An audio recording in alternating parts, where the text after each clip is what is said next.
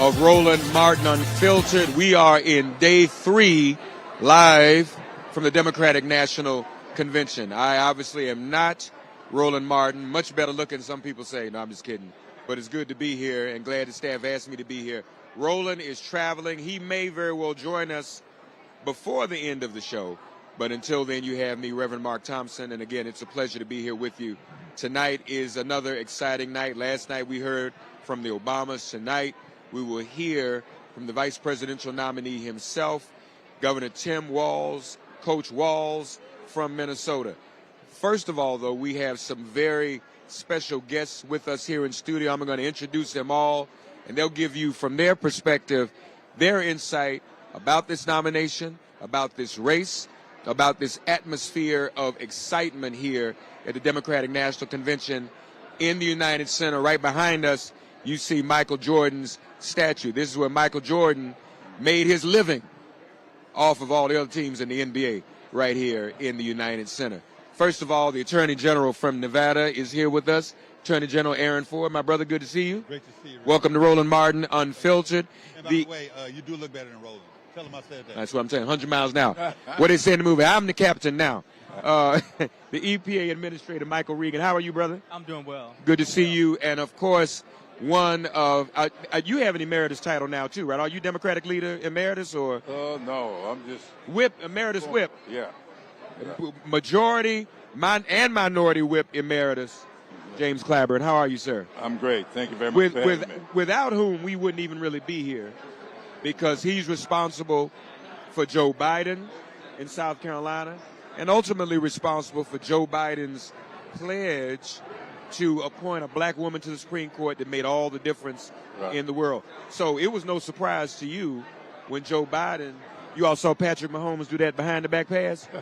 That's what he did to Kamala, did he not? That was no surprise to you, was it? Absolutely. No, it was no surprise did you expect that when it happened?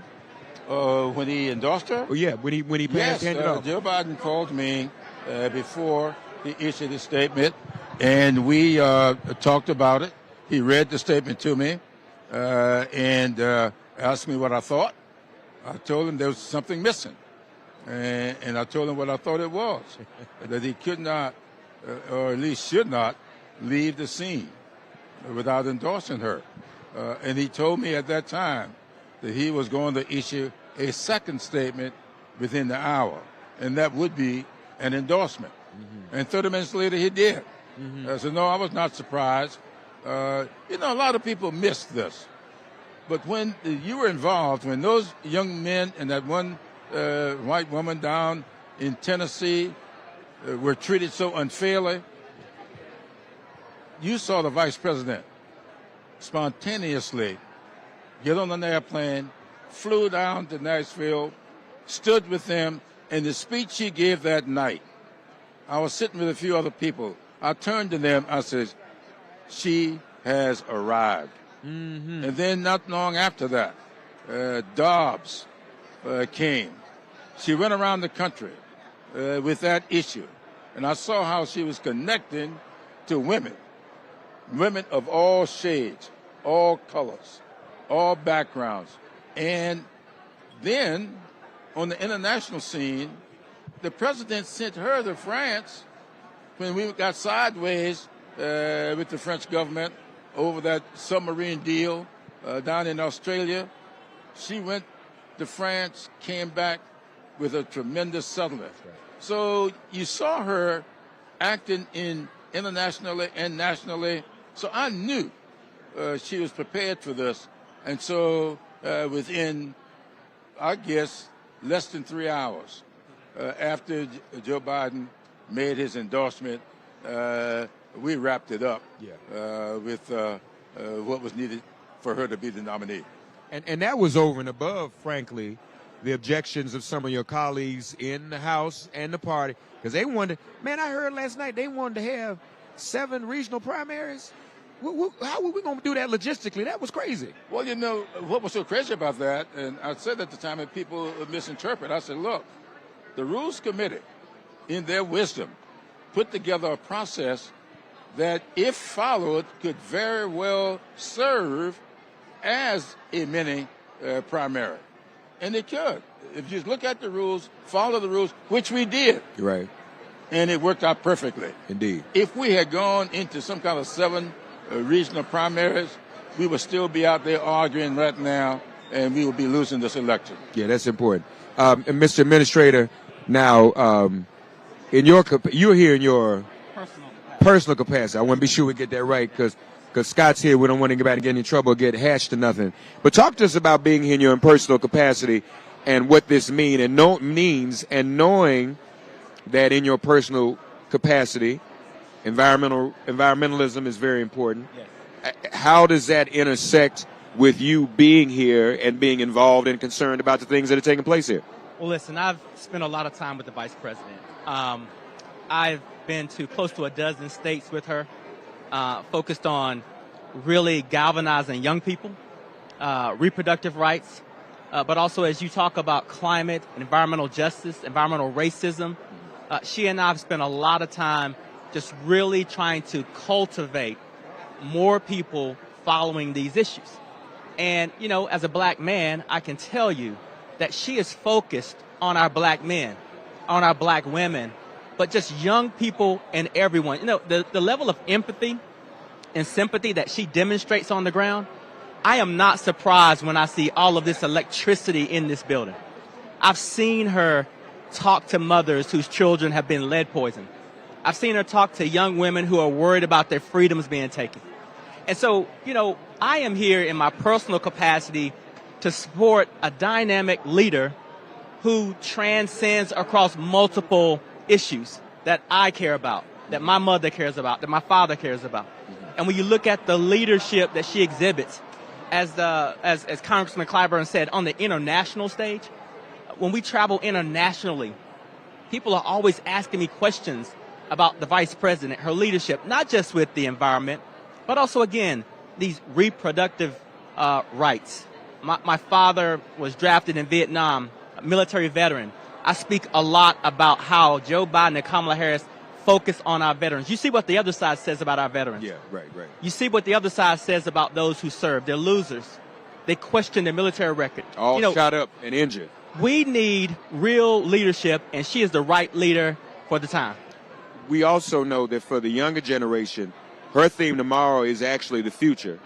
For these younger voters, the issue of the environment and climate change is top of mind. That's becoming a big issue every day, right?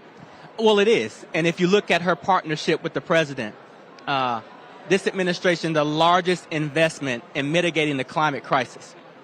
On top of that, at least 40% of these billions of dollars will go to black and brown and disadvantaged communities. She's a key architect of that. And if you look at elements of the Inflation Reduction Act, you'll see things that she's been proposing when she was in the Senate. You'll see initiatives that she had when she was Attorney General. You will see things go all the way back to when she was a district attorney in the state of California, in San Francisco, focused on environmental justice and equity. So, listen, the Vice President's leadership has been all through this administration, and I, for one, am so excited to see her at the top of the ticket. Attorney General Aaron Ford, some of us are already concerned about funny business after November. Are you and other attorneys general getting ready, getting prepared to deal with that? We know they're going to try something with the electors, try to maybe throw it into the House or even take it to the Supreme Court. Have you all already started dotting I's and crossing T's? Well, absolutely. Look, in my office, we have a saying. You've heard it before. We don't get ready. We stay ready so we don't have to get ready. Right. We have indeed prepared ourselves. We've anticipated. We've always viewed 2020, what they did then, as a test run for 2024. To their disadvantage, the Republicans and those of the cronies of Trump who filed those lawsuits, they did it a little bit late. They didn't have as much knowledge about the situation in the system. The lawyering wasn't that good, and we were able to run them out of court every single time. They sued us in my own state at least a dozen times. My office had to defend at least 6 of those because it was my particular clients that had been sued. And we prevailed on every single one of those. Across the nation, they filed, dozens of lawsuits. And my colleagues have been able to come together and work on all of those and push back against those to defend against those who are trying to undermine the integrity of our elections. And so, yes, we are absolutely staying ready so we don't have to get ready. We continue to have conversation to meet the Democratic Attorneys General Association. I'm the co-chair of it. My other co-chair is Kathy Jennings in Delaware. We and the other 22 Attorneys General of Democratic AGs, we meet at least every other week. At least via Zoom. We meet in person quarterly, and oftentimes in between to ensure that we have the ability to continue to coordinate, to have conversations around what we can anticipate. And we will be ready. We know that the attacks are coming. They started early in my own state, having sued us already several times. We prevailed on all of those lawsuits because my office is a smart lawyering office. And at the end of the day, I'm confident in our elections. We're going to continue to protect those, and we'll prevail against these frivolous lawsuits. But you all are getting ready, and you'll be prepared for when that moment comes. Absolutely. Well, I guess we are. Trump ain't doing much campaigning at all, which kind of hints to me that he feels confident about the little trick he has in place. He probably has something up his sleeve that makes him feel that he doesn't have to campaign. And obviously, one of those things might very well be forcing this into the House.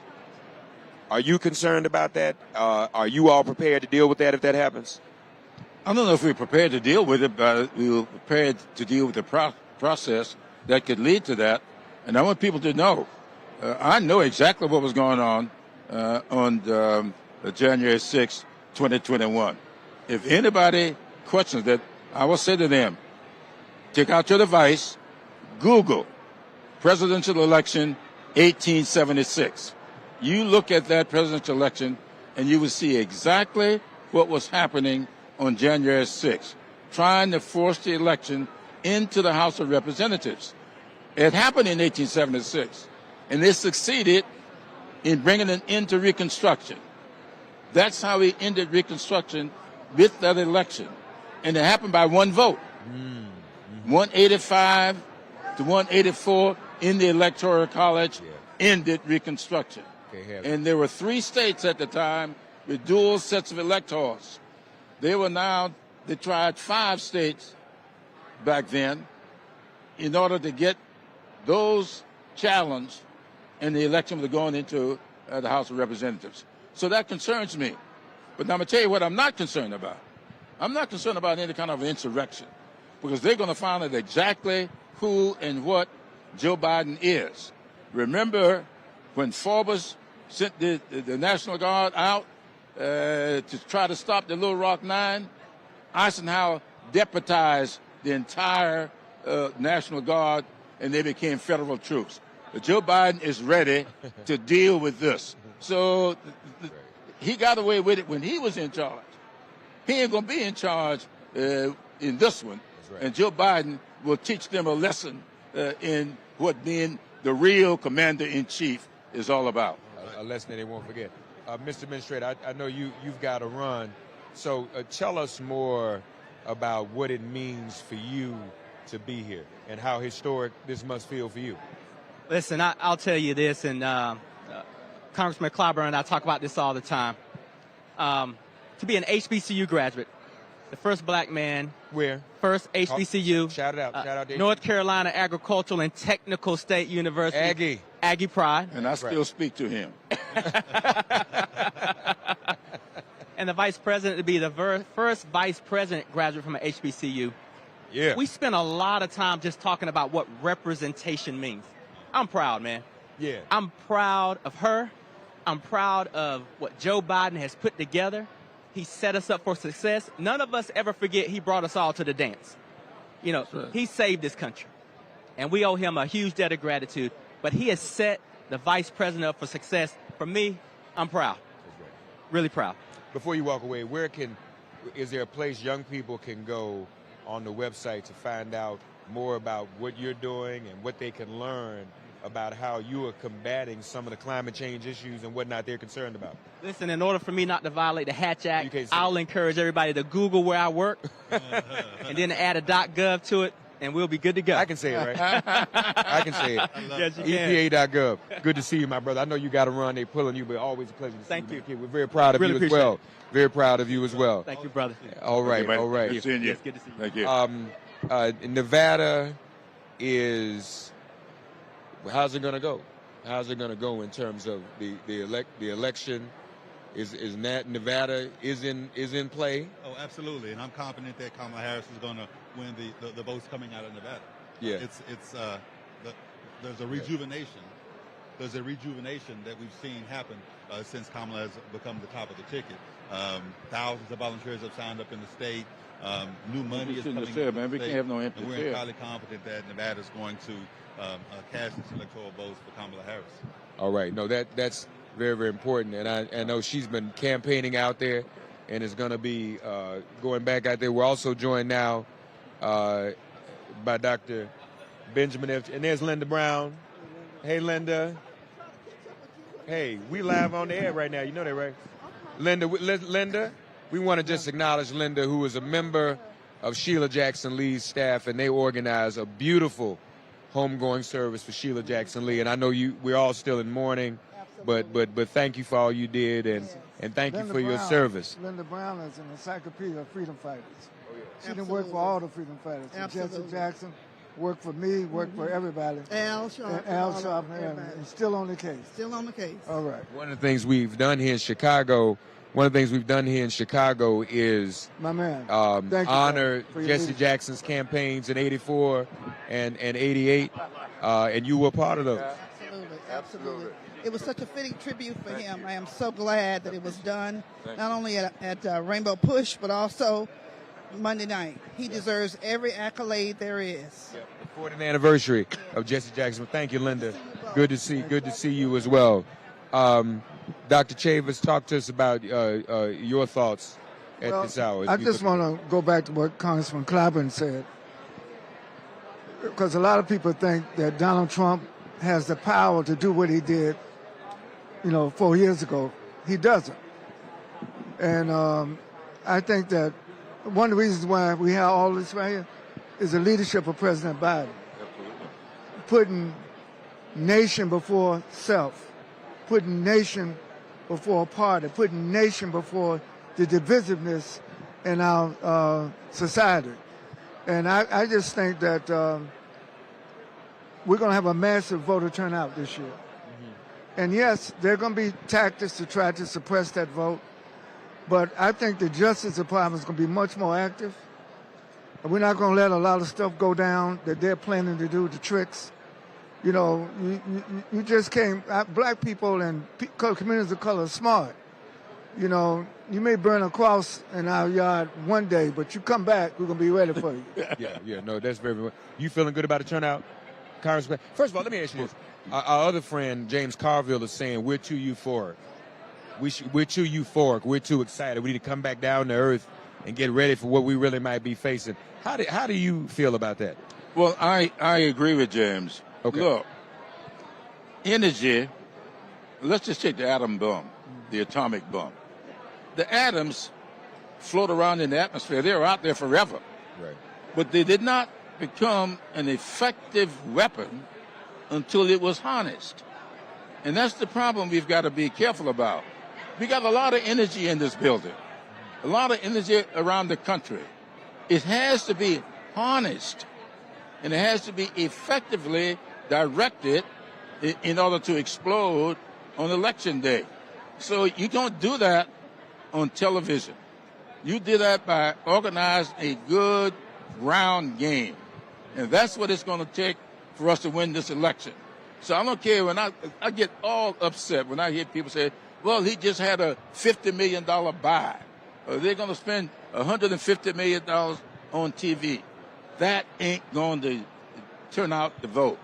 You better spend $50 million on the ground, organizing people, harnessing this energy, directing it to the polls on election day. Because though I don't worry about what's going to happen after the election, I do worry about what will be happen during the election. Just look at what's going on in Georgia right now with that little committee they got down there, giving them the authority to validate votes before they are counted, validating the process. That's the kind of stuff that I worry about. So in order to overcome that, you got to have an overwhelming vote on election day. And then once that's done, I ain't worried about them trying to reverse anything up at the national level, because, you know, that's done in a joint session of the House and Senate, presided over by who? The Vice President. The same woman whose presidency will be on the line. Yeah. And so that is what we are looking at different now. So let's get real. Congressman Cliburn, if she wins the nomination, would she still preside over that as the vice president? Absolutely. Really? She will not be sworn in until January the 20th. She's going to be vice president. So she'd be certifying her own election results. Al Gore had to certify his own defeat. Yeah, exactly. Okay. Exactly. Two sides of the coin. So one thing I like about you're a good lawyer. I know, man. He's a good historian. You know, the law has to be informed by history. Yeah, tell him. Right. This is a different game here. This ain't no courtroom here. That's right. That's right. You know, actually, one of my favorite scenes from the Al Gore certification, if you all remember, Maxine Waters. Oh, yeah. She went up there and tried to object, but you have to have one member of the House and 1 minute. She didn't have enough members to sign. That's exactly And Al right. Gore said, well, you out of order. Yeah. And the rules say you got to have. And she said, I don't care what the rules say. Absolutely. We're going to do this. Absolutely. But no, that's a good point. I hadn't thought about it. She will oversee her own search. So that's going to be tough. Do you think that with all the enthusiasm, if we do everything you said, in terms of mobilization and doing the ground game, that we can do something overwhelming? Absolutely. Absolutely. The election is going to be close. The results don't have to be. What makes for a close election is a state-by-state process. So if I win one state by 20,000 votes, another state by 10,000 votes, that's a close election. But in the Electoral College, it's 100%. Yeah. And so it doesn't have to be a close result. And I'm predicting there ain't going to be no close result. Mm-hmm. Close election. And you know, Mark, the landslide result. Hey, Scott Bowden joined us, folks, by the way, as you know. Well, thank you for having me. You know, the other thing winning by a wide margin means is that the electors in these swing states, these red states, are going to be less inclined. Right. Trump's power in 2020 was he was a sitting president. He's not the sitting president this time. That's exactly and right. And we federally prosecuted, and the states have prosecuted these false and fake electors. Right. Now, we know in some red states, the election deniers have been put in position as, for the government, certifiers of these election results. In Georgia last month, we know they changed the law whereby the certification is discretionary as opposed to ministerial now. That's exactly right. Mark Elias and his team and others around the country, I worry about their ability. They've never lost in court with this certification issues, but if it's a wide margin, I think these electors are going to be better, or they won't be close. Absolutely. And they also won't be able to have the power to hold up anything, if you will, because the American voters, the people, aren't going to let that happen this time. That's exactly right. So we got a lot of work to do, but I worry about that. The results and certification could take 30 to 60 days if we have to litigate in, let's say, 10 swing states or 10 red states. That's right. Mm-hmm. Indeed. That's right. We want to thank the Whip Emeritus of the House of Representatives, the Honorable James Cliburn, who has a lot to do with us being here. Lord have mercy. We're thankful for him. He has done as much to save democracy, if not more, than Joe Biden. The Reverend Dr. Benjamin F. Chavis, Jr. is the president of the National Newspaper Publishers Association. 250 black newspapers still in publication. And you all know the resident legal scholar here at Roland Martin Unfiltered is none other than Dr. A. Scott Bolden. I want to thank all of you for joining us. Stay tuned. Roland had an opportunity to speak with Gretchen. No, we're not. Oh, it's not ready. Okay, we're gonna go to the tape of Gretchen. Roland had an opportunity to speak with Gretchen Whitmer on yesterday. We're going to get that ready in just a moment. We know some of the proceedings have already begun on the floor. And as I said earlier, we've got a significant lineup tonight, including Tim Walz, Governor Tim Walz. Former President Clinton will also be speaking tonight. We heard Hillary Clinton on Monday, which I thought was one of the best speeches. Oh, the best speech I think she ever gave. That she's ever given. Yeah, she did a great speech. Look, the women are doing this thing. That's right. I mean, you know, Michelle her speech Obama last night. Great. And Michelle last night, I felt so sorry for Barack when he got up there after her. I don't know what's going to happen tonight, but so far the women are winning. Women are Hey, carrying it. well, you know what my former client Marion Barry used to say? What's The that? best job for a man is being done by a woman. That's right, he did say that. Marion did say that. All right, speaking of women, Governor Gretchen Whitmer of Michigan, who at one time was in the mix herself to be a vice presidential running mate, spoke with Roland Martin yesterday, I believe. Let's go to the tape. Thank you. Governor, how you doing? I'm great. How you doing? All good. Bringing, I know you don't necessarily want to bring Michigan into Illinois, that whole Big Ten thing going on, but talk about this convention in Chicago and literally the level of energy that preceded this, but also what you were seeing and feeling here. Hey, it's real. And, you know, we should bring Michigan into Illinois because we are all a part of the blue wall, right? You know, it's great to see so many people feeling optimistic, determined. You know, we got a candidate who everyone's unified behind, who is ready to take this on, and it's exciting to be a part of.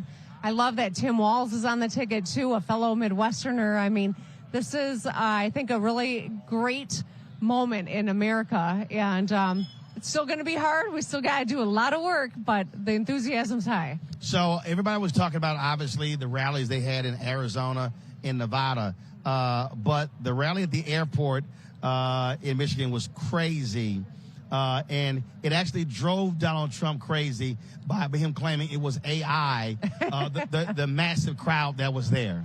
Well, I can tell you, I was there, and it was not AI. It was off the hook. It was so fun, and you know, I really think that as we come out of this week, people are going to see a party that is joyful, is determined, has great leaders. I mean, the wealth and depth of the bench right now on the Democratic side of the aisle is real, and it's inspiring.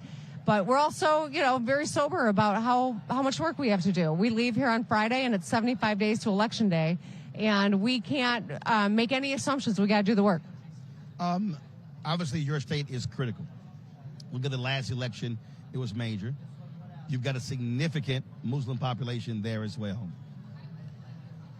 How do you see your role working with this campaign to really establish those bridges and get folks to understand that you should be demanding issues from folks you vote for, but you also have to win if you actually want policy to be changed? Right. I think, you know, as the governor of a state that has benefited from this rich diversity, we're the most diverse swing state in the country.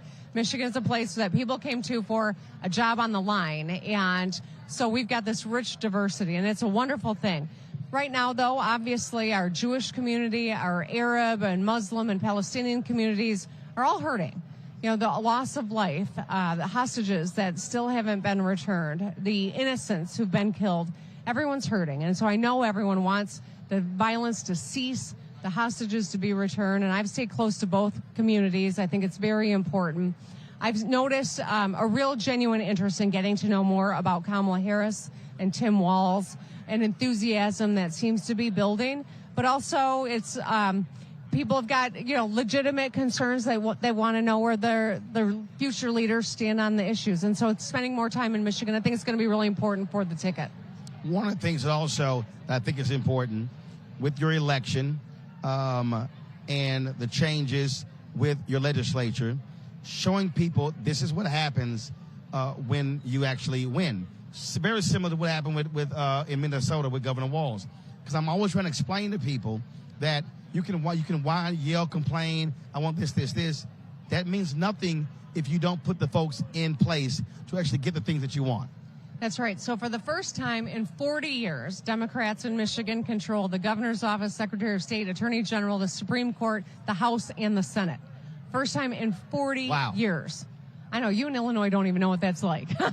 I'm born and raised in Texas, so no. Okay, no idea then. But, we have led on the things we ran on. We have delivered on real climate action, common sense gun safety measures, the Crown Act, the LGBTQ civil rights, getting rid of a 1931 law on precluding abortion in any circumstance. I mean, we have been living our values in Michigan, and I'm really proud of that. But we got to show people that when Democrats win, your life gets better. We're actually doing things like free meals for all kids in our public schools, breakfast and lunch. 1.4 million Michigan kids are getting those meals now. That's a $850 savings in groceries for their parents. And most importantly, it means kids are getting the sustenance they need so they can learn when they're in school. So that's the kind of stuff that we're getting done. And when people see Democrats leading and getting stuff done, it makes a big difference for all of us. Last question for you. America has never broken that glass ceiling. You've got a female president in Mexico. You've had female leaders in Israel, Pakistan, the Philippines, Germany, England, places you would never think of. But you also have majority of people who vote in the country are women. There are women out there. Let's say there's a woman out there. She's undecided. She's not sure. She may think a man can actually lead better. What do you say to that woman in 2024 about Harris being president of the United States? Well, I think people should make their decision based on the credentials and the caliber and the character of the candidates. Kamala Harris is a true public servant. She works hard. She has delivered for people her whole career. She's ready to take this job on day one. Donald Trump, you wouldn't even trust with your personal finances, much less the nation's economy. You wouldn't let him watch your kids for 10 minutes, much less set policy for future generations.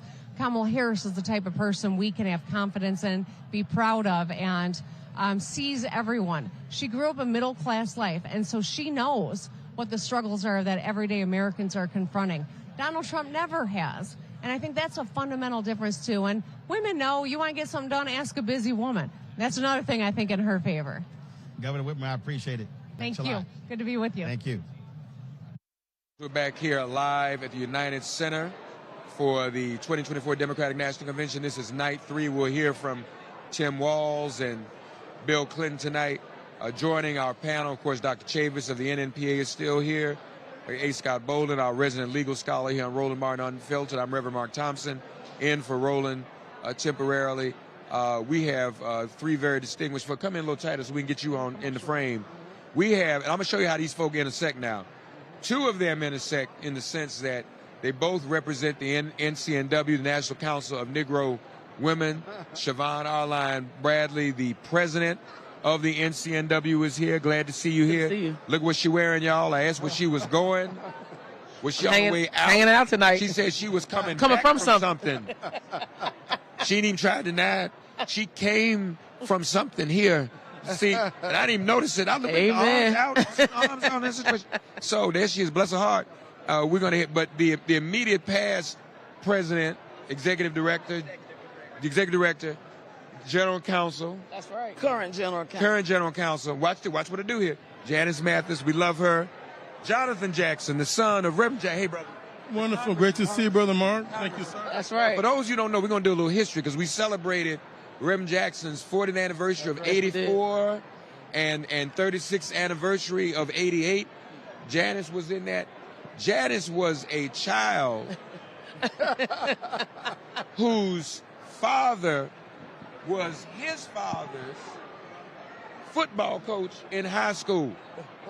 That's how long she been knowing Reverend Jackson, right? All of his life. Yeah, that's the fact. You know, there's tremendous amount of legacy around here, and I can't thank Ms. Janice Mathis too much. Her father was an inspiration for my father. Even though my father wasn't raised with his natural father, men have always stepped in the gaps and have done these tremendous things. I see Maxine Waters' great-grandchild is here today. I just spoke with Mrs. Angela Rye, Her father sent a picture of when I gave her a kiss on the cheek when she was a toddler when we were running in the Northwest. And so there are a lot of people, and let this be a family tradition, a family of service. People bring their children and families and come on and participate, and we're on the verge of having unprecedented gains. We've never been here before.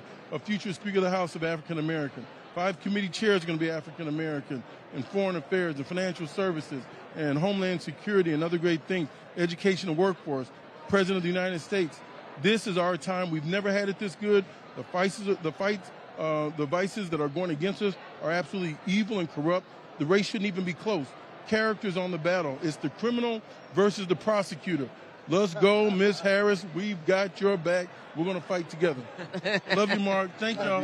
Thank you for letting me crash. Yeah, no, we love to have you crash. Well, no, wait a minute. What did Reverend Jackson nickname you? You were telling us the other night after they lost the game. My nickname was Stevens Lee. That was the high school that they played and won the night that I was born. Is that right? Oh my gosh. He called me Stevens Lee. Yeah, Stevens Lee. Well, talk to us about what this means for a black woman to accept the nomination and to be about to be president. That's not that big of a deal for the National Council of Negro Women, is it? I'm kidding. Well, you know, first of all, thanks what would for Dr. Height say? Dr. Height and Dr. Bethune. Yeah. I mean, Dr. Bethune founded NCNW, and I think people have to understand the history of the organization. Bethune gathered 22 national black women's organizations to talk about socio, political, and economic opportunities for black women. It's 2024. She did that in 1935 in the middle of the Depression. You think about Dr. Height standing as the only woman in the middle of the Big Six, the architect behind a massive number of pieces of legislation, to fast forward to 2024, a black woman who happens to be a member of NCNW. Kamala Harris is a member of our organization. She's a member of 2 of our national affiliates. I believe they both are rejoicing because their work was not done in vain. And we now have a combination of the activism of a Chisholm, Jordan, Rosa Parks, Coretta, now on the stage representing what black women can be, and actually should have been a long time ago. That's important. So what is the NCNW doing in terms, because I'm a life member, but I don't always I get folk in trouble. How much can the NCNW do? Is there a C4 component? We are a C3. We're a 501c3. Okay. However, we are politically astute. We have now an 8-state, all-state strategy. We're asking high schools, seniors across the country to work with NCNW to help them all get registered prior to our voter registration deadline. We're also going to be activating local school boards and engaging them with poll workers, something called Turnout Sunday. We're trying to bring preachers to the polls, right? We're trying to engage women clergy as well. Here's the last thing. We are going to be canvassing, y'all. We're going back to the old school. That's right. We're getting out in the streets, and we're asking our folks to get down in these states. Florida, Georgia, North Carolina, South Carolina, Pennsylvania, Virginia, Michigan, Ohio, Wisconsin, Nevada, and Arizona. And we're going to be going door to door with the van system, finding those voters, knocking on the doors and say, listen, we can't tell you who to vote for, but you got to get out here and vote. Yeah, no, that's very, very important. Yeah. And absolutely necessary. You know, I'll tell you a story about Dr. Height, too. I think we were doing the Million Man March, or maybe it was something before that. And back then, y'all, we still didn't have a lot of cell phones. We still had some pagers. Pagers, yeah, beepers. And one night I get a page. I recognize the number. Well, I didn't recognize the number. So I called and said, yeah, always, because y'all, when the page came, you'd stop and return the call. And it's Dr. Height. And I said, Dr. Height, you know how to page? He said, what you mean do I know how to page? Dr. Height paged me. I went on the radio next morning. Y'all don't believe this. Dr. Height is paging people out here. Dr. Dorothy Height paged me. Stop it. On the phone. I was never so honored. That's your best page ever. I've got pages from presidents, but I got a page from Dorothy Height. It was over. I was truly honored to receive that. How does this feel for you? When I joined NCNW 8 years ago, I could hear Bethune and Height talking to me. You need to do this. Yeah. Your people need you to do this. And so it feels wonderful. It feels magnificent. It feels like we've been organizing all through the century and up until now.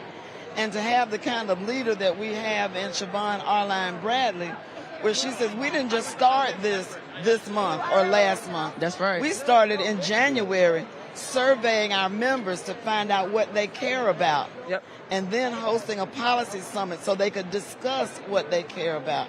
And then sending them out to meet with their state representatives in our Purple Rush all over the country, women going to meet with their state reps to talk about what they care about.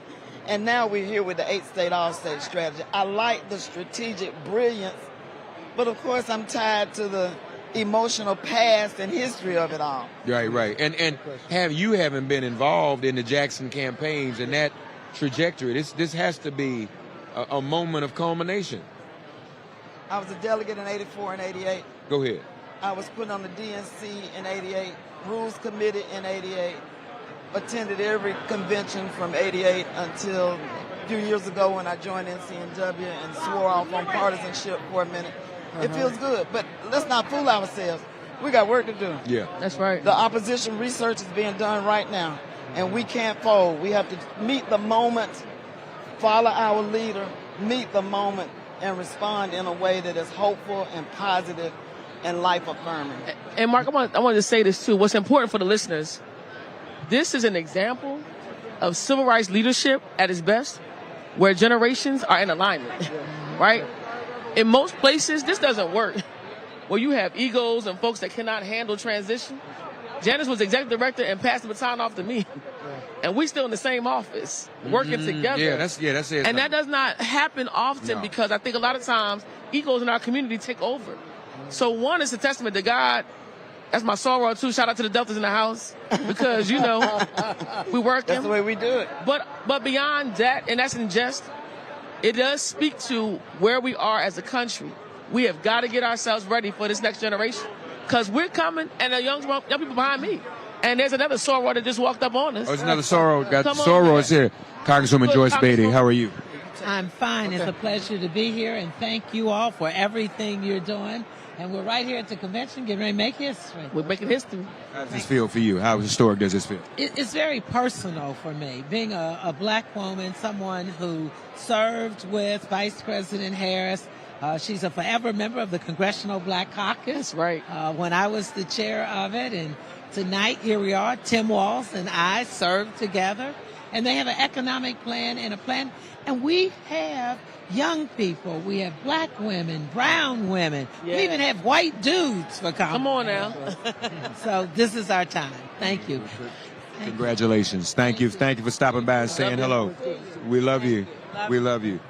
So yes, this is an important moment. There's another issue though. Yeah. I want to raise that is foremost in the minds of women and young women, and that, I guess this may have less of a. It'll get you less in trouble on the C3 side. What is the NCNW doing to address the loss of women's bodily autonomy? So, because I'm ready to answer this question today. Come on. I'm going to have to tell you this. Our board backed me up on this, and I want to say this. It's the first time in our entire organization's history where we had a national stance named under NCNW where we believe in advancing women's bodily autonomy. That means you can be on any side of the aisle. You can agree with abortion or not. But we believe that your constitutional right is to be able to access the health care at your own discretion. Again, there's some women in our organization that are conservative. They don't agree with abortion, but they do believe in constitutional freedoms. Right. They do not believe in government overreach. Dr. Hyde was one of the first that wrote a manifesto that talked about abortion rights. But the organization did not support that. That was her words. NCNW now, as of 2023, we have our first statement. Say that again. Yes, sir. About the difference between somebody having an individual opposition themselves to abortion versus you all saying that all women don't have the right to make their own choices. Yeah. In a country that has a history of denying particularly black women their bodily autonomy. Denying black women access to anything. And I'll tell you what's really important. The hypocrisy for me is when an agenda says that we don't like government overreach except for this issue. Right. And that's hypocritical. And that's something. That's hypocritical. It is hypocritical. So there is a difference. System-wide, right? This is the law. We're talking about the law telling me what I can and cannot do, yet and still don't touch my guns, right? Right. So that you're picking and choosing in this space. Don't touch my guns, but you can touch women's bodies. Absolutely. That's right. You kind of also shared some history with some of us the other night about how black women are responsible for this moment, even this very moment. Because there were folk that did not want this to happen. They did not want there to be a Kamala Harris as the top of the ticket. You know, and some black women had to stand up and say, you not, and see women, and I'll be honest with you, Siobhan and Janice, I think this is something white women can relate to. White women work in spaces where they get passed over for promotions. It's true. And then white men leapfrog them into position. White women can, and now that white women work in spaces where the white man is saying they not smart enough. That's what Trump is doing. Trump thinks he's insulting her. But you a lawyer. Yeah. White women file sexual discrimination every day. White women can relate. Because what is this man? I've heard that. Absolutely. I've heard that before. I don't think he realizes what he's doing when he says that, and how that may even be triggering to some white women. Maybe. This hall, last night in this hall, up in the nosebleed section, I sat with a Jewish woman who said that she had quit her job to work full-time to convince white Republican women to vote and think more broadly about their political choices because she felt that they were not being adequately represented. That sentiment is there. Yeah. Oh, yeah. Well, you know, you have Republicans, women, and men supporting her. You know, the polling told us that the voters did not want a Biden-Trump race. We didn't listen to them till recently, but part of this movement is about what the voters, black, white, yellow, and brown, said that they wanted to see. Right. So now what you have is the Democrats have given them an alternative, right? And you see Trump still running and talking like he's in 2016 and 2020. I don't want to stop in an ironic way, Mark, Trump. I don't want him to stop being himself. Right. You better preach over there. You better preach over there. Woman, right. Her race. Yeah. You know, there are a lot of cracks in that glass ceiling. Come on. Black women and white women done heard you're not smart enough, you're not good enough, you're not bad enough. It's not the time. You're not a good fit. You see? So every time he makes those attacks, he's attacking every woman in this country. Absolutely. Or when his running mate talk about cat ladies with no children. My goodness, what a personal decision it is for a woman whether she can have a child or not, or what she goes through. Absolutely. It's so offensive. So the more they talk, the more women, white women and black women, I think are going to vote for the alternative. But you know what? I think I got to look at 2016 and 2017, though. 50% of white women still voted for Donald Trump. Yeah. Even with the rhetoric, even with the recordings, even with the evidence that said that this person does not align with what it means to have decorum, even when it comes to women and their bodies. So I say, we've seen some of that movie before. Yeah, but 2024, I think you're going to see some movement on that. I think we have some evolution. I do. I agree with you. Because when she cracks that ceiling, she's not just cracking it for black women. It's for everybody. And black people, for everyone, especially white women and brown women and Indian women and Latinas. They just do. So, you know, I've been involved in the civil rights movement a long time. So I want to say on the public record, we wouldn't have a civil rights movement had it been for black women. Wow. Yeah. And today, we would not be here in this convention with this level of enthusiasm if it wasn't for black women. And I think that as a black man, I'm so proud of the National Council of Negro Women. I can see Dr. Bethune, Dorothy Height, and all the long legacy of sisters who sacrificed to get us to where we are. And I think that what you said about mobilizing at the ground level is so very important. We got to take this enthusiasm from the convention back to our homes, back to our communities, back to our churches, back to our synagogues, our mosques, to make sure that we have an overwhelming voter turnout. That's right. That's right. You know, we have the opportunity of history in our hands, but we got to exercise it, and we got to let no brothers and sisters fall asleep. Come on. Between now and November. That's right. That's right. We got to stay active. How can people find and join? Like me, I'm a life member. And look, brothers can join. Go to ncnw.org. Follow us on social media as well. We're on Facebook. They kicked me off of X. Cool. But we've got opportunities on LinkedIn, Instagram, and also we have brothers that are joining us as associates. Support us, and please give to our Get Out the Vote Fund. We are building on the ground. 17 to 24-year-olds, that's our priority. We need 4 million voters to change this election. I'm joining. I'm not a member. I'm a life member. Come on, man. I'm going to be a life member. And black men, send me the information. Black men, God bless you. You do not, let me tell you something. Some men think supporting black women is against it. You a real man if you support these sisters. Exactly. All right? Exactly. Thank you, Janice Mathis, General Counsel. Siobhan Arline Bradley, who is the president of the National Council of Negro Women. Y'all probably didn't hear words she said. You distracted by the outfit. And he's trying to compliment you on your dress. Is that what he's trying to. You probably didn't hear. You looking at the top and the earrings. And you say you're not going nowhere after this? you know, back in the day we had nice clothes. We couldn't waste the good clothes. We had at least go to 2 or 3 of them, right? Can't waste this good clothes. You got to go somewhere else. You got to look the part. You're going to be able to talk this talk now. You got to go somewhere else tonight. Thank you. Love you. Love you. Love y'all. Keisha Lance Bottoms also spoke with Roland Martin. We're going to hear their conversation right now here on Roland Martin Unfiltered. All right, y'all. Former mayor of Atlanta, Keisha Lance Bottoms, coming here dressed like an AKA. That's because we look good in every color. So what happened? You and the congresswoman, y'all got together and said make it a pink night on Tuesday? Well, I mean, I'm trying to honor the moment, but you know, Deltas have been a part of making history for a very long time. So the least I could do is, you know, give a little love to the AKAs. Let's talk about this campaign. 77 days. A lot of work to do. How do you see leaving here, this campaign unfurling, if you will, and going to the next level? This is great momentum, and I'm so excited about the momentum. That's a period on that sentence. At the end of the day, if we don't get out and vote, then we would have just had a great time this week.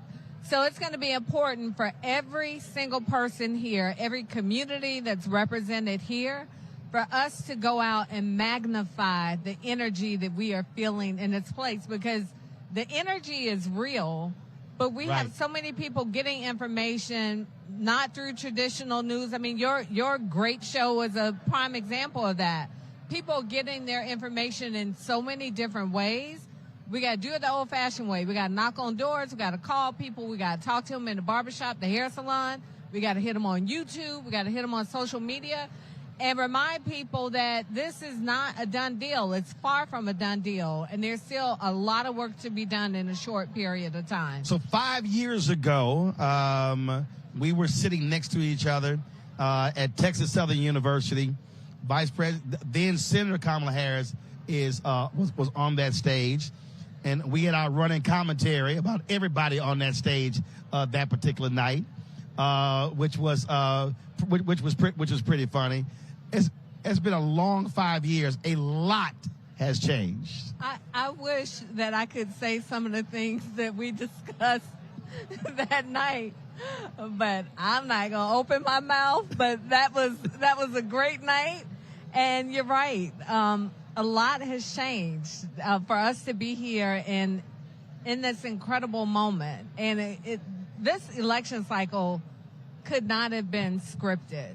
It is beyond anything that any of us could have ever have imagined. But the big day is still the big day. Yep. So for all of the changes and ups and downs and uncertainty that we've had, we still have this opportunity to put this great exclamation point on this season in November. And I can tell you, I don't miss going through that debate season. So I'm okay not to have to sit through another debate this season with however many people were on stage in Texas that night. Well, now the only debate that's going to matter, which is going to be hugely important, is September 10th. Absolutely. It's going to be extremely important, and we have seen our vice president in action. I mean, she was made for this moment, and what I love about her as a candidate, she is continuing to rise and to become, to fill this moment with her presence in a way that only a superstar like her could do. And I use the word superstar. By that, I mean this very accomplished woman who's a district attorney, who served as the state attorney general, who served as a senator, who served us as so well as vice president. And she's continuing to rise and shine. So I cannot wait to see her on that stage with Donald Trump, because you know he's afraid of her, right? Well, of course. Well, first of all, he's afraid of anybody who's going to call him a liar. Absolutely. That's what happens to bullies. When they get punched in the mouth, they run and hide. All right. Looking forward to it. Always good to see you. Well, I hope everybody knows you have the best set location in the entire arena. Like I said, when you know folk, so like I told them last night, so of course the VIP entrance, y'all, is right here. So they got to come here and they got to go out. So I can just snatch them right here. Last night when the speeches were over, I was kind of like, hey, get over here. I was just grabbing folks. But you know what? I wanted to join you last night, but I told your producer one of my eyelashes was hanging on by a thread. So I didn't want to be talked about. So hopefully I got my eyelashes still on right now. You're good. All right. Thank you for having me. I appreciate it. Thanks a lot. All right. All right. We're back here live in the... Oh, guess that would help. I'm holding my phone. I'm holding the wrong thing. That was a mistake. Roland gonna fire me. We're back here live at the United Center here in Chicago. And we have another very special guest joining us at this very moment. She is the CEO of the YWCA USA, Margaret Mitchell. Wow. Hi, Ms. Mitchell. How are you? I am well. President, Thank CEO you. Mitchell. Yes, yes. How's it going? It's good. It's good. It's good to be here. I'm sure it is. How is this making you feel? You know, it is making me feel exhilarated for young women and young people, because this bridge is incredible to the future, and the future is bright. Oh, yeah. So I'm excited for young women. Yeah. For young women. Yeah, it's interesting you talk about young people, because young people are really going to drive this election. I'm telling you. And how many young people are going to get in the election and the political process because of this movement? 8 million teens are going to be eligible to vote on November 5th. Wow. Really? 8 million? 8 million. That is no small number. And so the energy and the excitement, because they are crossing that bridge. Wow. That's the first time you heard that? That is. 8 million. Nobody said that before you. Did you know 8 million teens were going to be Congresswoman Gwen Moore? Good evening. Good evening. No, I didn't know that. But I do know that Kamala, with her mixed racial background, looks more like an American than any of us sitting here. That's what America is now. That's what America is. And so these people, they're excited because she's someone that looks like them. And her policies are very family oriented. She's really, really drilled down past those issues that older people are concerned about, and really talked about the need to do truly kitchen table stuff. She's governing like a woman. She wants child care. She wants that child tax credit extended. She wants home owner down payment assistance. She says the rent is too damn high. This is stuff that it's not abstract. It's not how great the Inflation Reduction Act is. It's real stuff. That's right. That's right. And you must be proud. I am very proud. You feeling confident? We're going to do this, aren't we? Oh, yeah. I'm not ready to take that victory lap yet. We got to work. I'm from Milwaukee, Wisconsin. So how's that looking? What do you? Well, I tell you, last night I was in Milwaukee in the stadium with Kamala Harris. I flew from Chicago to Milwaukee and back with her. And she filled 2 stadiums. That's right. Chicago and Milwaukee. And it was thrilling to see that. I don't know what her opponent thinks of that, when he's so concerned with crowd size. But she had a packed stadium in Milwaukee, and it was electric. 40 years ago, Lyndon Johnson was trying to end the Vietnam War, and Richard Nixon sabotaged the Paris Peace Accords. Now it's reported that Donald Trump is trying to sabotage the ceasefire conversation. Well, absolutely. But we know what Donald Trump would do. He's already told us. Some of his opponents, like Nikki Haley, told us, we'll just finish him off. So all of those folks who are disgruntled, and they have every reason to be disgruntled. The Gaza war is terrible. It's horrible. They're bad people on both sides. Let's be clear about that. But the only hope of any kind of resolution is going to be with the Democrats. That's right. And the efforts that this current president has made every single day going into a war zone. And I think people understand that. And I don't have any objection to them protesting. They've protested in front of my house. And I have supported them in doing that. But I think that it's really time for people to come home and realize that the fate of the Middle East, and our engagement depends on Democrats. Donald Trump has already said that any Jew that votes for Kamala Harris, is nuts. So that should signal to them that this is it's unfortunately a binary choice. Yeah. But we need to work with what we got. So can we make a projection tonight? Yes. That Kamala Harris wins Wisconsin? Are we ready to do that? Kamala Harris wins Wisconsin. We just have a projection. Carol, breaking news. We got a projection. Kamala Harris wins Wisconsin. Put that in the bank. Love you. Thank you for stopping by to see us. By how much? It don't matter. We just want them electoral votes. We're not proud. 8 million teenagers. Teens will be eligible, yes. The young vote That's a big number. And one thing about this bridge and bridging to young people that is so important, it's about the environment, childcare, housing, all of these issues. Economic empowerment is so important to young people. We think it is something about, folks my age, our age. But young people are just as drilled into this. But, there is this political cynicism that has been in the air. We just did a national poll of women. To be on the air. Well, what's going on? Y'all go ahead. Okay. That's his way of telling me that he loves me. Okay. That's what my therapist told me. But the political cynicism, you see it being washed away. Very important. And the engagement in voting, the excitement about being involved is really driving just such a level of excitement. How many of those young people does the YWCA touch? So we are involved in about 1 million individuals, 1 million young people across this country. We're in 46 states and the District of Columbia. Mm-hmm. And so is the YWCA, and forgive me for not knowing this, what flexibility is YWCA C3? Can it be partisan? What is we are a nonpartisan C3 organization, which puts us in the heart of Get Out the Vote.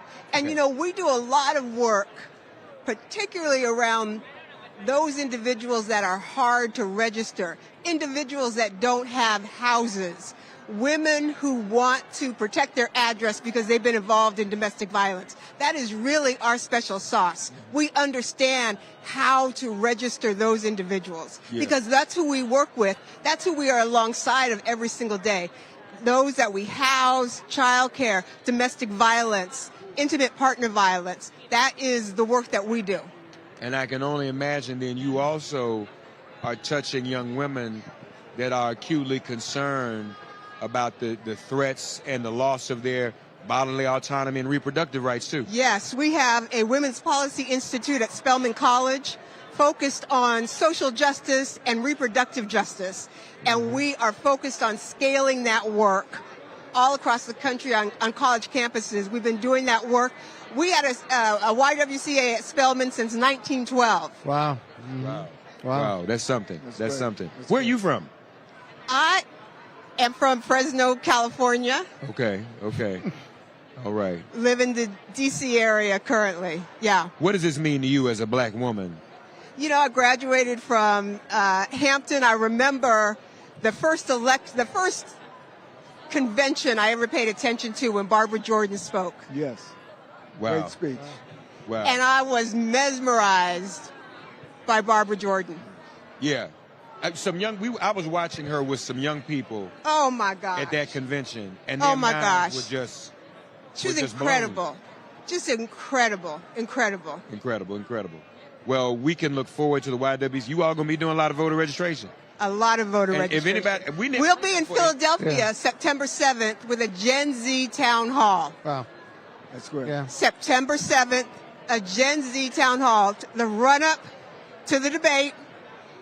Panel of Gen Z leaders from across the country in Philadelphia at the convention center, September 7th. But Wow, Mark is right. That's the first time we've heard that 8 million figure. How many of those 8 million that are eligible to vote, right?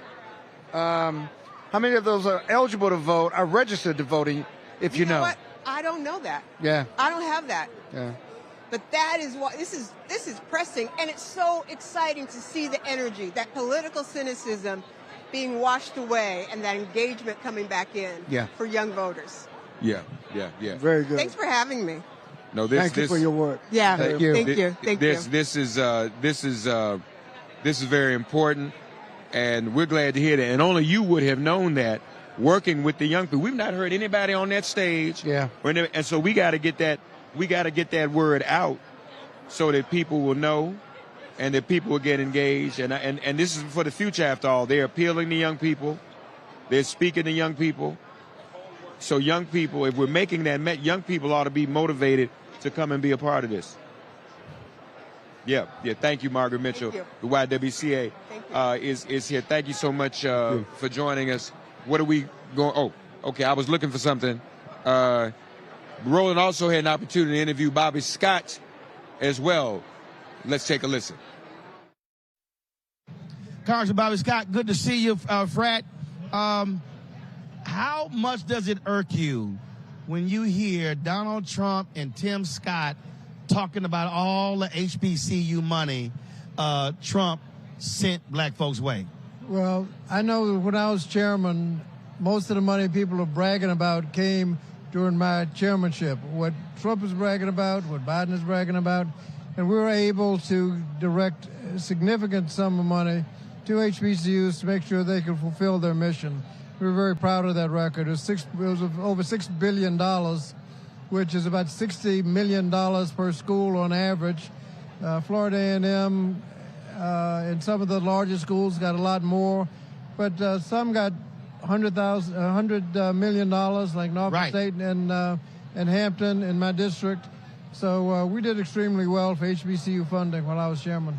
Well, and the reason I bring that up because, want to take credit, but it wasn't like he was driving that.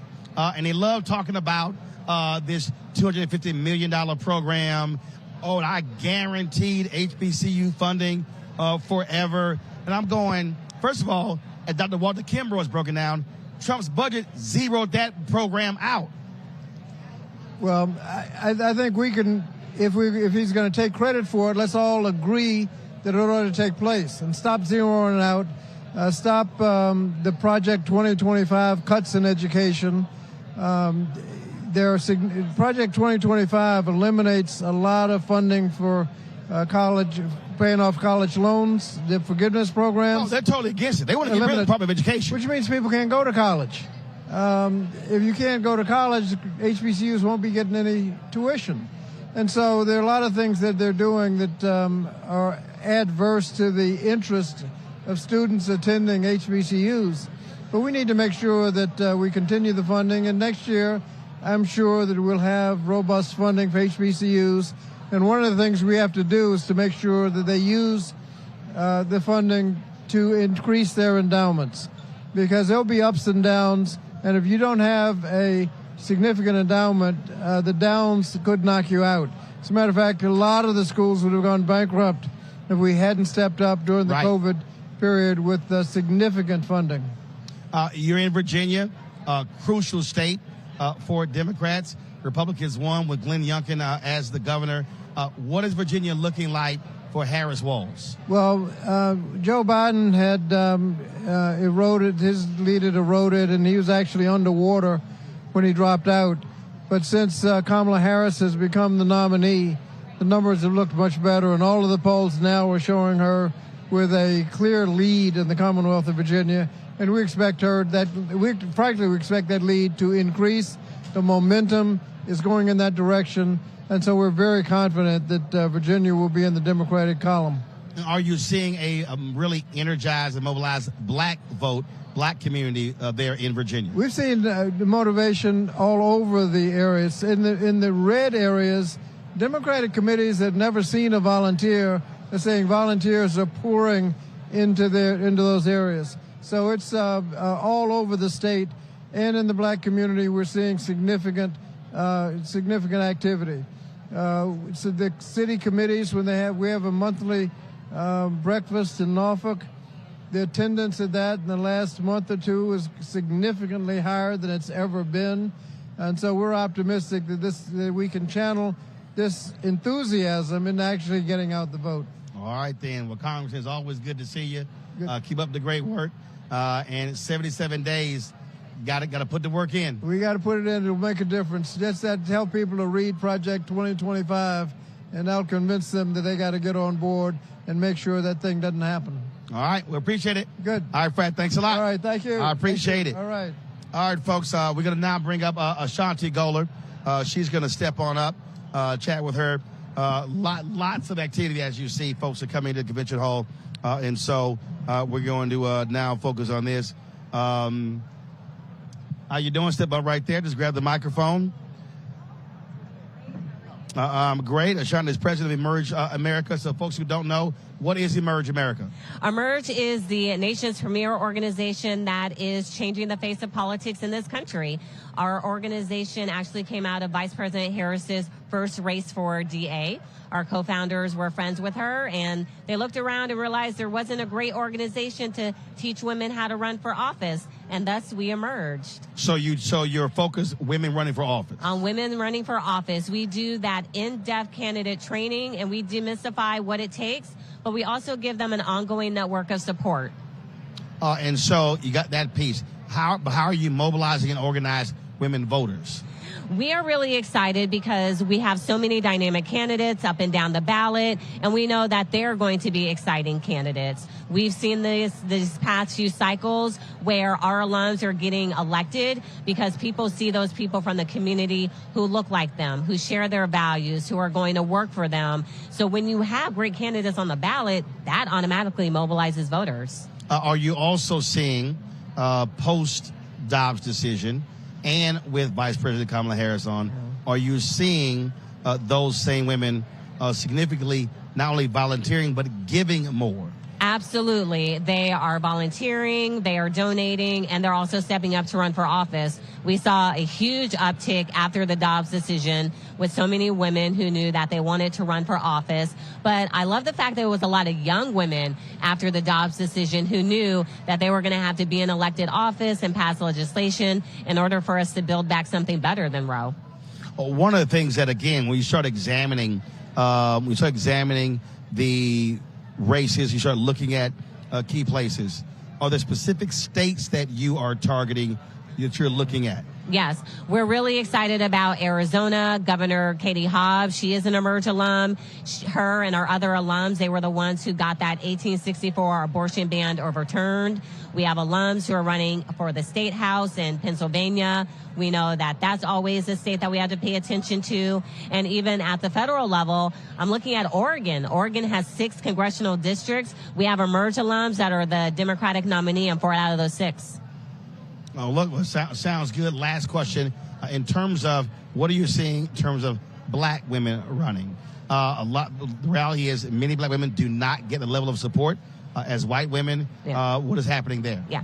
At Emerge, we have a focus on the new American majority, and that includes black women. We have seen a huge uptick in black women running, but we even have a program called Seated Together that is focused on black women elected officials who want to run for higher office. So for us, it's not just those black women who are looking to run for the first time. It's those black women who are elected. We want to make sure that they move up the ladder. All right, then. Well, Shandi, we certainly appreciate it. Thanks a bunch. Good luck. Thank you. All right, thanks a lot. Bye. All right, folks, welcome back. Day 3 of the Democrat National Convention here in Chicago. I am back. Yep, I was in Miami. We're talking to the National Association Minority Auto Dealers, leading a fireside chat for General Motors. And so left Chicago, 5:01 this morning.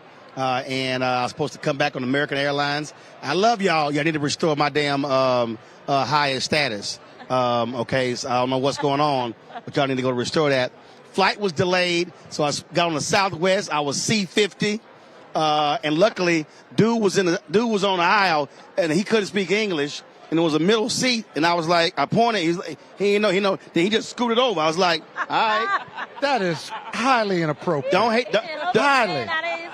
And by the way, don't hate Airlines. Don't hate I got favor. You should get concierge key. That's the highest level. I know that. They took it from I had you, the right? last 3 years. Oh, I so, still have it. So American, but I can call them for you. But I mostly fly United because I'm a million miler. I'm a million miler and I'm 1K. So I got all that too. Yeah, but you ain't me. Okay, so. That's how it works. So y'all, we're gonna do this right here. Yeah. We gonna do this. The game don't change. Since I had Lil Cap or Kwame Jackson on, so y'all Cappers rarely get any airtime. But we ain't trying to talk about you. Joining us right now, y'all, is my Congresswoman, Congresswoman Jasmine Crockett. She been running around here. I think she been busier than Jamie Harrison at the convention. Every time I see her, she like, ooh, child. That's the feeling. So this has been your first convention as a member of Congress? It's my first convention ever. Ever? Yes. My first convention ever, and I came as a member of Congress, and I also delivered a speech. Yeah. So you riding high? I don't know about that. It's more overwhelming than anything. Right. You know, like, I'm really a Netflix and chill girl. So to have to come and deal with the big crowd all the time is a lot. But listen, I love the people. I love the work. I love the energy. And so I am looking forward to us being victorious in November, because I really believe that what people will find out from this convention is, number one, our bench is deep, but number two, that we can do this if we pull together.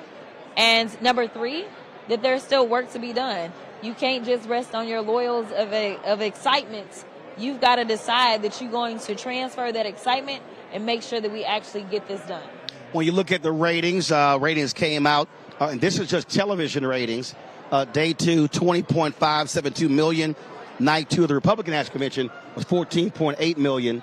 And so Dems beat them on night 1, beat them on night 2.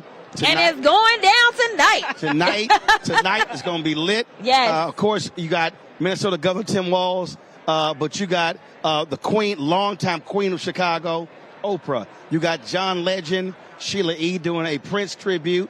You got Stevie Wonder, and then you got the closer, President Bill Clinton. Yeah, we've got him. We've got Governor Westmore. Let's make sure we give him his flowers. For those that don't know who Westmore is, they're about to find out.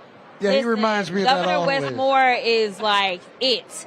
If anybody thought I did a halfway decent speech, just wait until he gets up and delivers. He is a powerful speaker, as well as he is a powerful leader. So I think that's going to be great. You've got Hakeem Jeffries. We know that Hakeem Jeffries, when he takes the stage, he knows how to slay a good Republican. And you know he going to reference Biggie. You know, if you going to do some alliteration, he going to drop some Biggie. He going to drop some rap lines. He's a real lyricist, like, for real. I mean, he actually went to high school with a bunch of those guys. I don't know if it was Vic, but he went to the same high school as a bunch of, like, New York rappers. Like, he's for real lyricist. And if y'all Google, y'all can actually find him on YouTube, like, randomly freestyling at some random party. Like, he for real. So Hakeem, like, he's legit. Like, I am not. He's a cipher? He's a good Kappa man, too.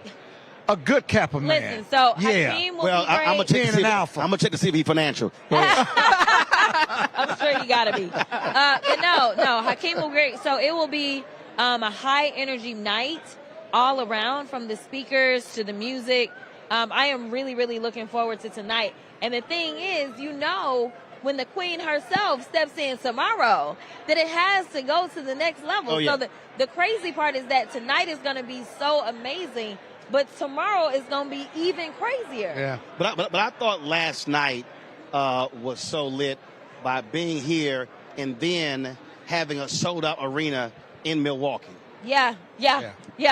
Like this, exactly. We sold out in Chicago, and we filled it in Milwaukee. Right, exactly. No, but I think that what the American people need to see is somebody who's not taking this race for granted, and somebody who's saying, listen, I am going to stay in these streets. Like, great, we got the convention, I'm going to pop through when I can, but I still got to go and take my message to the people. And the reason Milwaukee Milwaukee is important because in 2022, there was a 50,000 voter drop-off in Milwaukee alone. Had those folks who voted in 2020 voted in 2022, Mandela Barnes is a United States senator. He lost by 26,000 votes. And so that's what folk have to understand. So when we say every vote matters, there's a MAGA Senator, Ron Johnson, who was one of the conspirators on January 6th. He got reelected because folks stayed at home. Yeah, no, Mandela Barnes is an amazing person. He was an amazing candidate. This was someone who had won statewide before. So we knew that it could happen. Right. I mean, this was their lieutenant governor at one point in time. But you have to work it. And see, and that's the thing that, he gets mad at me because I had activists on by saying, they didn't hear from the campaign. And what I keep saying is, you cannot assume folk will turn out. No. I mean, you have got to work it. Yeah, no, I mean, and that's what we're seeing. We're seeing a team that not only is better for us, not only has the credentials, but also who is not afraid to work. I mean, here's the reality. Forget what anybody says. Do you want the person that's always showing up in your face saying, hey, I'm here for you, what you need? Or do you want the person that ain't never showing up? I mean, which one will really deliver for you? The one that comes and talks to you, or the one that is actually like, well, let me get on my little own bootleg social media and let me send out a message. And if he does, come, he talking about his ragged ass gold sneakers and stuff like that. Or his bootleg Bibles. Right. Or crowd sizes. That he get a licensing fee for the Bible. Right. Yes, he loves to talk about size. Barack Obama reminded us last night. Yeah, oh no. I mean, that was a lot of pettiness last night. Yes, there was. I was here for it. As the king of petty, I stamped every piece of petty. Absolutely, I was here for it. Listen, people want to see that we can deliver a punch. And listen, these are great punching bags. I mean, they give us a lot of material. From J.D. Vance to Trump, we've got a lot of things that we can hit them on. But I want you to hit them. I want you to hold it right there, because that's one of the reasons that so many people have responded to you, is because in these settings, the problem I've always said about Democrats want to play by a set of rules, want to be nice, want to be cordial, want to be, my colleague, or whatever, all the phrases they use. So when you punch back, folks are like, damn, that's what I'm saying. Somebody who's not going to sit there and play nice, and stuff goes viral. And so is that what you hear from people when you're traveling around the country? They're like, thank you for swinging on folks? Yeah. They absolutely love that I'm hitting back. They absolutely feel like, it's almost a release, especially when I went off on Marjorie, because she deserved to be dragged a long time ago. No. Right? She extra ignorant. Absolutely. And it's like she continuously rises and raises money and does all this stuff, and it's all on bullying other people. And people really like the person that is supposed to be the victim coming back and punching a bully out. And so that's what they saw. But I think they also see in me someone that is not going to let them trample on who they are. When they try to come after us and act like we not anything because we're diverse, because we black, because we women, and I stand up for myself and say, no, let me tell you something. You are the one that got here by virtue of whoever your mama or daddy, or just the fact that you had money I'm the one that had to work to get here. I had to work 10 times as hard to get here because that is the story of being black in America. And so what you won't do is act like I'm lazy. What you won't do is act like I'm unqualified.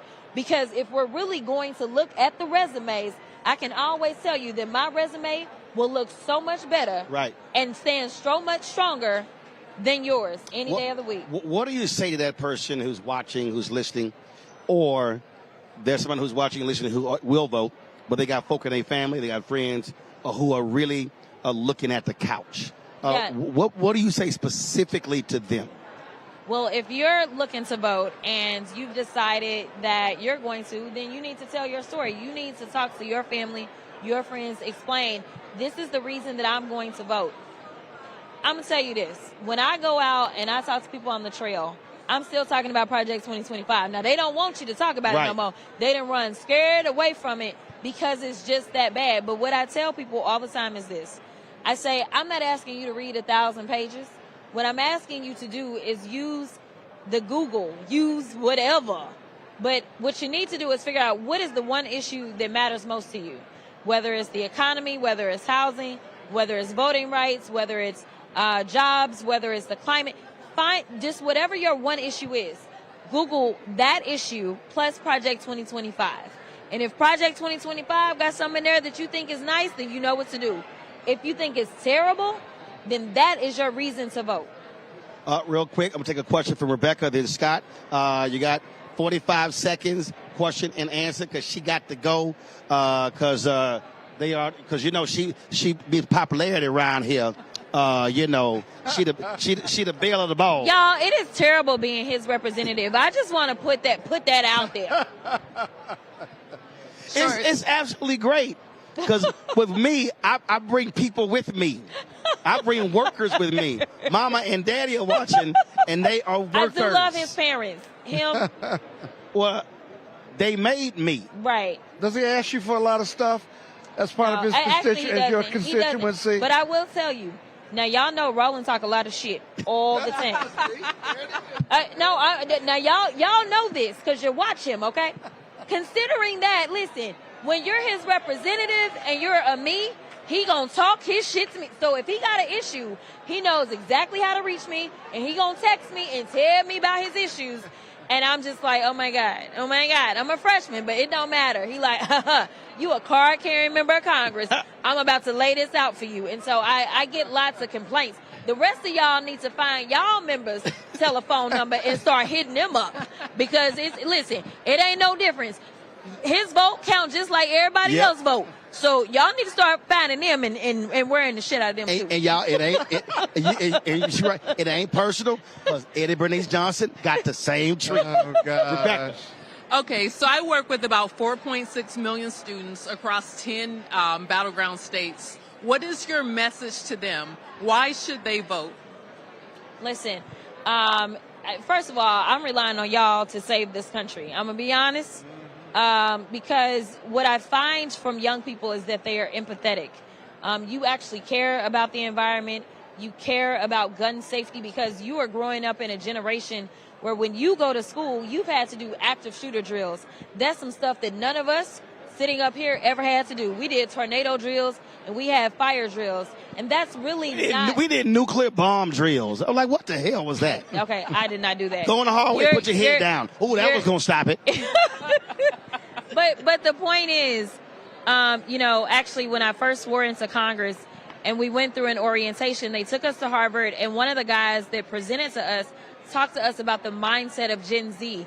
And I never really realized how much trauma your generation is struggling with, because everything you've lived through, I've lived through it too. The difference is it's been the totality of your existence.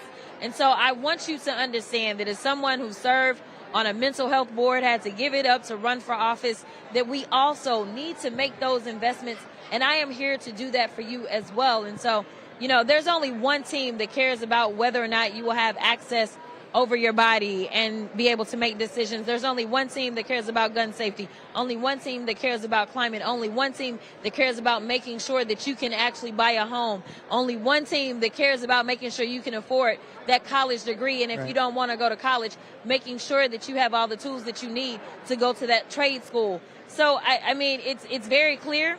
There's only one team that's fighting for you. We are doing best amongst young folk, to be honest. And so that's why we need y'all to show up more than anybody. Before I go to Scott, Max Siegel, y'all record breaking. First of all, CEO, U.S. Track and Field. Y'all killed it at the Olympics. It was awesome. Well, thank you. And Texas represented. Texas did represent. Texas 30 but, specifically. Hey, Roland, let me know how we can improve. Lewis, let you know how you can improve. Man, it's so good to be here. Good to see you. I just want to give you a shout out for what y'all did at the Olympics in Paris. Yes, so, brother, yes. good to see you. And I was there, and it was amazing to see it in person. I was there Friday and Saturday for the gold medal rounds. Listen, that team was incredible. So we're excited about it. So thank you guys for the support. Glad to be here. Absolutely. And so I need to be hooked up with some credentials for L.A. We got you. Okay, cool. I ain't afraid to ask. He done got him on tape, too. I ain't afraid to ask. Scott, go. Appreciate it, Max. Appreciate it. Congresswoman, I don't think the results are going to be determined on November 5th or whatever general election day is. I also think that the 70-plus electors that are election deniers in swing states and red states are going to act up, if you will. As someone who chairs the NBA PAC, like myself, lawyers are writing checks to our PAC, but they're also asking what else they can do. Do you agree that this isn't going to be over on November 5th? But more importantly, what should lawyers, particularly black lawyers, be ready for to stand guard between chaos and community? Legal warfare. Yeah, no. So my good friend Nick Pittman is trying to do a tour right now where he's trying to recruit lawyers to come into the fold to make sure that we're doing election protection efforts. And so we are having to invest more heavily in election protection, as well as start to go to court right now on different random bootleg laws that we see coming out of states like Georgia. Ahead of it, so hopefully, I absolutely believe we can get election results on November 5th. But I think that it's one of the reasons we're stressing that we have to overperform. Yes. We have to stretch ourselves. Right. We can't just be on the fringes. We got to beat the dog shit out of these motherfuckers. I'm just saying. The show unfiltered.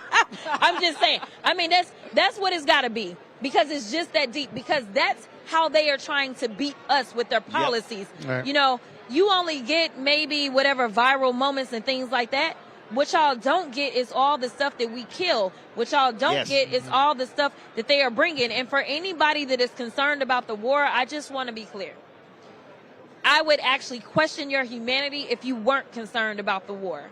Anybody that is human should actually feel something every time somebody dies, whether it is abroad or here on our streets at home. But let me be clear.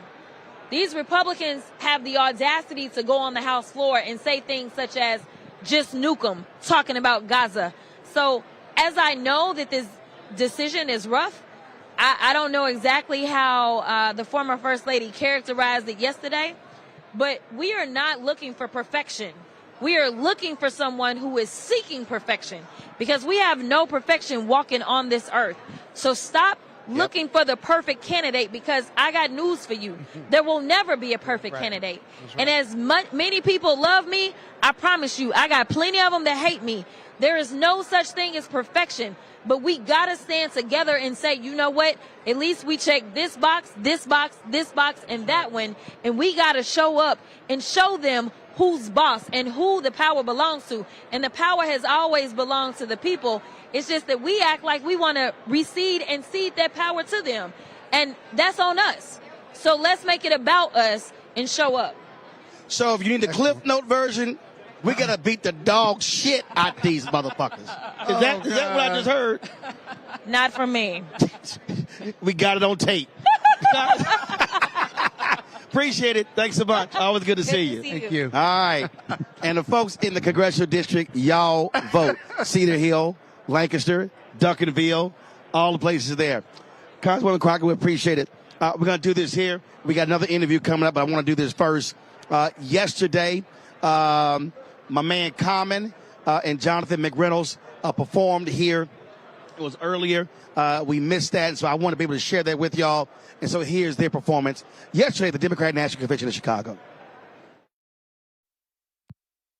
Hailing from the south side of Chicago, please welcome Oscar and Grammy Award-winning artist, author, and longtime activist, Common, featuring Grammy Award-winning gospel singer, Jonathan McReynolds.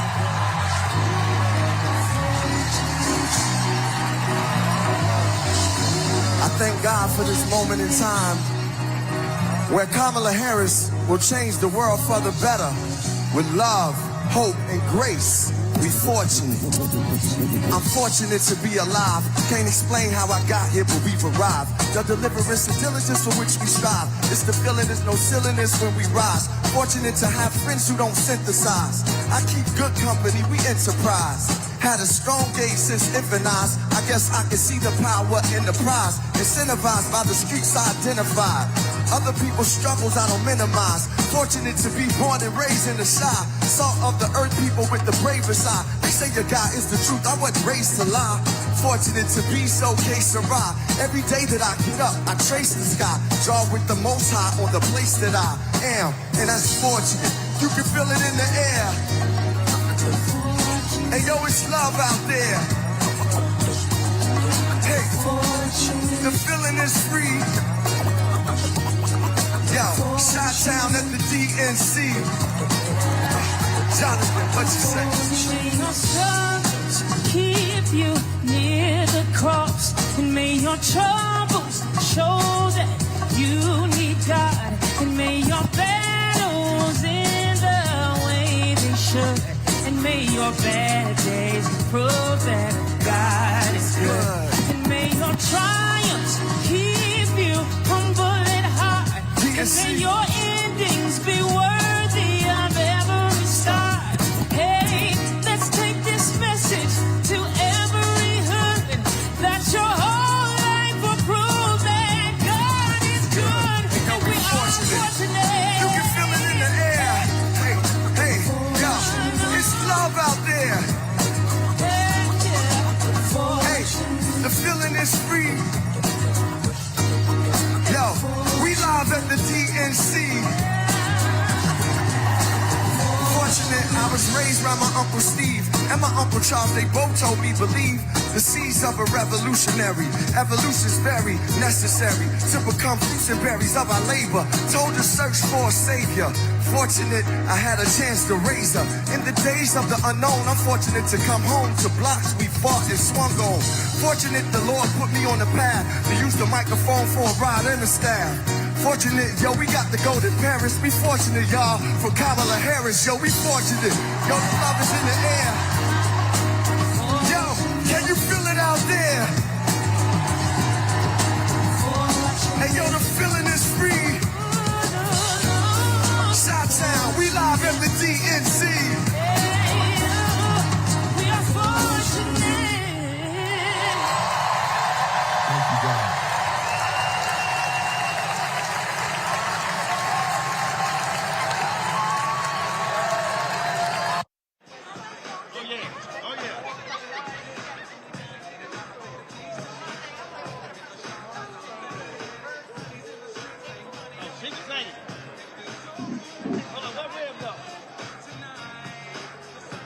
Tell him come back and say, hey. We live. Just see, come say, hey. Hey, Rev. We got it. Y'all, baby. Reverend Sharpton. Reverend Sharpton. Rev. He ain't gone. Just go get him. I told y'all this is the blackest show at the convention. I told y'all, all the folks here, this is how we do it. So I had to put on a little Montel Jordan. So that's how we do it here. Hey, Scott, we back. Can you focus? That's my home girl. See, that's why I let Cat was on the show. I'll get a number later. Joining us right now, the leader of Higher Heights, in the car. Hold up. Can't do that. Let's go to the stage. Yeah. Mississippi Congressman Benny Thompson. Y'all know we only show the black speakers. So let's go to the stage. We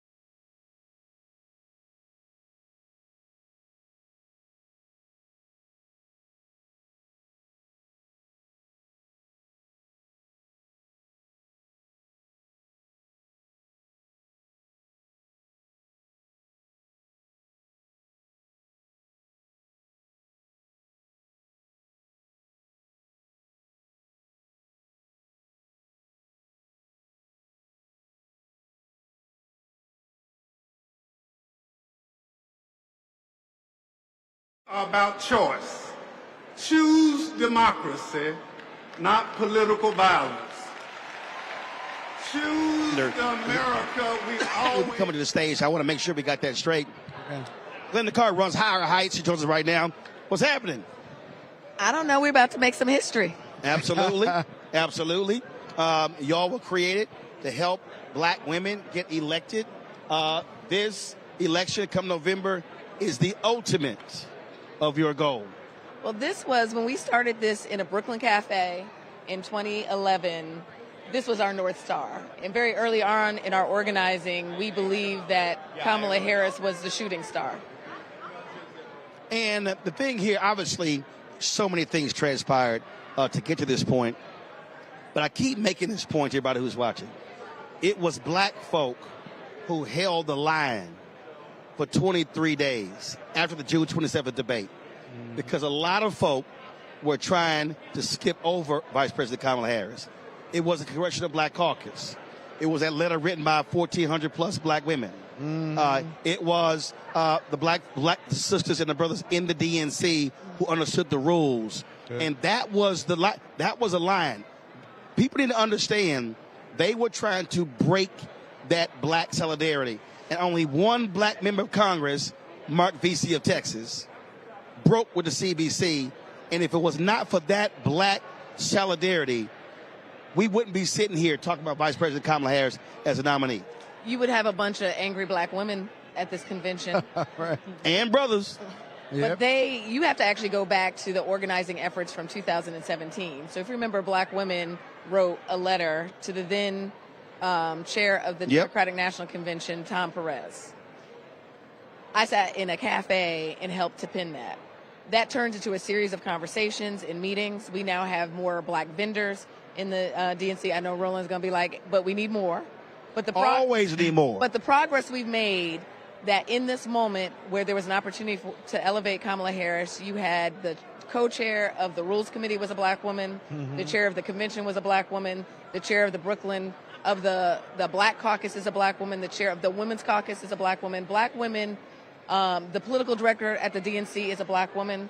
Black women were in formation along with our brothers, Jamie Harrison, to actually usher this in. In 2014, there was only 31 black women serving in the Congressional Black Caucus. We now have, sorry, I did that wrong. In 2014, there were 18 black women serving in Congress. We now have 31. Yeah. If you add in the entire Congressional Black Caucus, it's the largest black caucus in our history. Yeah. And so black men and black women are in formation as a time as this, including the black-led political organizations like Higher Heights, Collective PAC, Black PAC, Black Voters Matter. We have now grown the bench of black-led political organizations for a time as this. Rebecca. Thank you so much for being here. Can you talk more what it means to have the financial early investment in black candidates, not just black women, but black candidates across the board? What does that look like? How is it helpful? How does it get the national party's attention? Yep.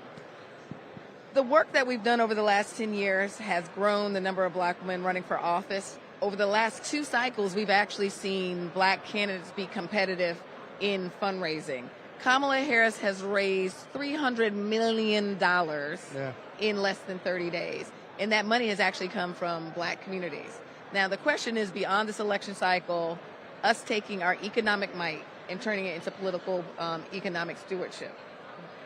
And when you do that, they can organize their campaigns, they can hire staff very early, they can hire consultants, they can hire media. And so we're in a next phase of our political power and our political leadership, and it is using our financial resources to back candidates that we inspire. Scott? I think I'm a former party chair for the D.C., and I'm shocked that the party coalesced as quickly as they did.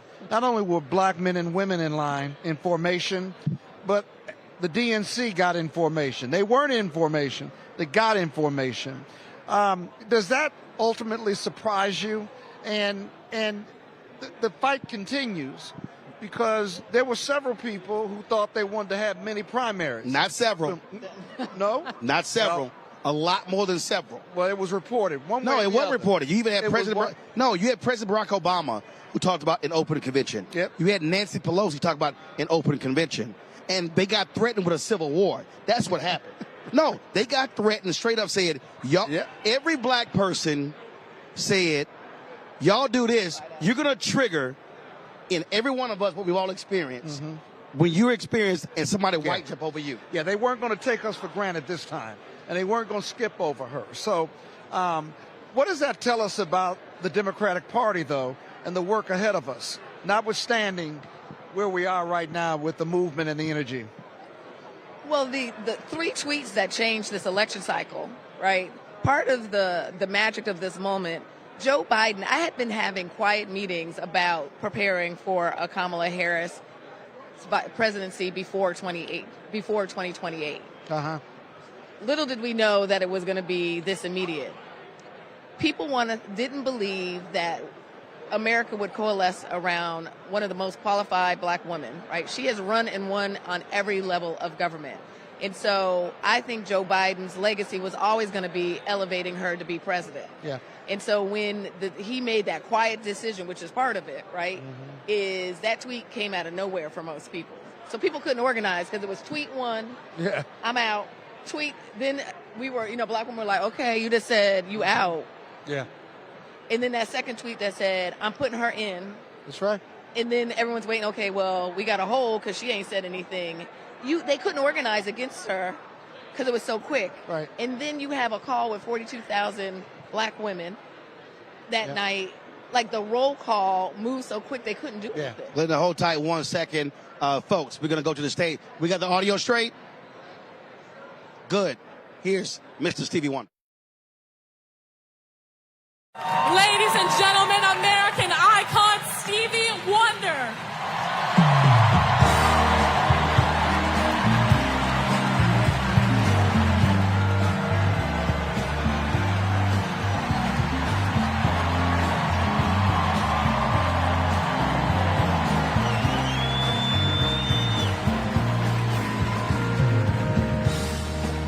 I love you.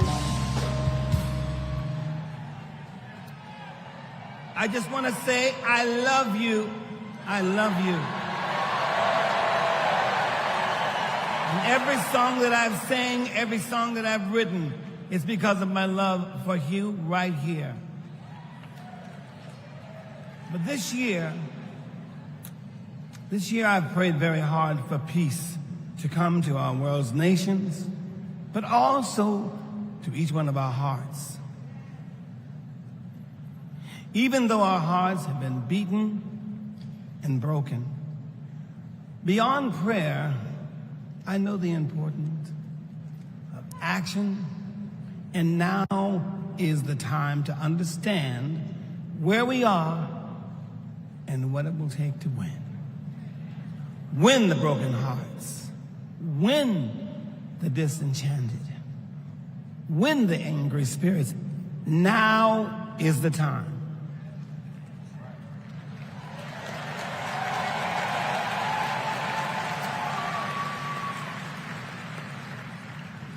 This is the moment to remember when you tell your children where you were and what you did.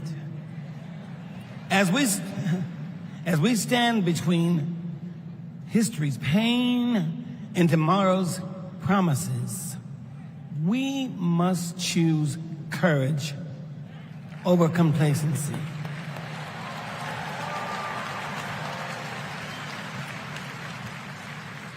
It is time to get up and go vote.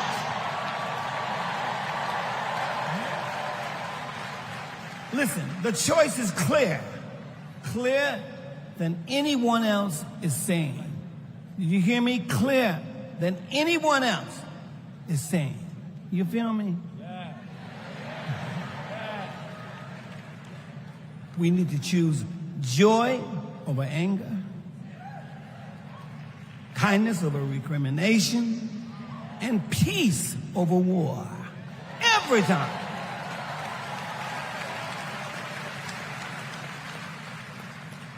We must choose to be above the ugly words, the hateful anger, and the division those words and anger create. We must keep on keeping on until we truly are a united people of these United States. And then we will reach our higher ground. Are y'all ready? Are y'all ready to reach your higher ground? Are you ready to reach our higher ground? Tell me. I want to hear you again. Are you ready? Are we ready? Because you know we need Kamala Harris. Yes, we do. And we need a great man, as we do have, as a future vice president. You know that. So you know what? I'm depending on you to do, as Spike Lee would say, the right thing. Are y'all ready? Are y'all ready? Are you ready? Mousy, are you ready? I'm ready, Steve. Kansas, are you ready? All right, ready, everybody. Clap your hands like this. Everybody clap your hands. Clap, clap, clap, clap. Now somebody scream.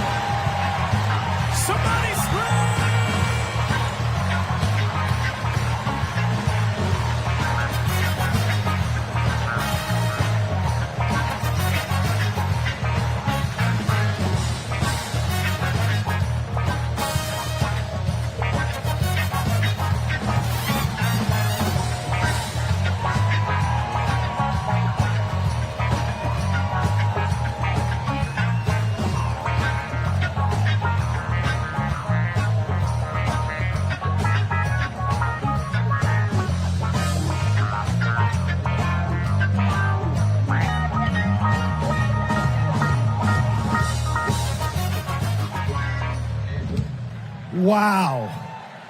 Wow. Wow. I couldn't see the rest of y'all, but from back, Nebraska was getting down. Stevie's song is powerful, but so was his words. He said courage over complacency. He gave us a call in his remarks. But now I got to tell you, the party is going to keep going. We're just getting started, y'all. And this is a segment that I am very, very excited about, because it might be Wednesday night and we might be in Chicago, but it's starting to feel like something I've wanted to say my whole life. Live from New York, it's Saturday night. Please welcome Kenan, Thompson.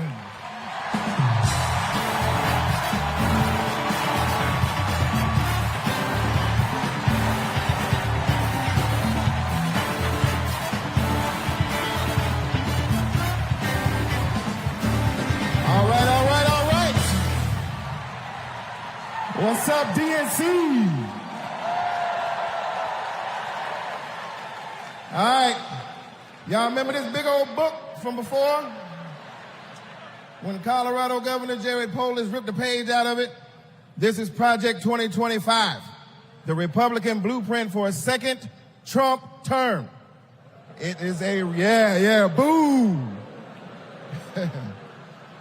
It is a real document that you can read for yourself at KamalaHarris.com/Project 2025.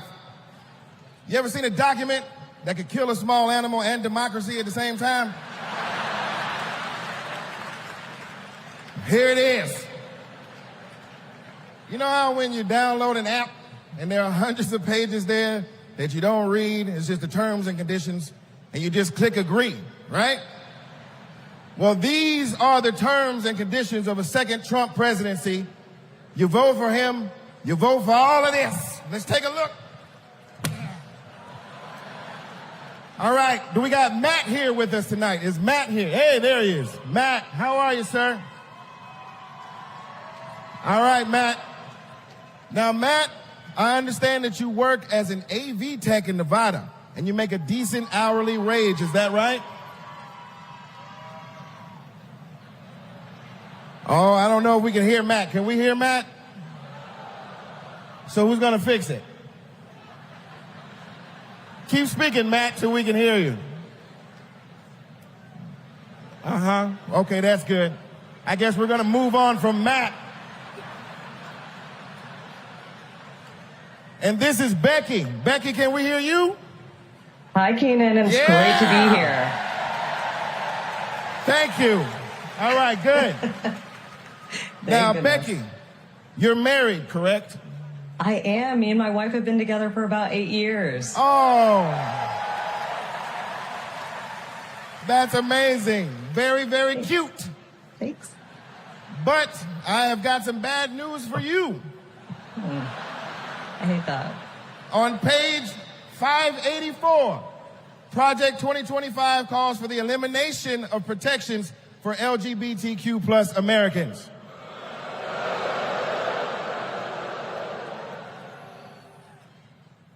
So, yeah, right back to the Stone Age. I'm afraid so. Right back to the Stone Age. That's terrible. Yeah, it is. Thank you, Becky, for being here and making that wonderful point. All right, next up, we have Nirvana. Nirvana, are you with us? And your people are with us as well? All right, good. Now, Nirvana, I understand that you are on insulin to manage your diabetes, yes? Yes, and thanks to President Biden and Vice President Harris, I only pay $35 a month for my insulin.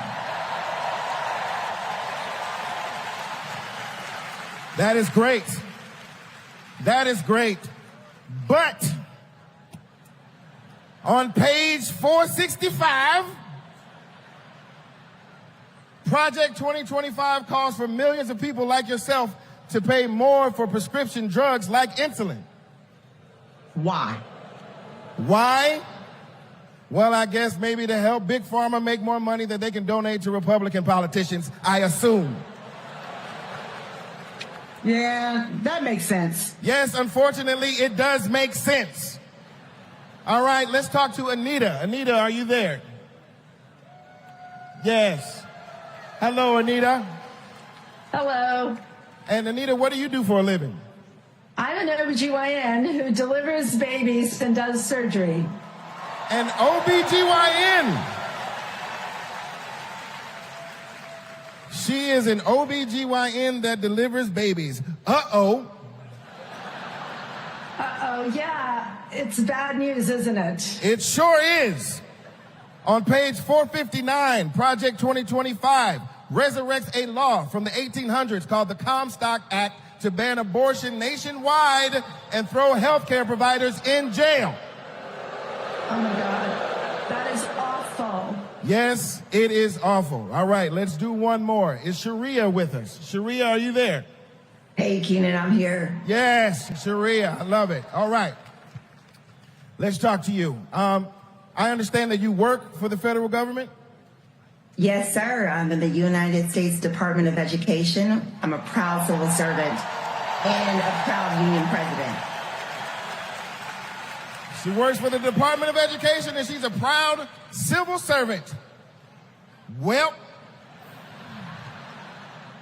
unfortunately for you, on page 78, Project 2025 calls for President Trump to purge the civil service of everyone who isn't a MAGA loyalist. Are you a MAGA loyalist?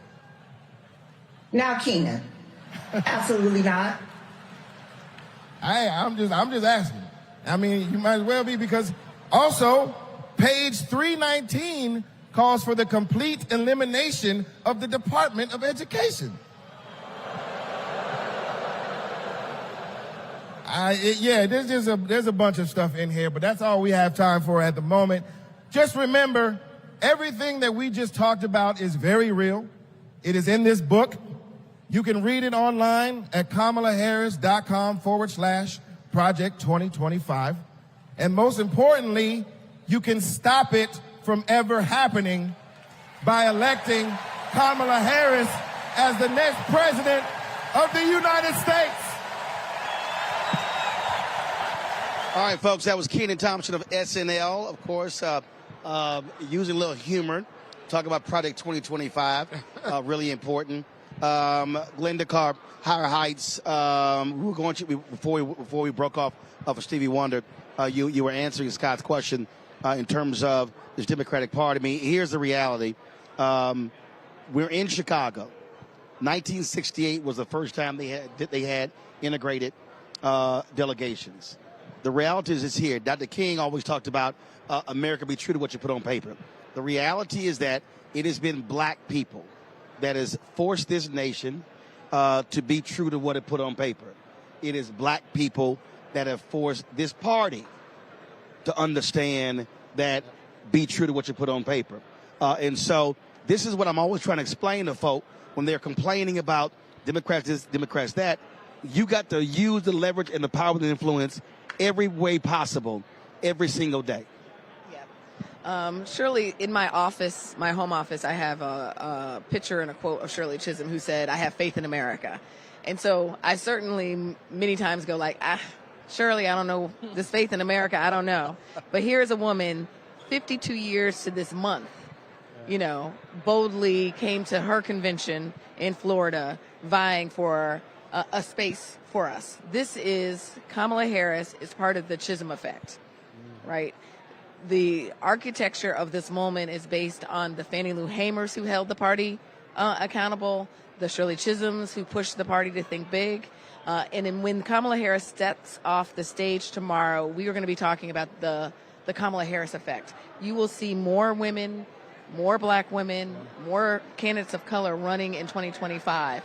She's only going to be as strong as the candidates that we helped get elected, for there to be a House of Representatives and a U.S. Senate and state legislatures across this country. So black people, we need to be engaged from the top of the ticket all the way down. We also got to remember, 72, there were black men that would not support Shirley Chisholm. When they had the black political convention in Gary, that they didn't support her. But we also got to remember one of the folks who was there in Gary, Reverend Jesse Jackson Sr., when he ran for president, the sisters that you see who are in power right now, the conduit was Reverend Jackson working on his campaign. And so that's important because you have black men who understood as well, use their leverage and power. And so whether you're Mignon, whether you're Donna, whether you're Leah, and the list goes on, they reverend position them. They pay the way for the next generation of sisters. And if you are a middle-aged or younger African-American brother or sister in the party, you damn well owe it to them to make sure you are creating spaces for the next folks. Absolutely. They've created spaces for us. Lottie Shackelford, who is the chair of the Women's Caucus. Most people don't know she is the first black woman to serve as a mayor of a top 100 city, which was Little Rock, Arkansas. Right? She was a mother, a PTA president who wanted her voice to be heard. Yeah, that was former Congressman Harold Ford walking in with his Fox News crew. Go ahead. And so black women have been the architects of this modern day democracy. Absolutely. Well, Glenda, we appreciate it. We got, 76 days left? 76 days, a lot of work. This is such a short runway. Most presidential candidates are running for more than a year and a half to 2 years. So we have 76 days to pull this together. So yes, the party will have operations. Her campaign will have an operation. It is actually about the organizing power of black women. You know that when you fire us up, we don't go to the polls alone. We bring our house, our block, our church, our sorority, and our union. And that is the work over the next 76 days, to make phone calls, to text, and to knock on doors. And get out the vote. It's time to get to work. Linda, we appreciate it. Thanks a lot. Thank you. All right, folks. Right now, I'm going to go back to the stage. Coming up to address this audience at the United Center, leader of the Democrats in the House. Of course, and I'm gonna check to see if he is if he's financial with the capitalists. Very financial. He's financial? He's financial. Yeah. I checked during the commercial break. No, you didn't. You're lying. All right, folks. Right now, Congressman Hakeem Jeffries.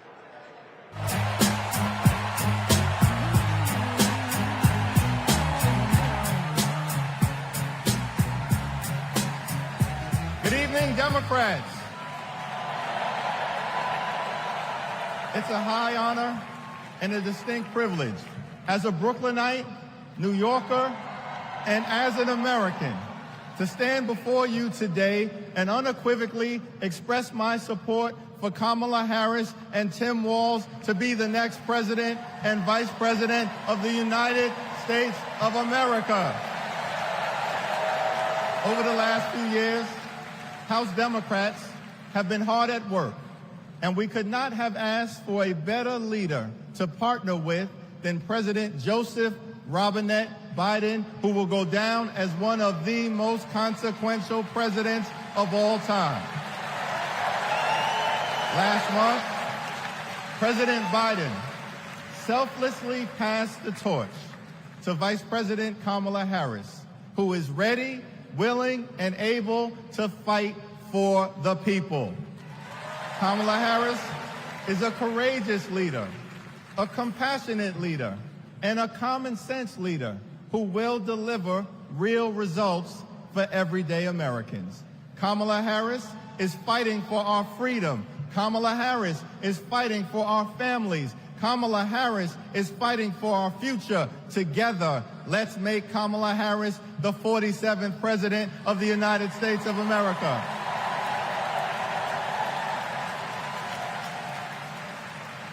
In our great country, when you work hard and play by the rules, you deserve to earn a living wage.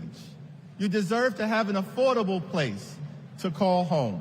You deserve to educate your children in a great public school that is free from gun violence.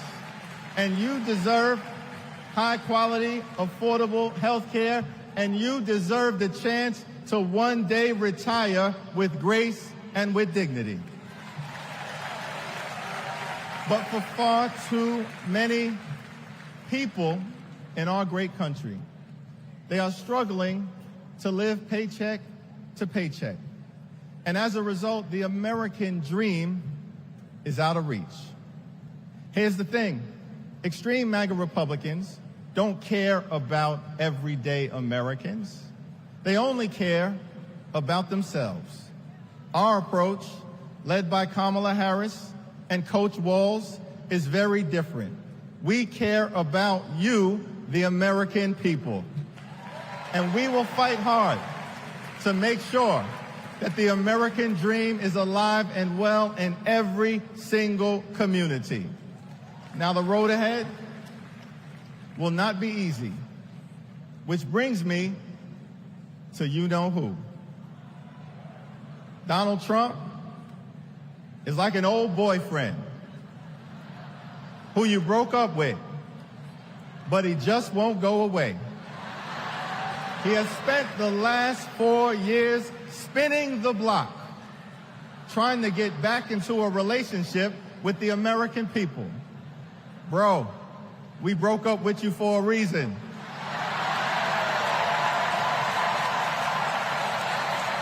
Trump was the mastermind of the GOP tax scam, where 83% of the benefits went to the wealthiest 1% in America. Trump failed our country during the COVID-19 pandemic. Trump is a chaos agent who is focused on himself, not the American people. Trump tried to destroy our democracy by lying about the election and inciting a violent mob to attack the Capitol. Trump put 3 extreme justices on the Supreme Court who destroyed Roe v. Wade. We broke up with you for a reason. Donald Trump can spin the block all he wants, but there's no reason for us to ever get back together. Been there, done that. We're not going back.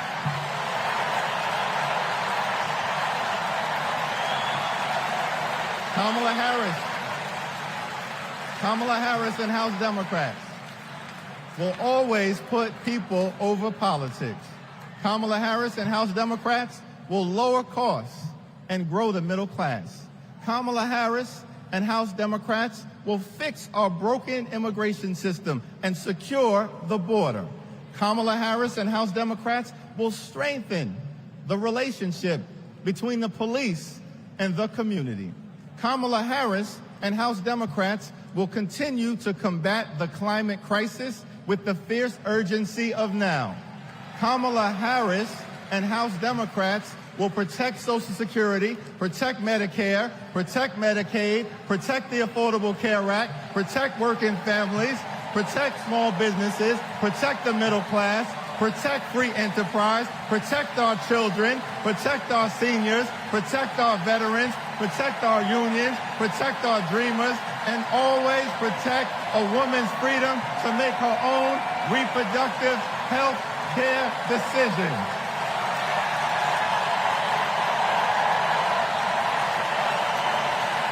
The extreme MAGA Republicans want to divide us.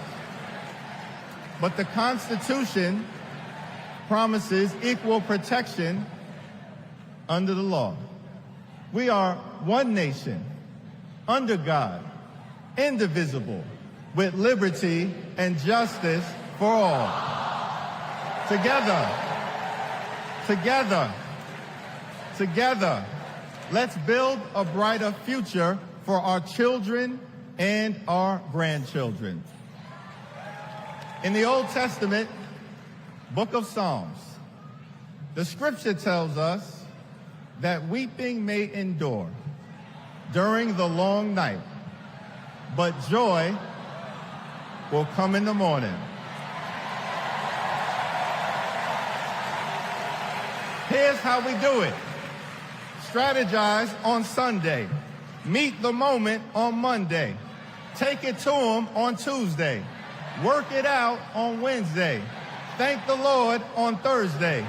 Fight the power on Friday. Set it off on Saturday. Get a few hours of sleep, wake up the next day, and do it all over again until joy comes in the morning.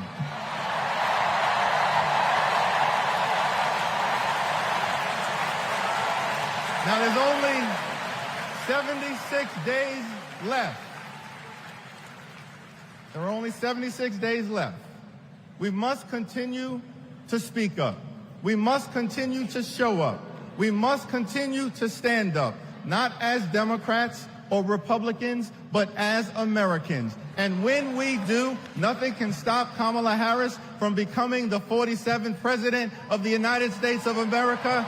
Nothing can stop House Democrats from taking back the majority. Nothing can stop the American people from continuing our march toward a more perfect union. Nothing can stop us. We're all the way up. God bless you. God bless Kamala Harris. May God bless the United States of America.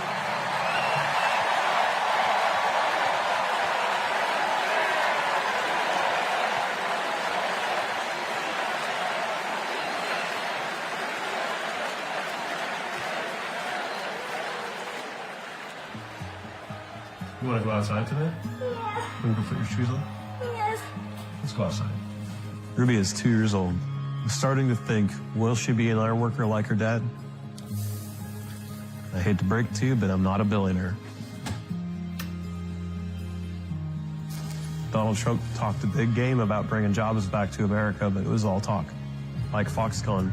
This is the 8th wonder of the world. Foxconn, by most estimates, has not even come close to meeting expectations. This whole project was a scam. He is not looking out for the residents. He's looking out for himself. You know what Trump delivered? $2 trillion in tax cuts focused on his billionaire buddies and big corporations. You're rich as hell. It makes me angry. Billionaires don't pay their share of the load. And he wants to do that again. Trump talked a massive game about infrastructure. What a joke. We call it Infrastructure Week. Infrastructure is the easiest of all. We're going to get this infrastructure going. Trump was too incompetent to get it done.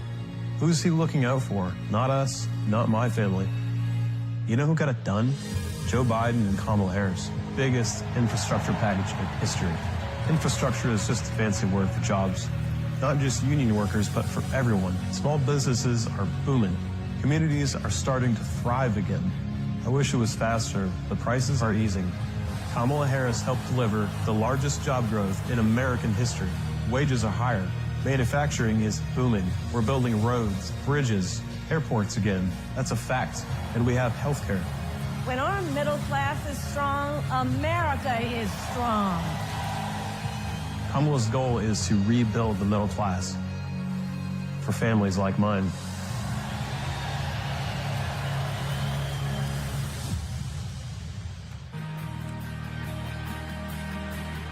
Please welcome the 42nd President of the United States, Bill Clinton.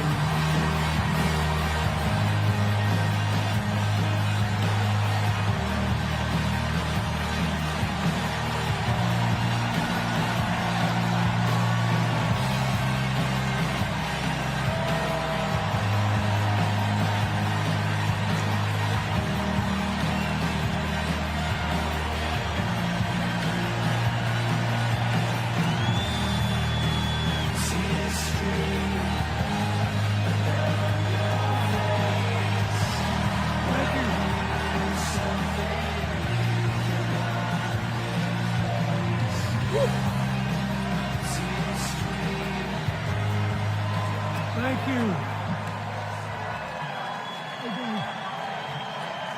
Thank you. Whoa.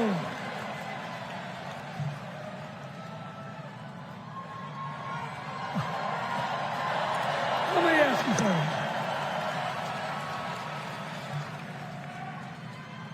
After the last 2 days, aren't you proud to be a Democrat? And I am very grateful to the Republicans and independents that have joined us, have been up here on the stage. And I hope they feel better about it now. Because I've seen all these things that even I have to be reminded of from time to time when I get my spirits down. I love seeing the Obamas here. I love seeing President Biden. And I thought Hillary gave a great speech, too. And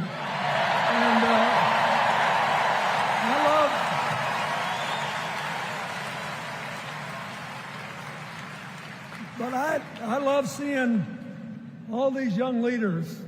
A bunch of them are coming up after me. They look better, they sound better, and they'll be exciting. I do want to say one word about President Biden. Remember, he had an improbable turn that made him president. And we were in the middle of a pandemic and an economic crash.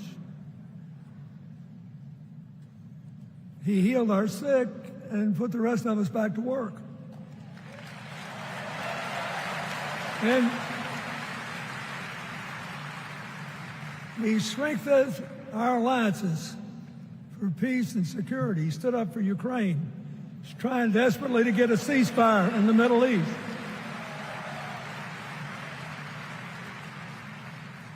And then he did something that's really hard for a politician to do. He voluntarily gave up political power. And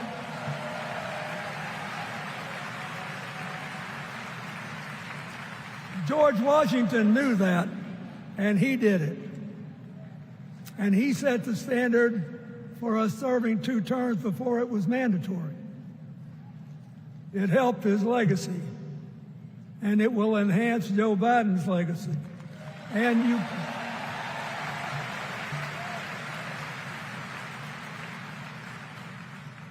it's a stark contrast to what goes on in the other party.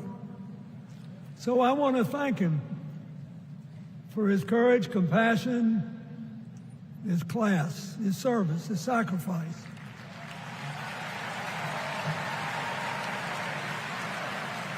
Joe Biden, thank you. And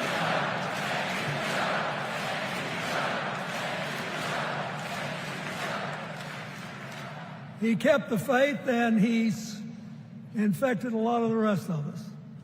Now let's cut to the chase. I am too old to gild the lily.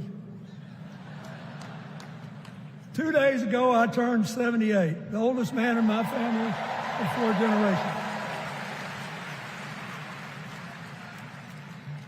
And the only personal vanity I want to assert is I'm still younger than Donald Trump.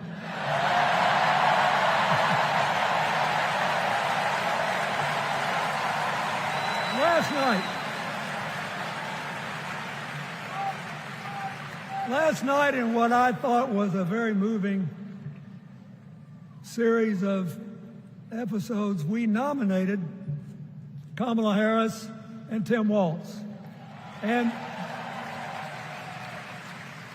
just think about that.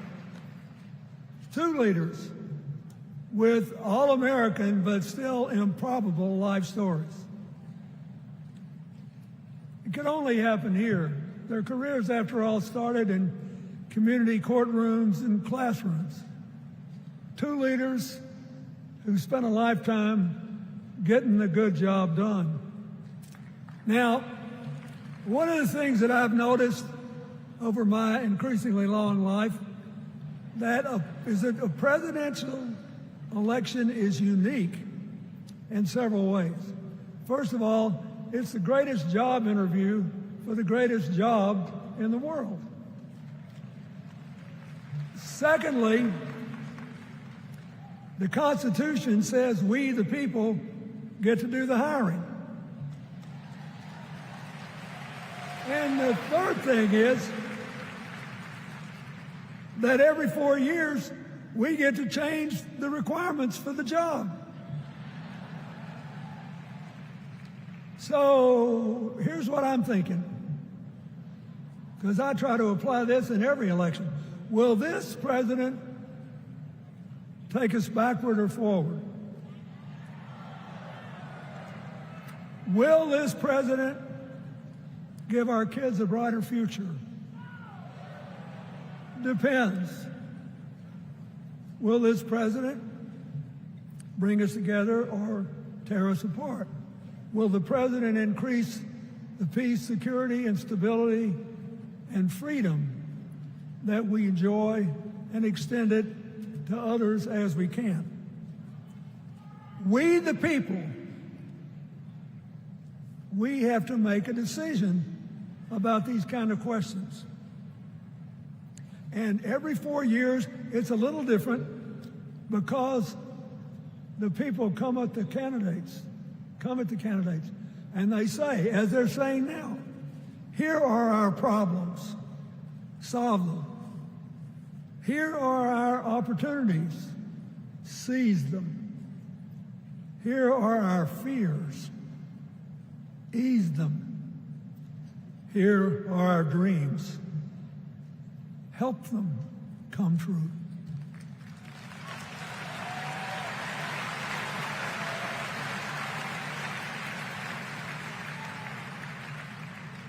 A president can answer that call by saying, I'll do my part, but you have to help me. We have to work together. Or you can dodge what needs to be done by dividing, distracting, and diverting us. So in 2024, we got a pretty clear choice, it seems to me. Kamala Harris for the people,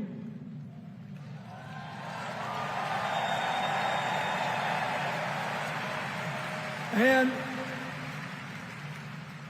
the other guy who's proved even more than the first go-around that he's about me, myself, and I. I know which one I like better for our country.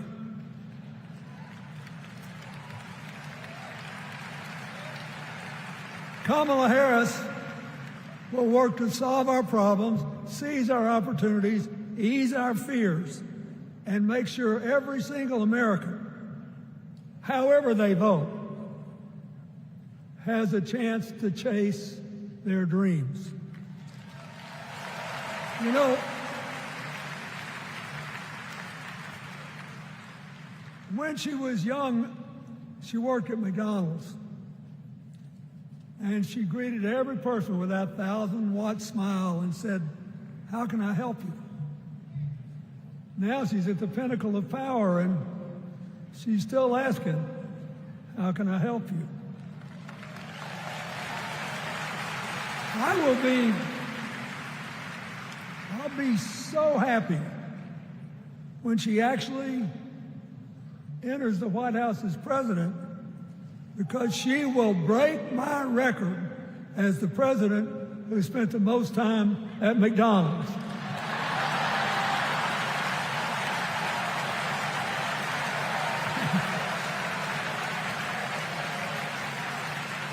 Now, but we got an election to win. And remember, we've got a guy that's pretty good at what he does. Donald Trump has been a paragon of consistency. He's still dividing, he's still blaming, he's still belittling other people. He creates chaos, and then he sort of curates it as if it were precious art.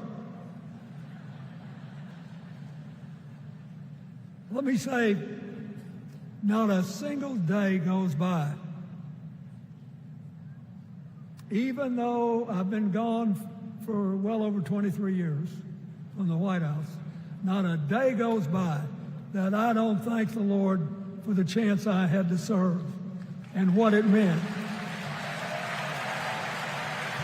And one of the reasons, thank you.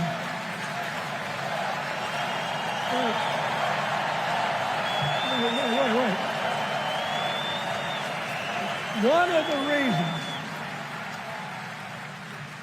One of the reasons I love the job so much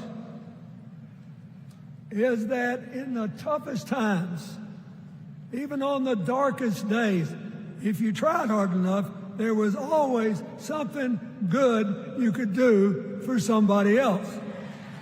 Now, some days that's not easy to do. You've got to deal with all these emergencies, or there's something going on here, there, or yonder. But Kamala Harris is the only candidate in this race who has the vision, the experience, the temperament, the will, and yes, the sheer joy to get something done.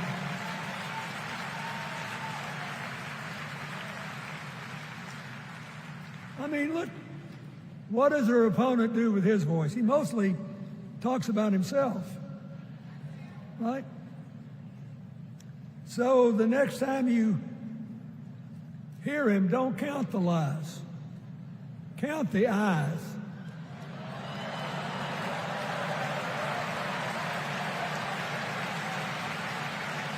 Count the eyes. His vendettas, his vengeance, his complaints, his conspiracies. He's like one of those tenors opening up before he walks out on stage, like I did, trying to get his lungs open by singing me, me, me, me, me, me.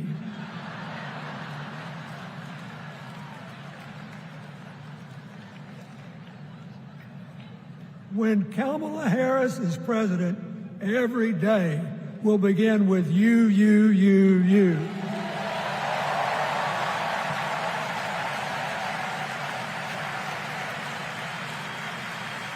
So, we got to ask ourselves the questions if we're going to hire a president. Do you want to build a strong economy from the bottom up and the middle out? Or do you want to spend the next 4 years talking about crowd size?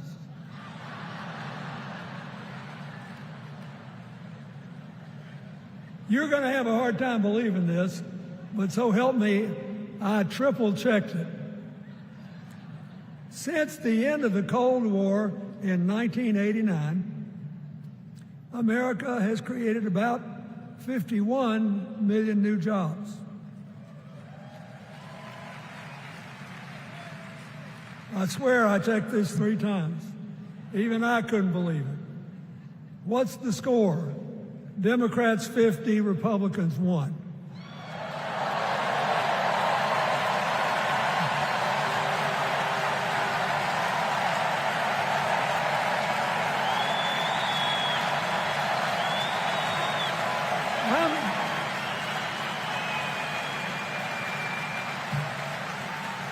I'm glad that we've got a championship-winning coach on our team.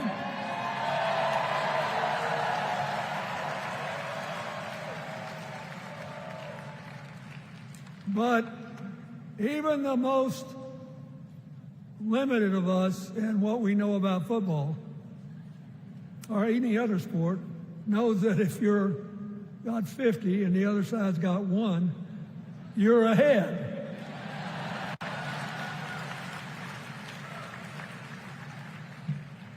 What about affordable housing? It's a terrible problem in America now. We need more. And affordable health care. That's why the Democrats put a limit on monthly payments for insulin and a $2,000 a year out-of-pocket limit. And are trying to cover more drugs by bargaining for prices. We need more financing for small businesses. We need still to strengthen our alliances. I almost croaked in the first debate of this election season when President Trump said nobody respected America anymore like they did when he was president. Wait. And with a straight face. Look, you got to give him. He's a good actor. With a straight face, he cited as evidence of the respect that existed for us when he was there, the presidents of North Korea and Russia.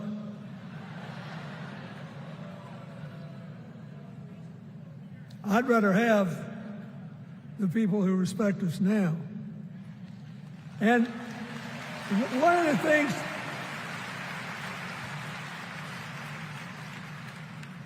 is when you send a signal to the other countries, you want them to know whether they agree with you or not, at least that you're on the level. Here's where you are and what you believe. What are they supposed to make to these endless tributes to the late, great Hannibal Lecter?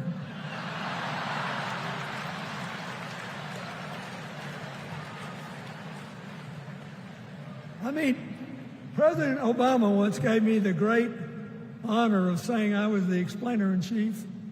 Folks, I thought and thought about it, and I don't know what to say.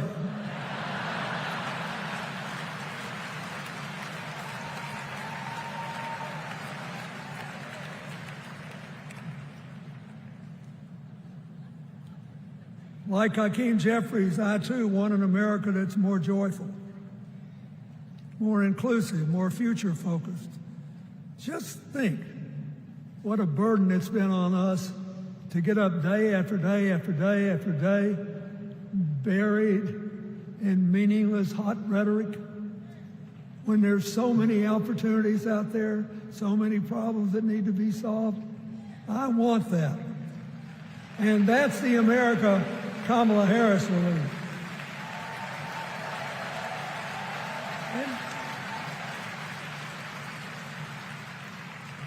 She's already made her first presidential decision, and she knocked it out of the park when she asked Governor Tim Walz to be her nominee for vice president.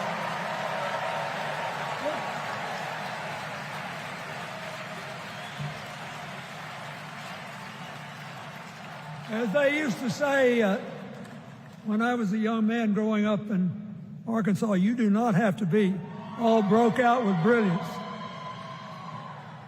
You just look at Tim Walz, listen to him, follow his record as a teacher, as a coach in the National Guard,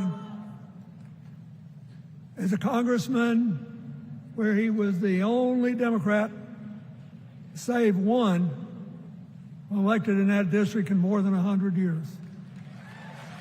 And he stayed a long time. And then he became a great governor. And by all accounts, he was a crack shot who had the courage among his rural constituents to say, we do not need these assault weapons available to people who can kill our kids in school.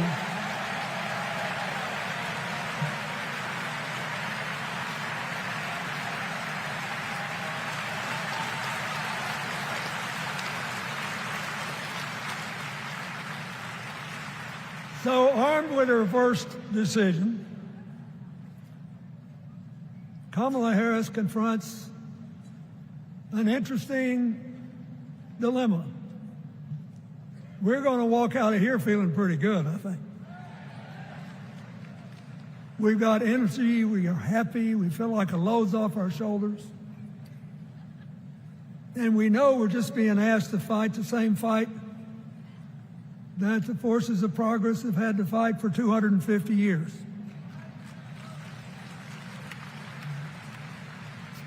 In the face of stiff and often violent opposition, we have to find a way to go forward together, where we the people make our union more perfect. So that's a good thing. How could we possibly lose? Kamala Harris has fought for kids their whole life that were left out and left behind. She's taken on gangs trafficking across the border. She's fought to protect the rights of homeowners. She's been our leader in the fight for reproductive freedoms, and we know a majority of the American people are with us on that.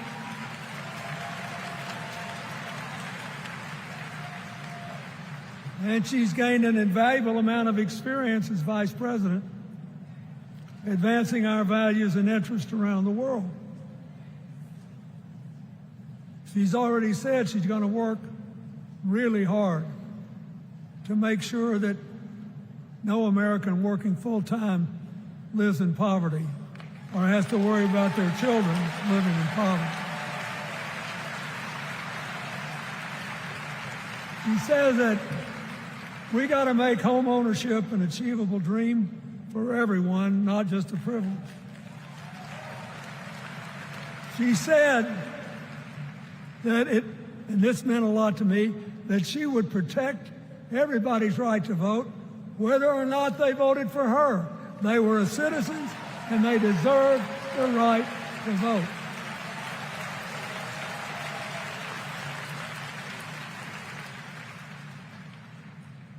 The other day, her opponent implied that as his people voted one more time, they'd be able to rig it from now on and they wouldn't have to vote again. You think they're kidding, but I know a lot of these folks, and most of them are really good people, but some of them think that they are bound to dominate America politically, economically, and socially, and they have to use politics to do it, and they should rig the system. I don't believe that. And so here's what I want to tell you. We've seen more than one election slip away from us when we thought it couldn't happen, when people got distracted by phony issues or overconfident. This is a brutal, tough business. I want you to be happy. One of the reasons that President-to-be Harris is doing so well is that we're all so happy.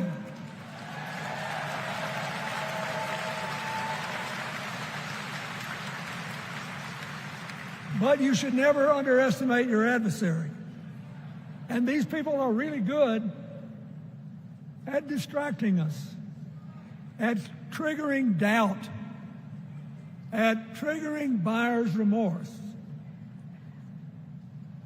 As the Obama said so eloquently last night, they are human, you know. They're bound to make a mistake now and then. We got to be tough. And so, as somebody who spends a lot of time in small towns and rural areas in New York and Arkansas and other places, I urge you to talk to all your neighbors. I urge you to meet people where they are. I urge you not to demean them, but not to pretend you don't disagree with them if you do.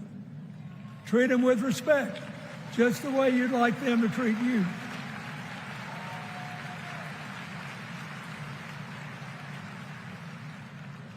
Ask for their help and then follow our leader, Kamala, and ask them, how can I help you? We Democrats right now have a lot of hay in the barn. We've got massive achievements, massive advances, but there's still a lot of slips between today and Election Day that we have to navigate. And so I want to say this from the bottom of my heart. I have no idea how many more of these I'll be able to come to. I started in '76, and I've been to every one since. But no, 72. Lord, I'm getting old. But here's what I want you to know. If you vote for this team, if you can get them elected and let them bring in this breath of fresh air, You will be proud of it for the rest of your life. Your children will be proud of it. Your grandchildren will be proud of it.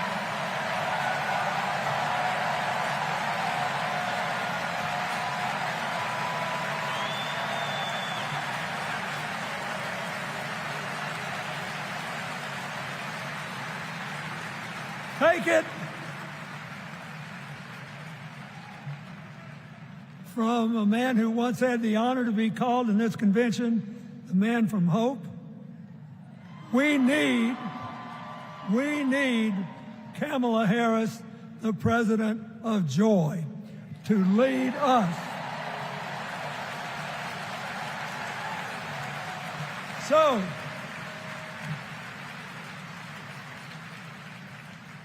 I'll be doing my part, you do yours. I'll see you when we're making a real joyful noise when the votes are counted. God bless you, and God bless America.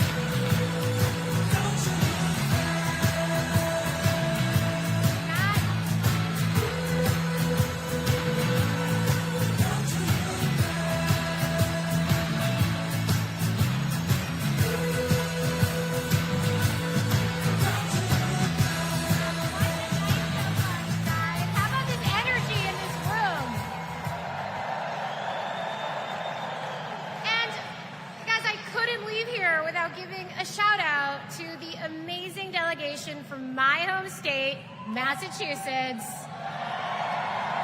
I love you, Massachusetts. Everyone is always hating on us, but they just don't get it. Go Sox. Go Jason Tatum. Ben Affleck, hang in there. Dunkin' Donuts is the best coffee in the world. Okay. Our next speaker needs no introduction. She was the first woman to ever serve as Speaker of the House. Yes, you know what's coming. This woman was doing Brat before Brat was Brat. The mother of dragons. Please welcome Nancy Pelosi.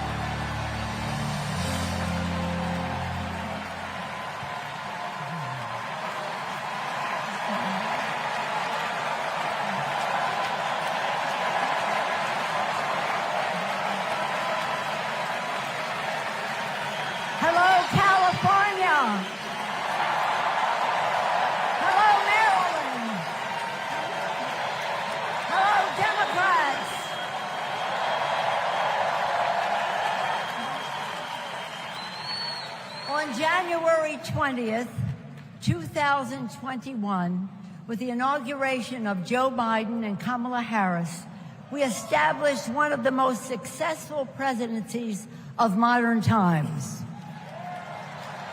And we quickly proved that Democrats deliver. Millions of jobs, stronger infrastructure and rural broadband, a Biden child tax credit, rescuing human pensions, honoring our veterans, bold climate action, lowering the cost of prescription drugs, all thanks to President Biden's patriotic vision of a fairer America, doing so with liberty and justice for all. Thank you, Joe.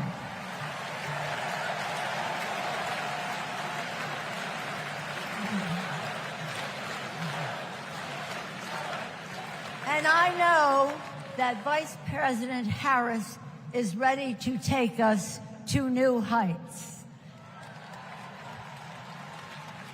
I've known Kamala Harris. All right, folks, welcome back to our Black Star Network live coverage from the Democratic National Convention here in Chicago. Y'all know I'm real transparent. We just covered President Bill Clinton's speech. He and Hillary Clinton, they immediately endorsed Vice President Kamala Harris on the day President Joe Biden announced that he was not going to seek re-election. If y'all want to watch Nancy Pelosi's speech, y'all can go watch our other stream. We have two streams going, a continuous stream of the convention, plus our coverage here. But I'm not showing Nancy Pelosi's speech because she was not supportive of Vice President Kamala Harris. She wanted an open convention, and so I don't give a damn because I own it. Joining us right now, Jolanda Jones. Look, I'm just being straight up, okay? She was not supportive, and she was one of the people who was trying to kneecap her, and that's just straight up. So she ain't getting no love here. Jolanda Jones, state representative in Texas. Jones is right now also attorney there in Houston. Amanda Ellie Mistel, justice correspondent with The Nation. Rebecca Carruthers, Fair Election Center. I'm glad to have all three of you here. And I'm going to go ahead and just stay on that point. Oh, no. No, I'm going to say that because here's the deal. Rebecca, I'm going to start with you. It's a fact. There were individuals like Nancy Pelosi who were talking about an open convention, was trying to skip over Vice President Kamala Harris. It was abundantly clear, and it was black people who said, no, y'all are not going to sit here and do that white game that black people have experienced all of our lives when we got skipped over by a less qualified white person.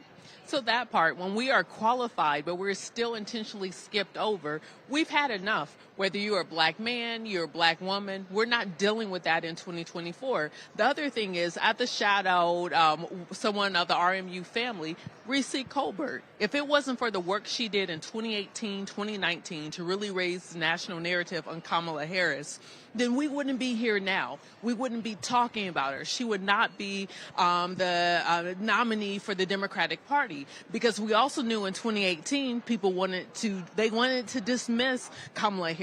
2019 they wanted to dismiss her. They wanted her to be an also ran instead of a major component in the 2020 cycle. So there's a lot of work, a lot of grassroots work, and if it wasn't for black people collectively raising their voices, we wouldn't be here tonight. Elliot, wasn't just dismissed. There were Democrats who on several occasions literally went to President Joe Biden and said, remove her from the ticket. One of the folks who was in the room told me, and Joe Biden said, hell no. Joe Biden, look, it's a very interesting relationship with him and President Obama. Joe Biden wasn't happy about getting pushed aside when Obama endorsed Hillary Clinton president in 2016. But here's the other thing that people need to understand the dynamics here.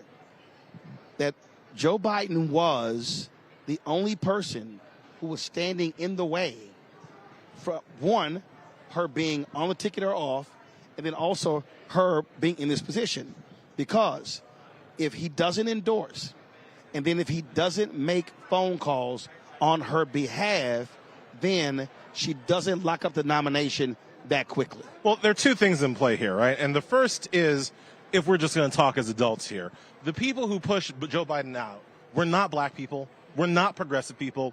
It was the rich donor class of this party that pushed that man over the ledge, right? That was their plan. So now you've got these rich donor people who are already engorged with power and thinking that they call the shots. And all the people that you're talking about, Nancy Pelosi included, who is, let's give her flowers. She is one of the toughest, smartest, and most effective politicians ever.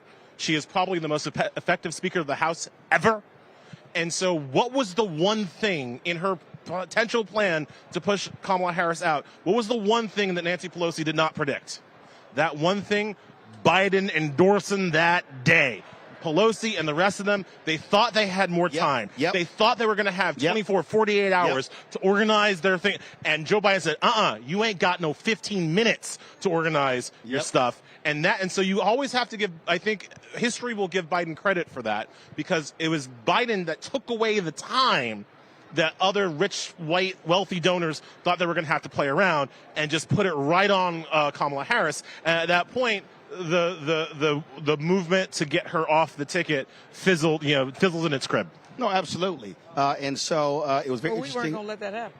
No, of course not. But it was. But I want to do this here. So hold tight 1 second. So these are two of the Imhoff children, and then also Alexander Hudlin. So the brother you see on the far left. I do want to play. I want to play some of this here because Alexander Hudlin is the son of Reggie Hudlin, and it was Reggie Hudlin and his wife who introduced Doug and Kamala. And in fact, tomorrow is their 10th wedding anniversary. Let's go to the podium. Senate win. We saw Trump winning. I was only 9, but I knew enough to be concerned. Auntie said, "Do you know what superheroes do? They fight back. And we will too." She will make time for what matters. You know, no one is busier than my auntie, but she always makes time for family. From moments as simple as cooking and sharing a meal to exchanging stories and jokes. Auntie taught me about being present in what's important, and I know that's how she'll lead. She'll treat everyone with respect. Even as a kid, Auntie made me feel that I was seen, that my words are important, that I am important and loved. I know she'll value others' perspectives, no matter their age or their background. Auntie, we love you. We're so proud of you. And most importantly, you're a baller. And as you'd say, let's win this thing. Let's win this thing.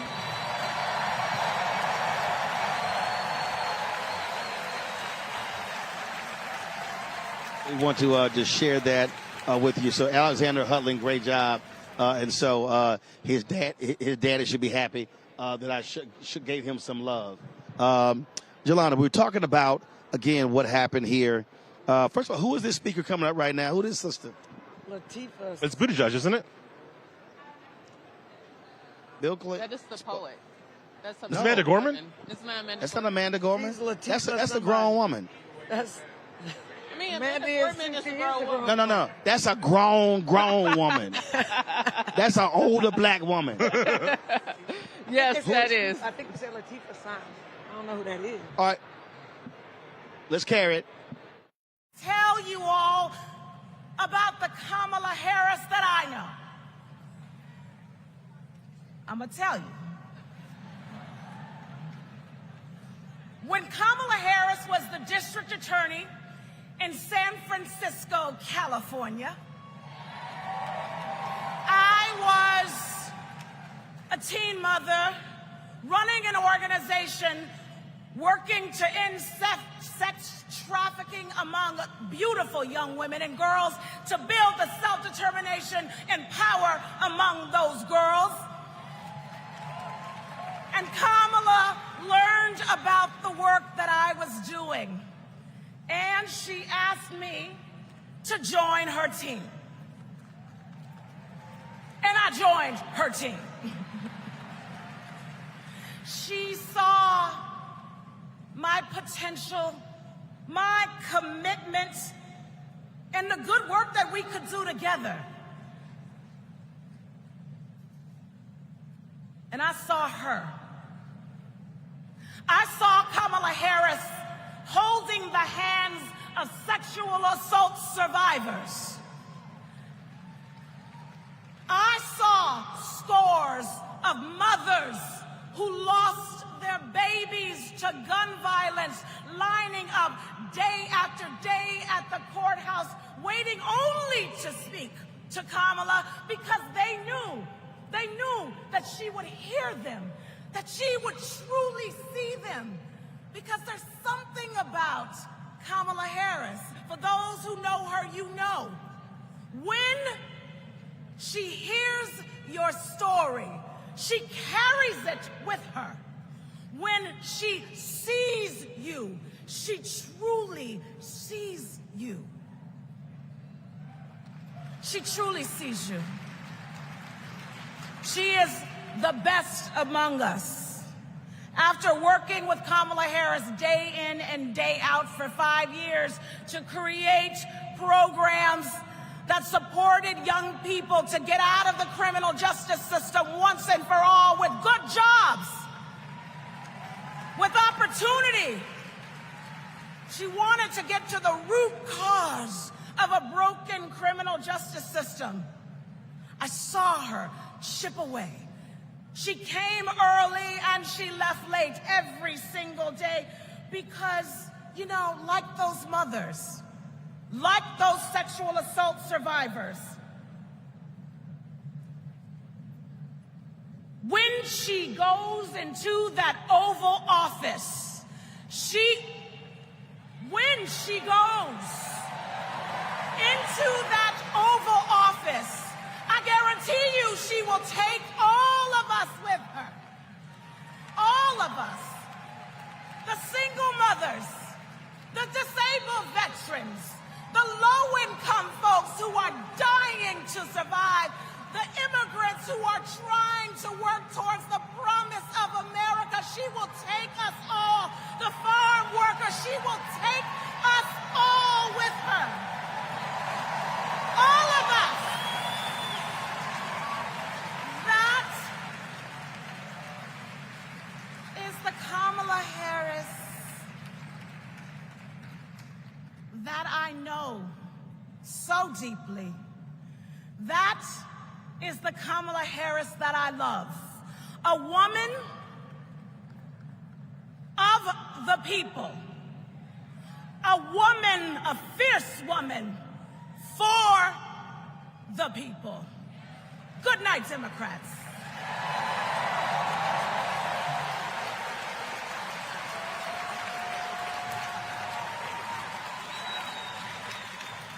Please welcome former U.S. Associate Attorney General of the United States and the Vice President's brother-in-law, Tony West.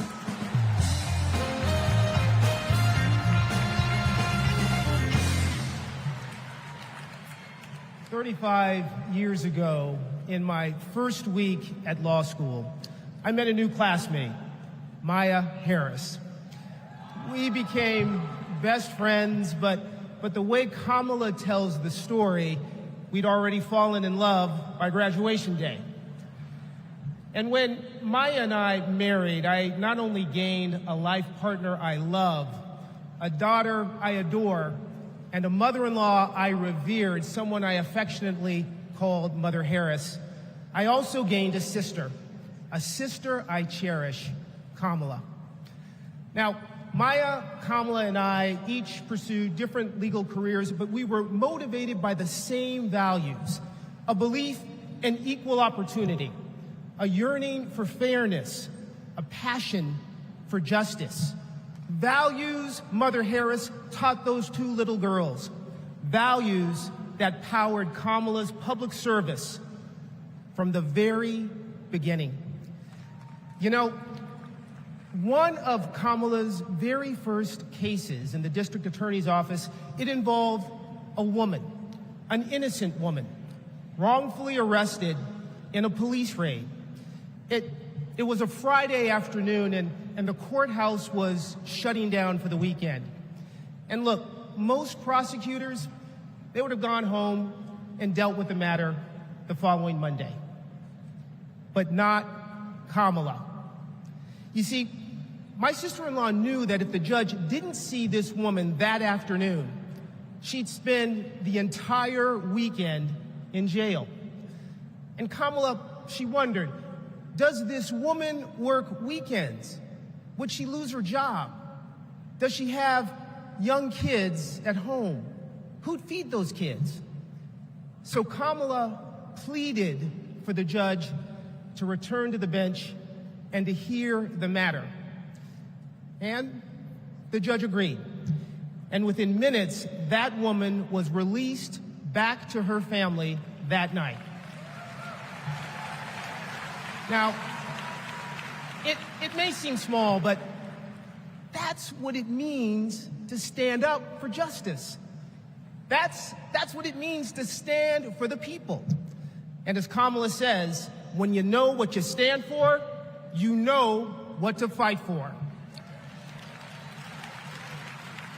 And look, believe me when I tell you, As a sister, a daughter, an auntie, and a mother, I've seen Kamala fight for her family. As District Attorney, Attorney General, U.S. Senator, and Vice President of the United States, I have watched her fight in the halls of power for those who have no voice there. And as President, I know she'll fight for you. She'll fight for all of us. Because, friends, when Kamala fights, we win. Thank you. God bless you.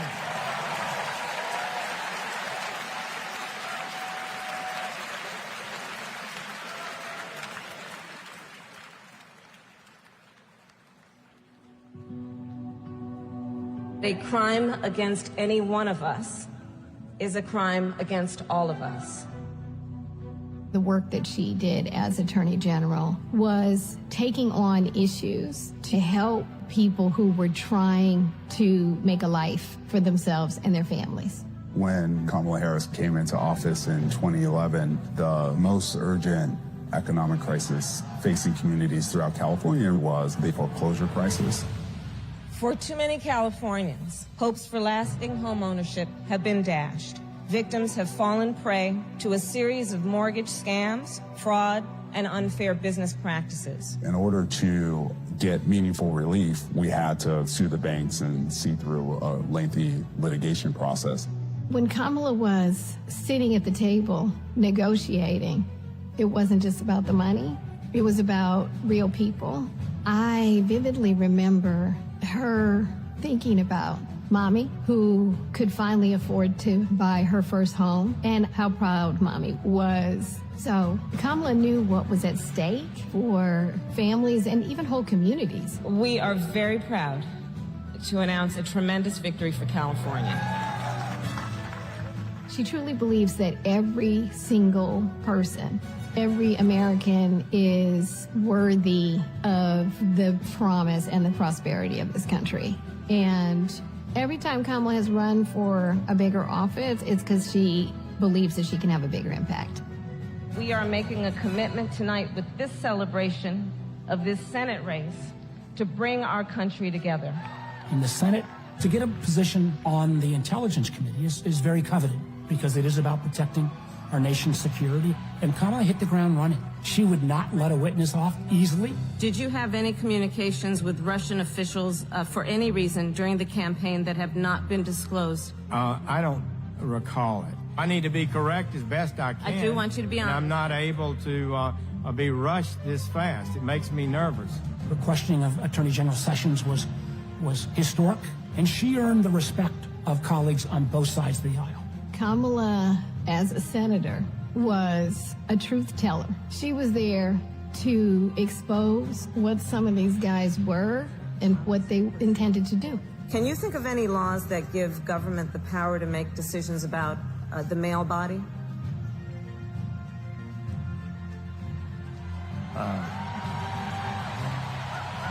I'm not thinking of any right now, Senator. They didn't know what hit them. And in those moments, so many people saw her for the first time and saw how tough she was. Would you accept them recommending a charging decision to you if they had not reviewed the evidence? Well, that's a question for Bob Mueller. He's the U.S. attorney. I think you've made it clear, sir, that you've not looked at the evidence, and we can move on. When she's on a mission, she is determined and relentless. When our fundamental values are being attacked, do we retreat or do we fight? I say we fight. If you want to go forward in this country, not go backward, then there is only one choice. All right, folks. All right, folks, welcome back here. So, a lot of influencers here. All around, some 200 influencers the Democrats have brought in here. I see this brother's video. He came over, he wanted a photo. And I saw it earlier. He was jamming up Mike Lindell. Actually, he's been kicking butt all over the place. Noah, what's your last name? Noah, on social media, Noah's taken. Where you from? I'm from Georgia. Where in Georgia? Atlanta. Atlanta. So how long you been doing media stuff? I've been doing media since 2022. Stacey Abrams running. Okay. And where does your stuff run? My stuff's run all over Twitter, Instagram, and TikTok. Got it. And what kind of work you been doing here? I've been doing some interviews. I interviewed Dean Phillips. I interviewed racist Charlie Kirk. I interviewed Mike Lindell earlier. My man! I interviewed Mike Lindell earlier. It's been great. Gotcha. So the Mike Lindell video, he was trying to get in your face, and you were giving it back to him. He was trying to get all up in my face. I had to push him back a little. I see you, little man. So what inspired you to do this media work? It's mainly because of the importance of the election, and I appreciate you for all you do, fact-checking folks and stuff. And it's the importance of electing Kamala Harris. In this election, you get a 2-in-1 deal. You get to defeat Donald Trump, and you get a good policymaker. Absolutely. All right. See? Oh, no. All right. I've been checking out his videos, and you've been killing the game. Thank you. I appreciate that. How old are you? I'm 12. Okay. Yes, ma'am.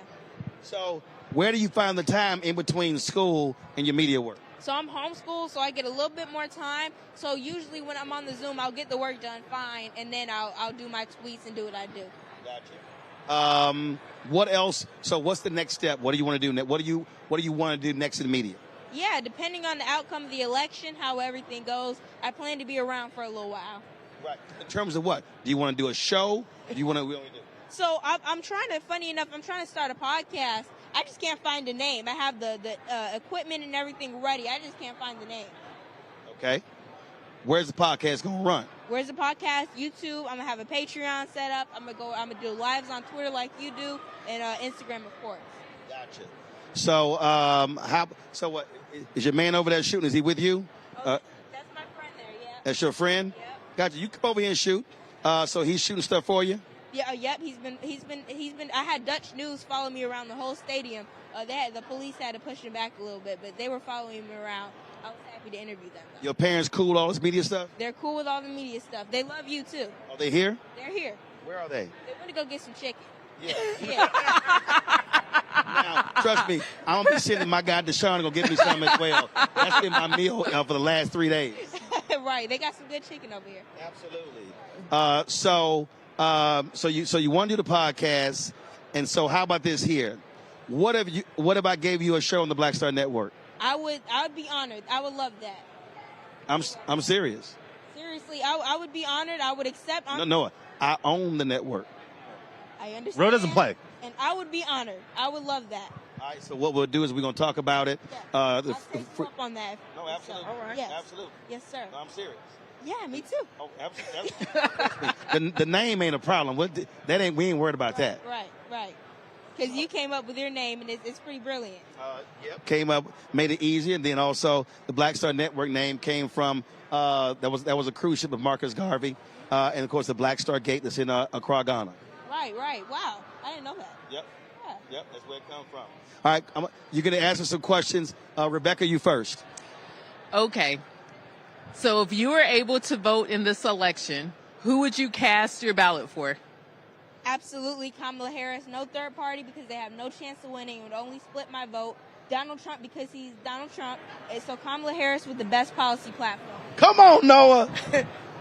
Boom. My question. What's your most important policy right now? My most important policy right now is keeping, first of all, the Emmett Till Anti-Lynching Act, which is so critical. And we've seen a lot of pro-black legislation out of the Biden-Harris administration. Right now, I would love to see her raise the minimum wage for our workers.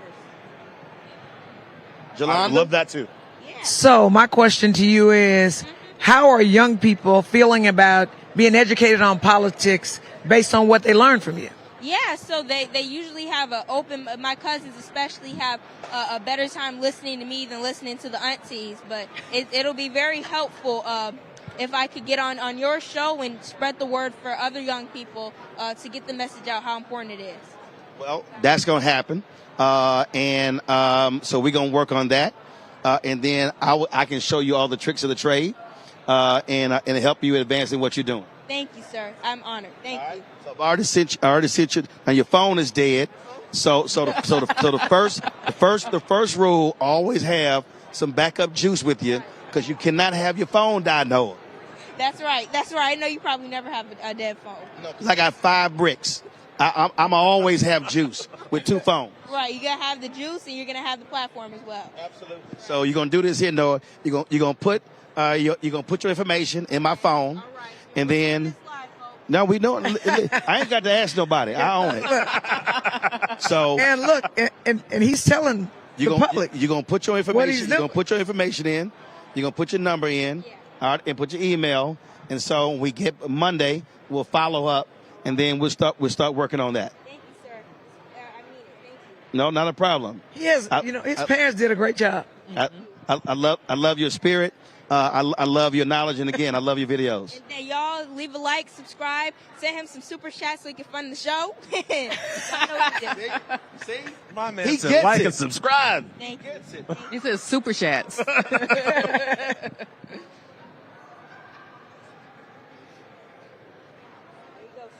There you go. So Noah, we're gonna follow up, and man, we're gonna make this happen. Thanks for stopping by, my brother. I appreciate it. All right. We'll chat soon. All right. Tell your parents I'll be calling. All right then. Appreciate it. Did he say stay woke in his flip flop? My man. In his flip flop. I need him to grow up and take over the New York Times like today. I need killing it in his flip flops. but let me tell you something. People ask me all the time. They say, "What? What? You can't hear me? What?" Oh, he did? No. He right there. Right there. Your phone. I was trying to charge it. All right, then. By Monday, I'll have a charge. Yeah. By tonight, you're going to have a charge phone. So. They ask you all the time. People ask me all the time. They say, hey, are you creating more Roland Martins? And what I tell them is, the problem is, a lot of folk don't want to do the work. They don't. They don't want to do the work. They want what's easy. They want to come on. They want to basically chill. Don't tweet. Don't post stuff and think I'm gonna do all the work. And I got to remind them, I still tweet. I still post. I still say you have to watch. And what I tell anybody is, you got to want that thing. You got to want it. And so I was familiar with his videos. But listening right there, I was like, oh, absolutely. This is a no-brainer. He's brilliant. It's also like, it's how you build up any expertise, right? Like I get a similar question. A lot of people want to know how I do what I do, how I got into doing what I did. And I always say, like, well, start with reading. Like, I know a lot about the Supreme Court because they published their opinions and I read them. So if you go back 10 years ago, I'd only read the opinions for a few years, right? Now I've read them for 15 years, so I can tell you what happened 15 years ago because I read them all. Right. But it always starts with homework. It always starts with educating yourself and lifting yourself up before you can lift up others. Right. And that's how you get to any position. Right? You also got to work through the difficulty because it's not going to be easy. Yes. Right? It's like Michelle said last night. Ain't nobody going to be having an escalator up for us. Right. Like if we're not going to fail forward. But the other thing is, it's not linear. Sometimes you go down, you go up, you go down, you take 2 steps back, then you propel forward. And a lot of times people think it's just A to B and that's all it is, but it's never linear. Yeah. No, because some people make it look easy, but it's not. Yeah, I mean, and so I get that a lot because I'll be like, okay, that it is easy when you're doing it. But also what I try to remind folk is you have to be in a constant state of learning. I remember I was doing an interview. I was doing an interview in Houston. My man Mad Hatter, and so he was at KTSU, and so we were waiting for his camera crew to come in. So they come in. I was like, "Is this camera model y'all using?" So I was like, "What light y'all using? How's your audio?" So I started hitting them with that, and they were like, he was like, "How do you know all?" I said, "Dude, you got to stay reading." I said, I don't stop learning. But you did that at Yates. But the point is, at this age, I don't stop learning. Right. That's the point. And you teach it because when you came to Yates with their technology, right, which is your alma mater, yep, and was teaching young kids how to That's put on it. shows, and you actually programmed from Yates. That's how we did the show from there. Yeah. We're going to go live to the stage. Amanda Gorman is now speaking.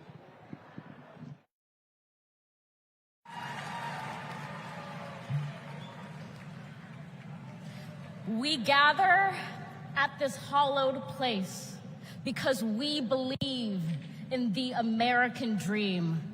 We face a race that tests if this country we cherish shall perish from the earth, and if our earth shall perish from this country.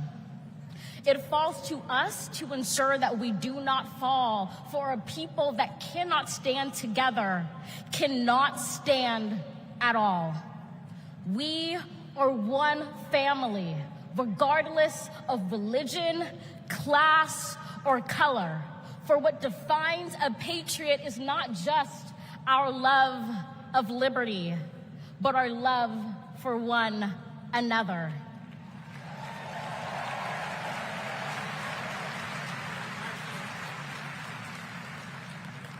This is loud in our country's call because while we all love freedom, it is love that frees us all.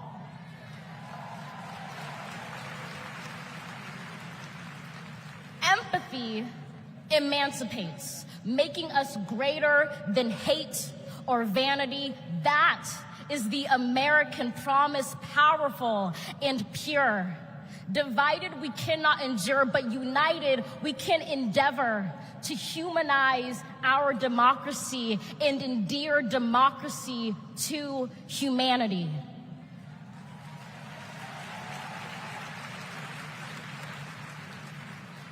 And make no mistake, cohering is the hardest task history ever wrote. But tomorrow is not written by our odds of hardship, but by the audacity of our hope, by the vitality of our vote.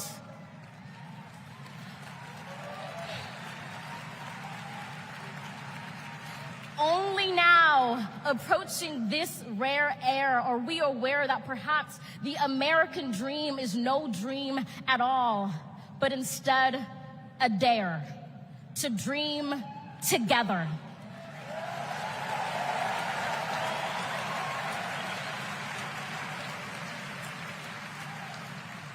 Like a million roots tethered, branching up humbly, making one tree. This is our country from many, won from battles, won our freedoms, sung. Our kingdom come has just begun.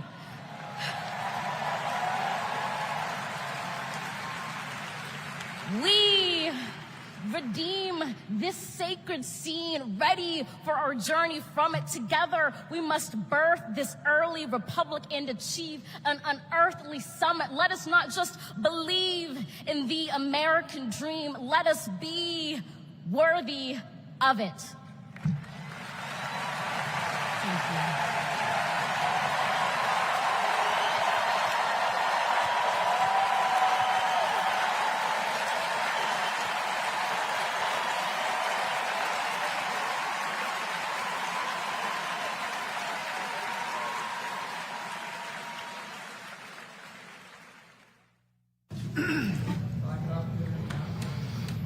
There's a word I heard.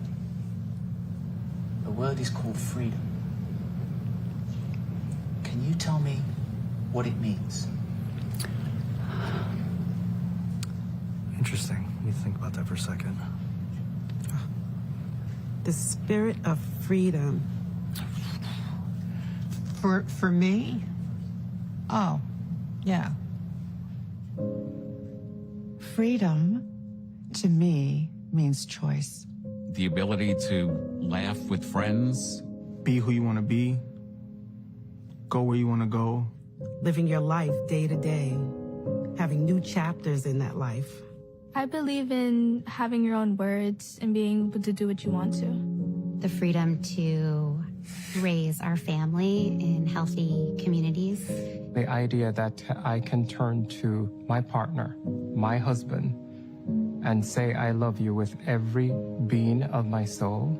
Being able to start a family when I want to, being able to, support the missions that I want to go to the church that I want to. Not everyone has the same opportunities, but the United States is, of anywhere I've ever been, just one place where you can accomplish more.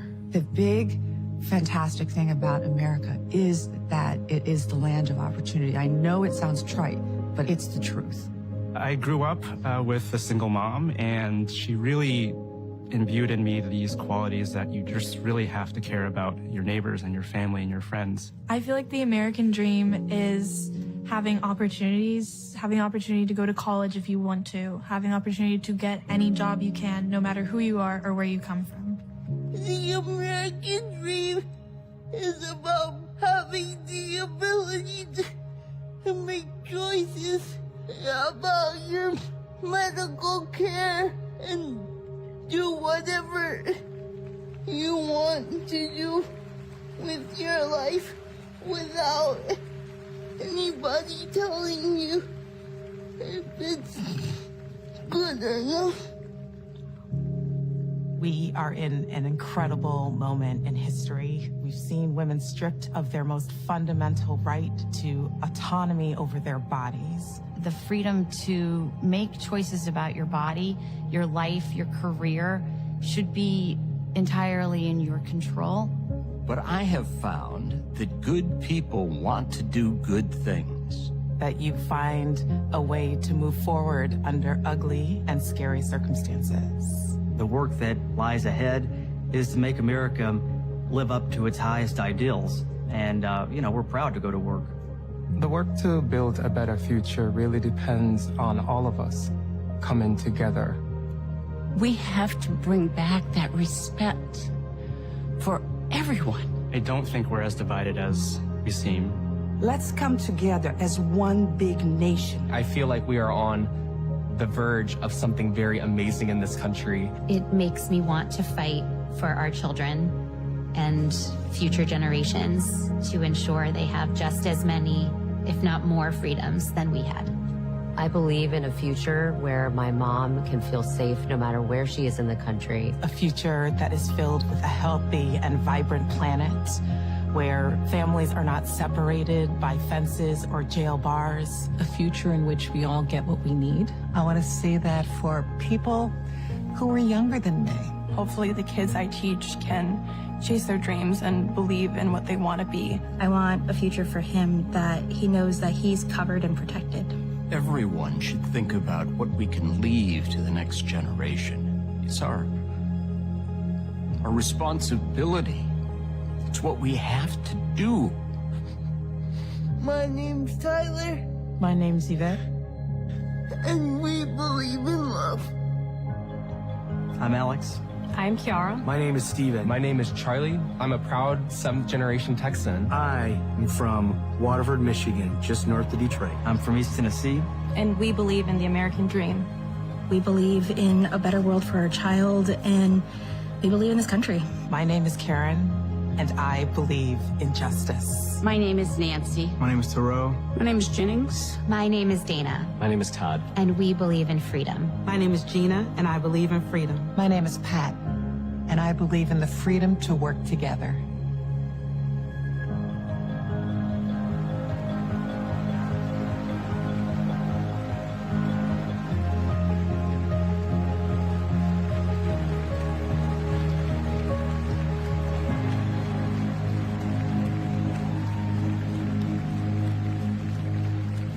Please welcome Oprah Winfrey.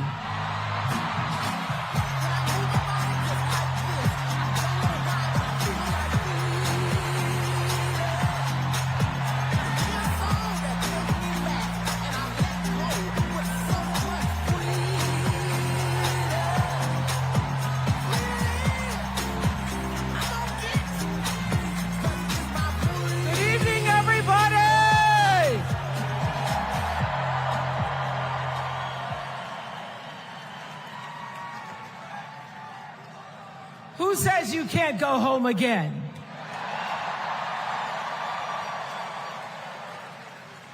After watching the Obamas last night, that was some epic fire, wasn't it? Some epic fire. We're now so fired up, we can't wait to leave here and do something.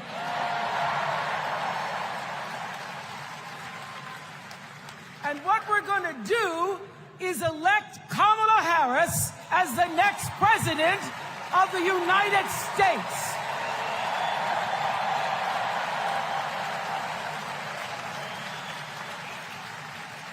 I am so honored to have been asked to speak on tonight's theme about what matters most to me, to you, and all of us Americans: freedom.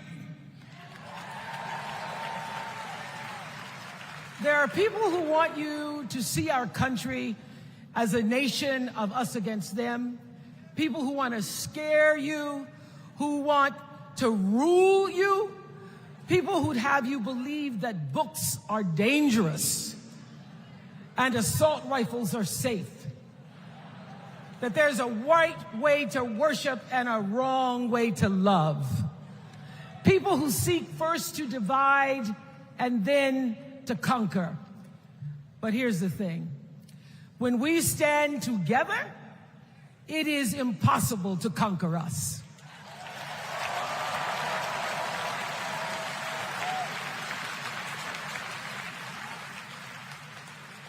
In the words of an extraordinary American, the late Congressman John Lewis,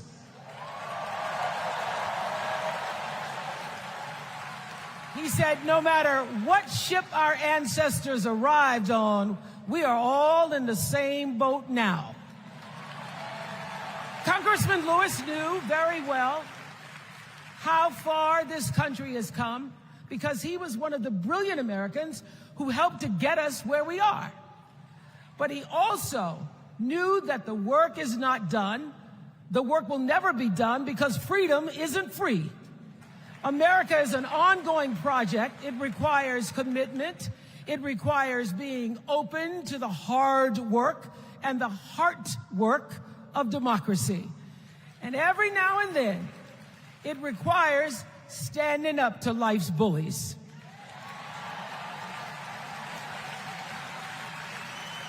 I know this. I've lived in Mississippi, in Tennessee, in Wisconsin, Maryland, Indiana, Florida, Hawaii, Colorado, California, and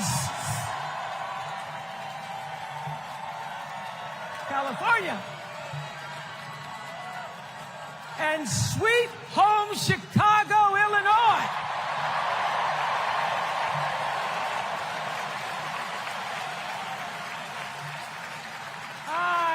I've actually traveled this country from the redwood forest, love those redwoods, to the Gulf Stream waters.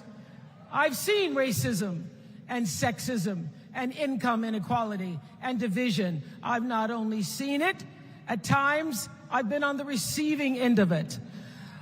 But more often than not, what I've witnessed and experienced are human beings, both conservative and liberal, who may not agree with each other, but who'd still help you in a heartbeat if you were in trouble. These are the people who make me proud to say that I am an American.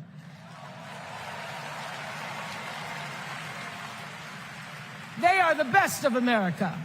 And despite what some would have you think,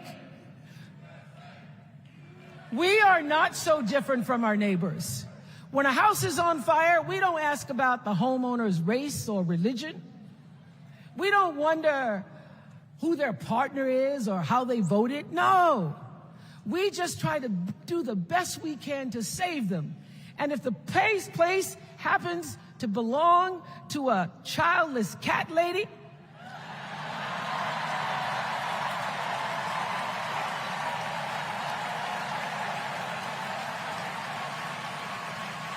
well, we try to get that cat out too.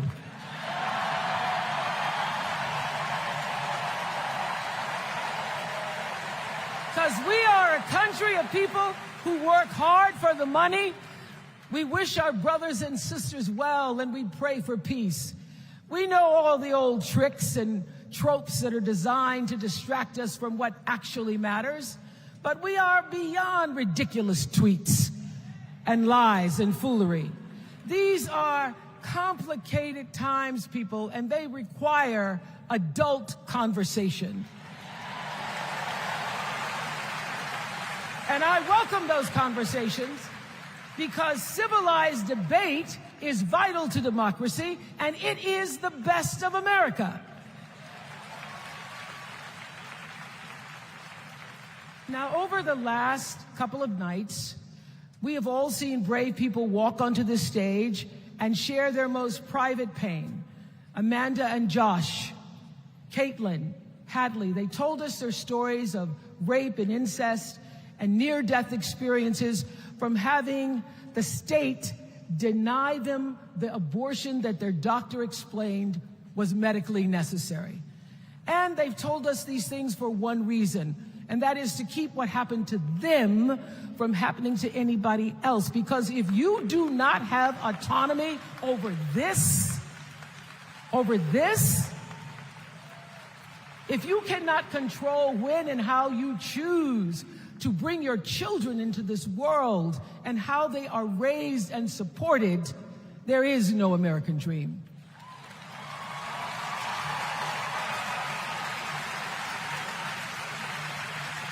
The women and men who are battling to keep us from going back to a time of desperation and shame and stone cold fear, they are the new freedom fighters. And make no mistake, they are the best of America.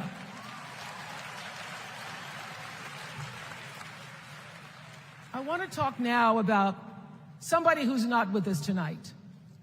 Tessie Prevost Williams was born in New Orleans not long after the Supreme Court ruled that segregated public schools were unconstitutional. That was in 1954, same year I was born. But I didn't have to head to first grade at the all-white McDonough 19 school with a U.S. Marshal by my side like Tessie did.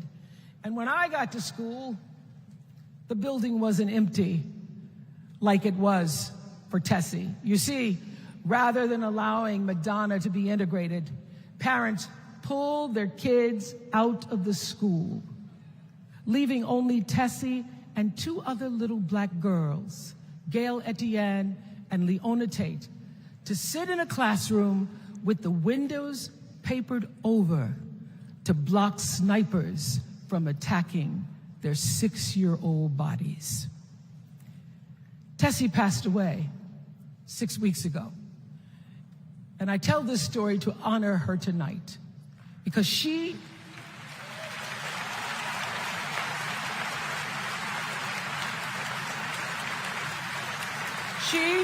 like Ruby Bridges and her friends, Leona and Gail, the New Orleans Four they were called.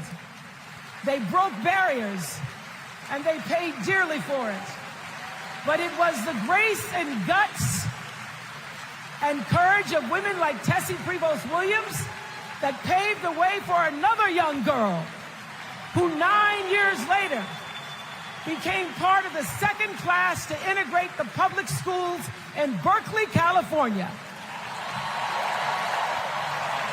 And it seems to me that at school and at home, somebody did a beautiful job of showing this young girl how to challenge the people at the top and empower the people at the bottom. They showed her how to look at the world and see not just what is, but what can be. They instilled in her a passion for justice and freedom and the glorious fighting spirit necessary to pursue that passion. And soon, and very soon,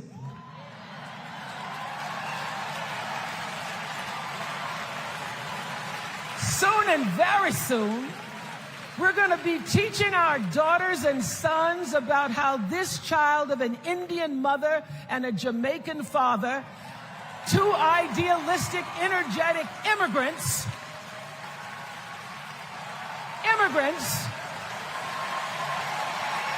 how this child grew up to become the 47th president of the United States.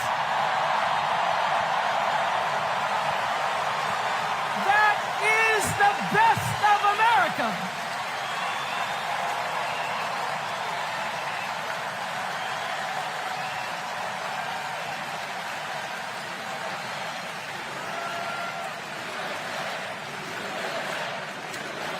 You know, let me tell you this. This election isn't about us and them. It's about you and me and what we want our futures to look like. There are choices to be made when we cast our ballot. Now, there's a certain candidate that says if we just go to the polls this one time, that we'll never have to do it again. Well, you know what? You're looking at a registered independent who's proud to vote again and again and again because I'm an American and that's what Americans do.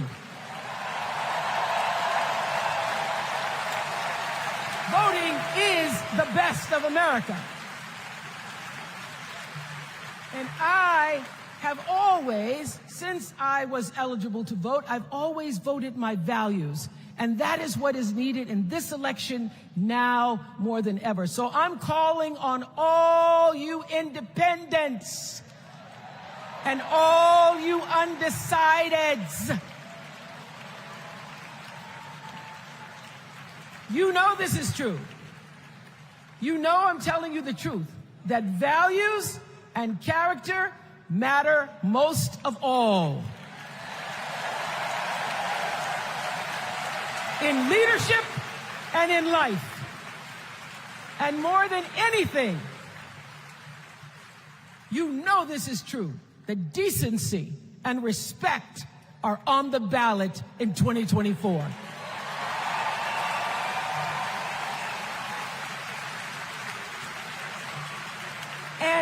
And just plain common sense.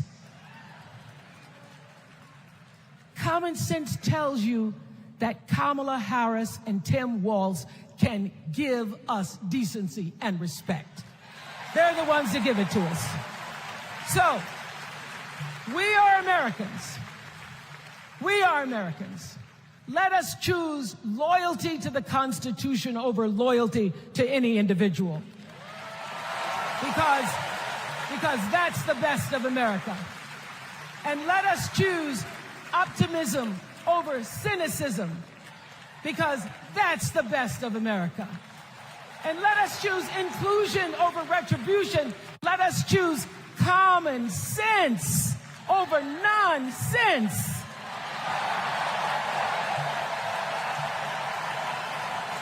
Because that's the best of America. And let us choose the sweet promise of tomorrow over the bitter return to yesterday. We won't go back. We won't be set back, pushed back, bullied back, kicked back. We're not going back.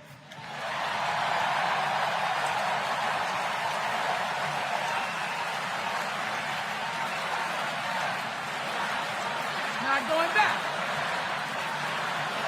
We're not going back. So, let us choose. Let us choose truth. Let us choose honor. And let us choose joy.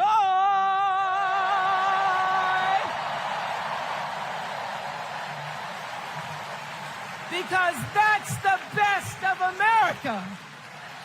But more than anything else, let us choose freedom. Why? Because that's the best of America. We're all Americans, and together, let's all choose Kamala Harris.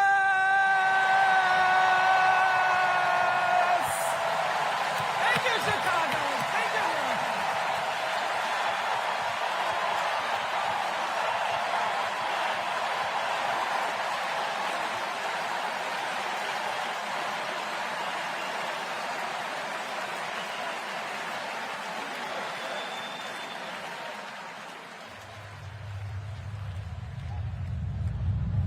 Here's what I want people to know about Tim Walz. Well, everybody at Mankato West High School loved Tim Walz. Yeah, I mean, Tim was jovial. When he would start teaching, it was like full contact teaching. You could not help but be interested in what he was talking about. He seemed to care about everybody in his class. He knew everyone's name. He wanted to know what interested you, how to engage you, what you were excited about, what you're feeling bad about. Mr. Walz was my geography and social studies teacher. Mr. Walz was my football coach. My middle school basketball coach, when we were doing the high school play The Nerd, he was the person building the sets. I don't think that there is ever been a moment where I've seen Tim exhausted from giving or engaging. He always seems like that person that's got the never-ending gas tank who can keep going. When I decided to come out as gay, we started the Gay Straight Alliance. Tim Walz was the faculty advisor. We saw him not only as a teacher, but a mentor and a leader. Mr. Walz was a really big part in helping build this community, and he's a big reason why I became a teacher myself. It was inspiring being in his classroom. Please welcome Maryland Governor Wes Moore.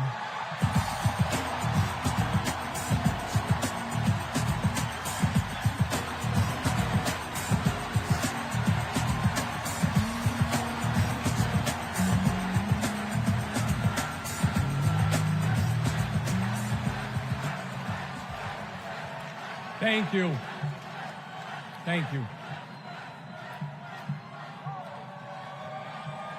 On March 26th, at 1:30 in the morning, a container ship, the length of 3 football fields, slammed into the Francis Scott Key Bridge in Baltimore, and the bridge collapsed. A port that drives 13% of our state's economy was now closed. Thousands of workers were hours away from waking up and realizing they no longer had a job. 6 Marylanders who had been on the bridge in the middle of the night fixing potholes lost their lives. And one of the first phone calls that I got that morning started with these 3 words. Gov, it's Kamala. She said, I know you spoke to the president, and I want you to know we are here with you every step of the way.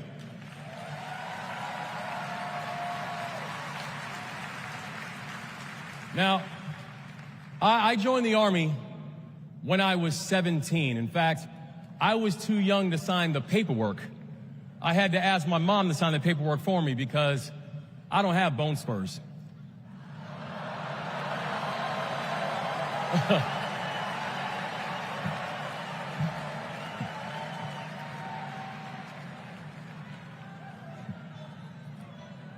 I led soldiers in combat in Afghanistan.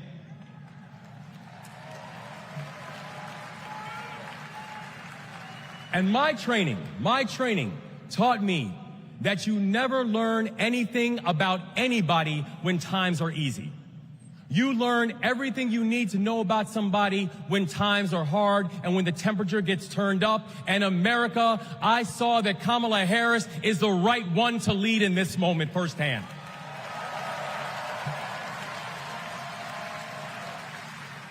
And united with the Almighty God's grace, we brought closure to the families of the 6 victims. And while many said it could take 11 months to reopen the port of Baltimore, we got it done in 11 weeks.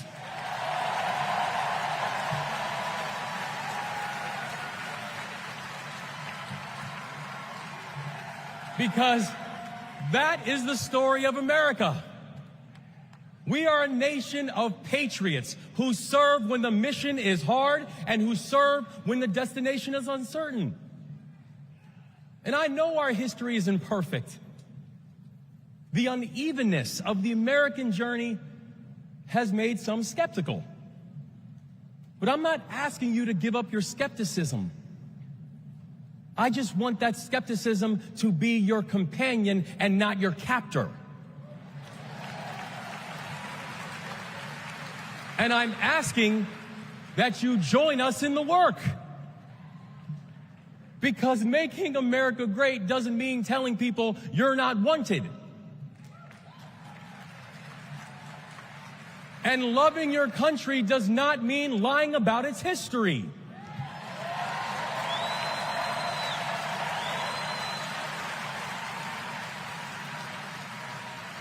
Making America great means saying the ambitions of this country would be incomplete without your help.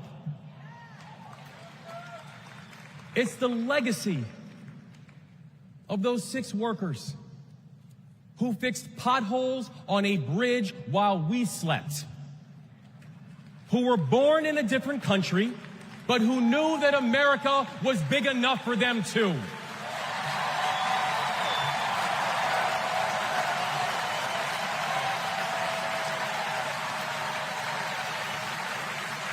It's the journey. It's the journey of a man raised by a remarkable immigrant single mom, a man who felt handcuffs on his wrists at 11 years old, who now stands before you as the 63rd governor of Maryland and the first black governor in the history of our state.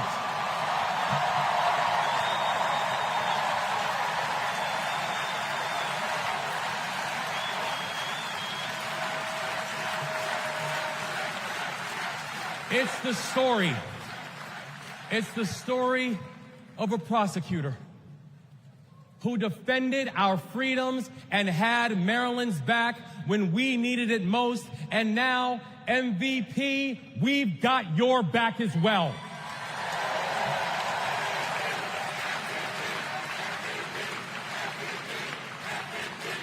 That's right. It's my fellow veteran, my brother, and the next Vice President of the United States, Tim Walz. And now, Tim knows that in the military, you count the days towards mission completion. So guess what, y'all? We have got 75 days and a wake-up until Election Day. 75 days and a wake-up for us to prove what Americans can do when the pressure is on. 75 days and a wake-up for us to show that true patriots do not whine and complain. We put our heads down and we get to work. 75 days and a wake-up to build a future that those who came before us hope for, and those who come after us that they deserve. And 75 days and a wake-up to elect a leader who is willing to believe in the best of us, and that leader is Kamala Harris, the next president of the United States. Thank you, God bless you, and let's leave no one behind.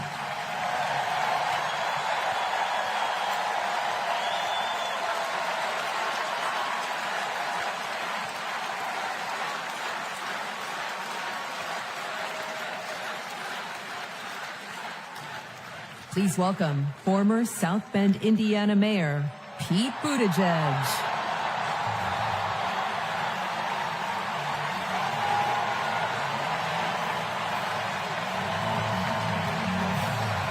Thank you. Thank you. Good evening, Democrats. Thank you, Chicago. Here's a sentence I never thought I'd hear myself saying.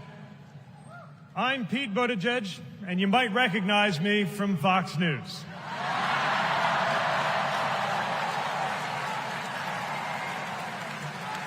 I believe in going anywhere,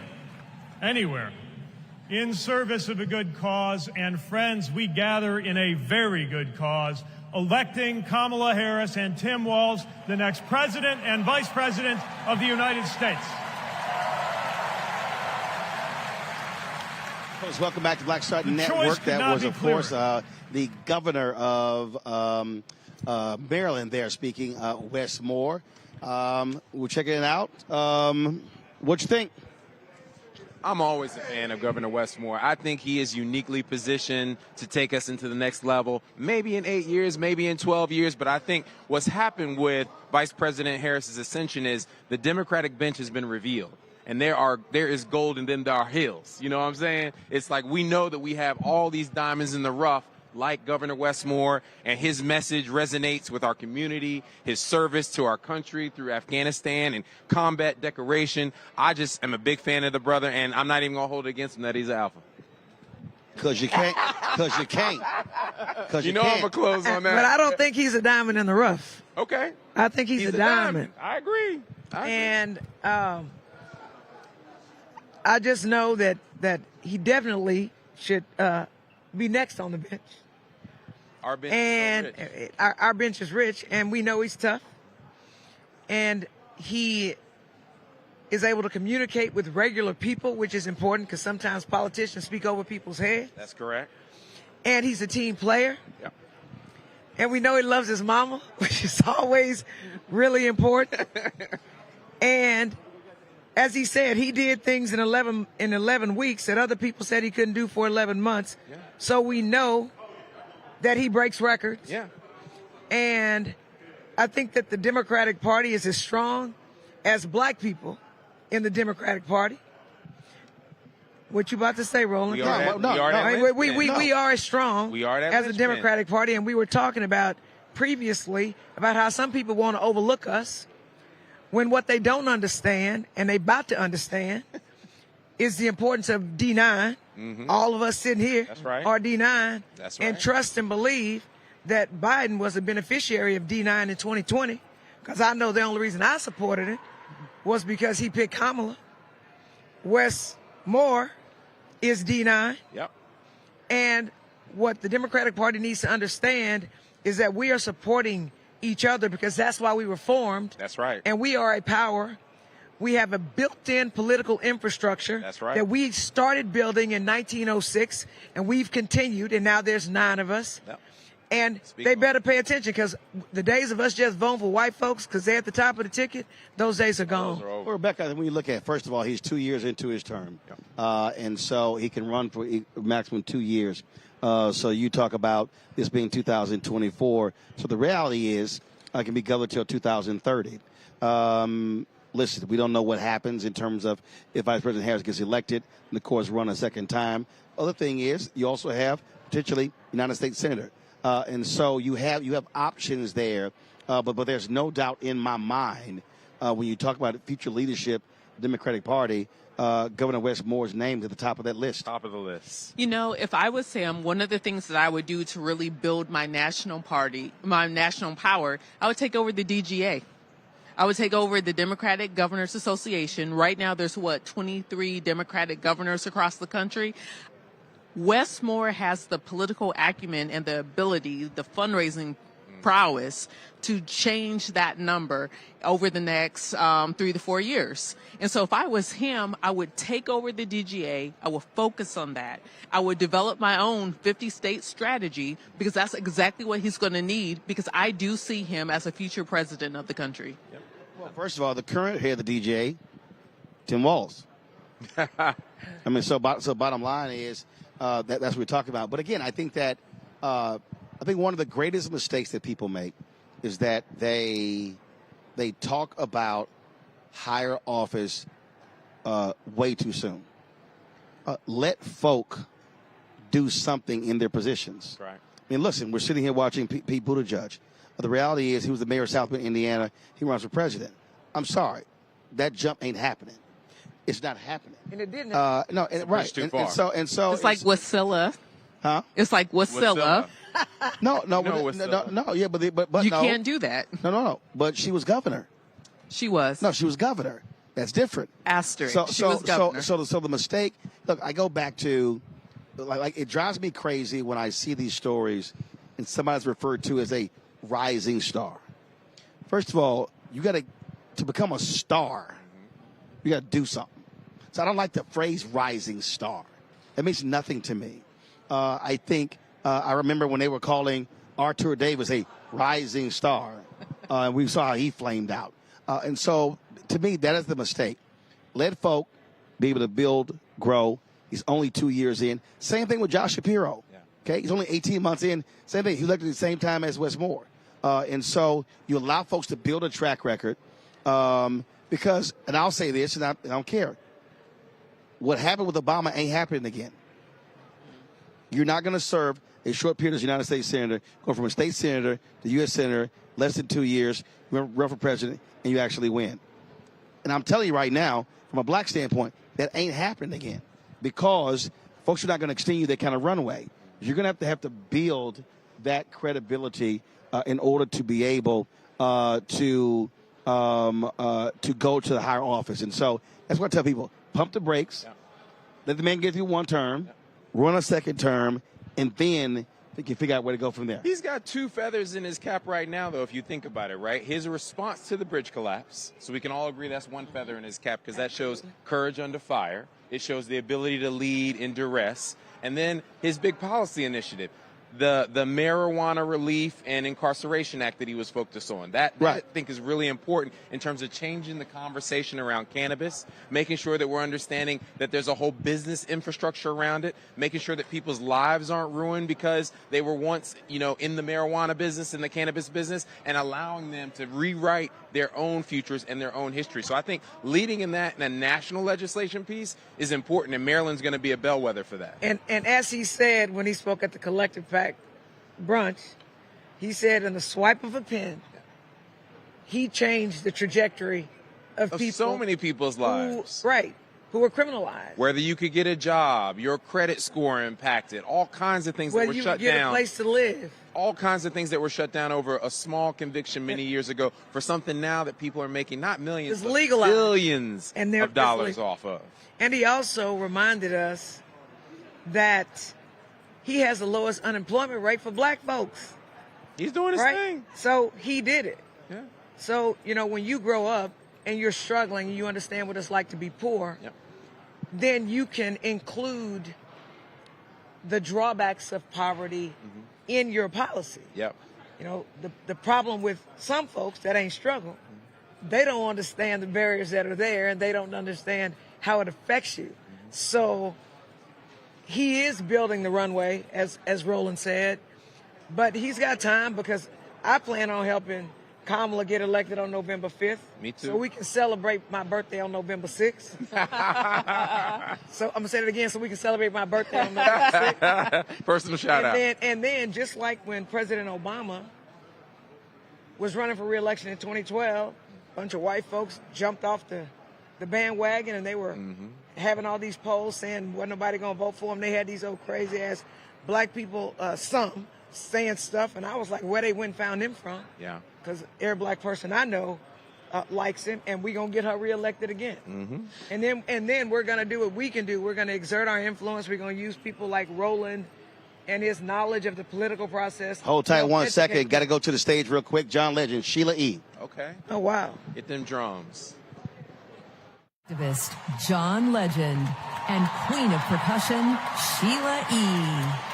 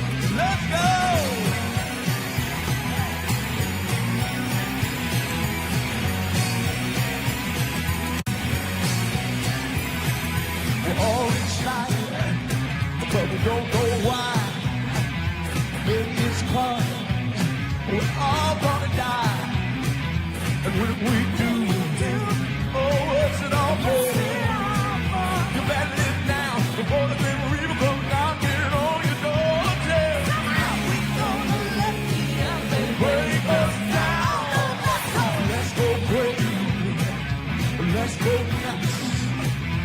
Look for the purple banana till they put us in the truck.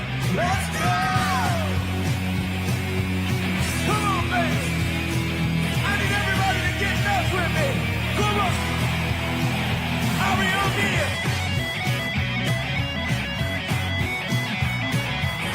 Come on.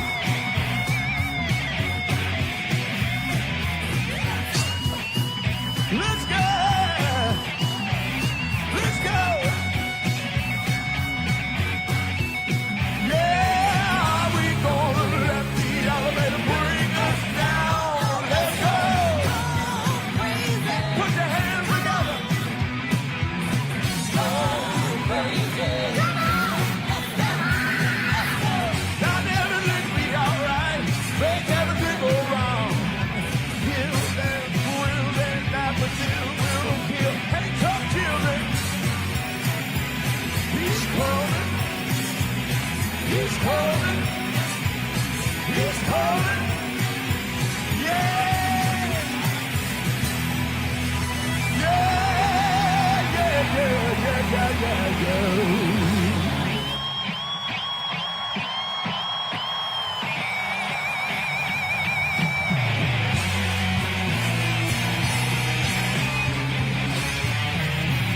Let's go!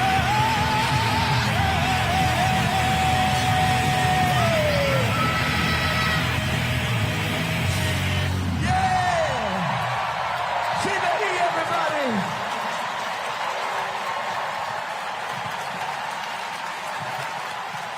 John London!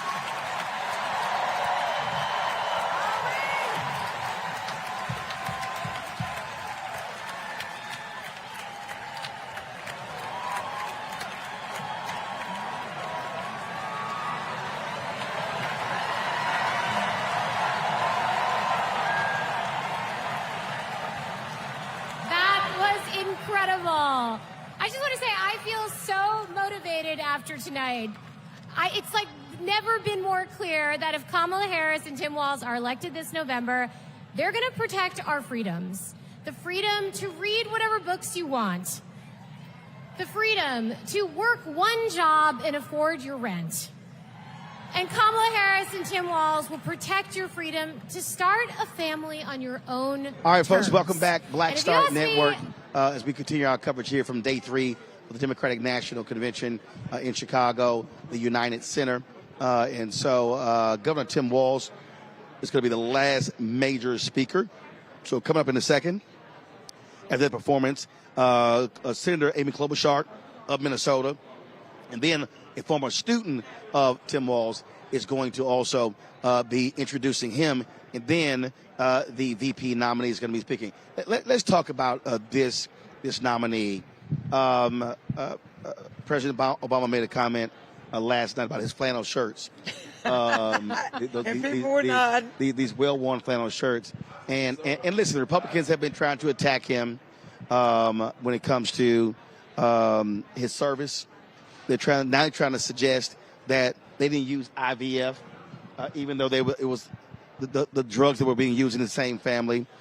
The thing here, and I saw some posts earlier, that when it came to the research for likability, he's actually higher than Harris, Vance, Walz, and Trump because how he comes across as just being a regular guy. And what I kept trying to explain to people, and everybody trying to figure out who she should pick, I kept saying, guys, forget all the calculations, try to win Pennsylvania. The last person who helped a nominee win a state to win the presidency was Lyndon Baines Johnson when John F. Kennedy picked him.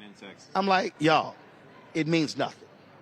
I said, you have to, it's somebody who the nominee likes. That's the most important thing. Who does a nominee like? You have to have somebody who gets along well with the nominee. That's the most important thing. That chemistry is so important, but also that last voice in the room. and that was Joe Biden's voice with Barack Obama, right? It's that last voice when you're going through policy, when you're going through tough decisions, when you're talking about whether to go after Osama bin Laden and whether we should do it, or are we going to pull the trigger, or are we not? You need that last voice in the room that is someone who is going to be a sounding board for those ideas, and I think she sees that with him. What you also have here, Rebecca, you have relationships. He's not just two-term governor. He's also a former member of Congress of the House.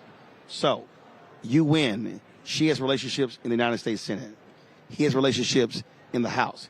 That's what you also need, because you can propose whatever you want to, but it has to get passed by Congress first.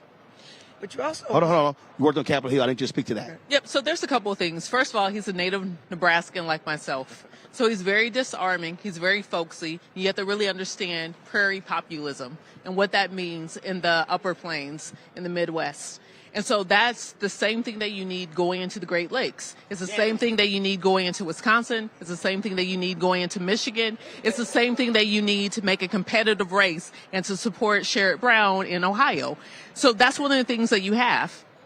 Janice Mathis, National Council of Negro Women. What's your title? Executive Director? What all of titles? Council. I have graduated. Oh, you graduated? Yes. Okay. Your assessment of what has happened this week so far? We've come to a place for which our mothers sighed. I think about my grandmother and how she religiously voted, how my mother came home from A&T, bought her family a house, and couldn't vote in the primary. And then look at where we are now. But we still got a lot of work to do, because they're going to do the opposition research. It's not going to be easy, but it's possible. And it gives us hope. Share with the folks, we were talking early in the week, the vital role African Americans play, especially black women, in knowing the rules of the party. Reverend Jackson, Ron Brown, Dr. Ron Walters, late Dr. Ron Walters, how they were stressing that if you want to understand power, you better learn the power dynamics. And you were one of those folks who was involved in that. We were involved because the Jackson campaign was involved. And one of the things that was going on behind the scenes, there was fighting going on between the Jackson and Dukakis camps. A lot of people thought that Jackson should have been on the ticket as vice president. Dukakis was not willing to do that. And so when it turned out that Bush was the nominee. Lloyd Benson. Bush was the presidential nominee. Bush won. Yeah. They negotiated to put some Jackson folk on the DNC for the first time. So you look at people like Donna and Mignon, the colored girls, me, a bunch of other people. We went on the DNC. I had a law degree, so they stuck me on the rules committee. What I know about DNC? But I learned, and Reverend Jackson was the one who stressed that we learned so that we could not just have the seats, but be able to exert the power that went with the position. So, of course, that's 1988. And I keep trying to tell people, if that doesn't happen in 88, there is no Obama in 08. And without that happening in 88, there is no VP Harris, because they used those, they knew the rules and blocked some other folk from being able to get a leg up. And that wasn't the last time the rules got used. Some folk wanted to have an open primary right now and not allow the sitting vice president to succeed the president. But the rules were otherwise. And so we ended up with the president being able to cede the position to his vice president, as he should, without getting into the chaos and turmoil of an open primary with 8 weeks to go. Absolutely. Well, I hollered at your name. You were trying to leave, so I appreciate you stopping by. I appreciate you being at the church the other night, and you were good. I appreciate it. You were good. I try. And it's good to integrate young folk into this. That's why I'm so proud of Siobhan Arline Bradley, who is our president now, all of 46 years old, but got a vision and understands how to get people to follow with that vision. So I'm feeling good about where we are. I appreciate it. Text me what party you going to. Party. I'm going to a party at the Army Hotel in a room with my key, and I'm getting club bed. Club bed. Those days for me are done. Yeah.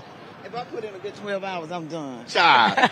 See you later. Good day. I was about to say, having been an athlete, that you need somebody who is a team player and who knows their role on the team. Yes. So you need a vice president who is going to allow you to shine and back you up where they need you to back them up. I want you to keep talking here, and let's go to the floor. You keep talking. because they're going to bring out some former athletes of Governor Tim okay. Walz. Right Keep on talking. time. Keep All right, talking. but His athletes, his team from the high his school football championship team. team. Right, because there's something about being an athlete, and Kamala Harris understands that people appreciate coaches. Yeah. Almost every parent has a child who had a coach, right? And they helped them. And coaches teach you more than just sports. They teach you life. And what is the most watched thing on all of television? Football. And New York Times did a piece on this. They talked about how it is the national religion and the national conversation. So people can see themselves through the lens of football. Right. They see that high school football coach, because every small town has a Friday Night Lights story. Everybody has a Texas football story. Everybody knows that football is the national religion and the national conversation. So I think it creates a natural touch point for so many people. And she understands. Well, in the first rally they had, I really liked his body language. Yes. It was because I was watching when they walked out. If he was going to fall back. Well, I saw that. But not just fall back.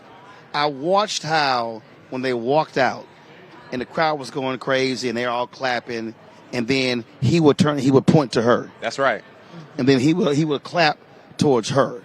And as I watched it, and so I was watching without the sounds. Yeah.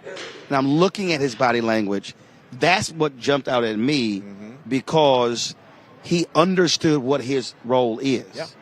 A lot of times you have, and again, we mentioned JFK and LBJ, and that was one of the fears of JFK.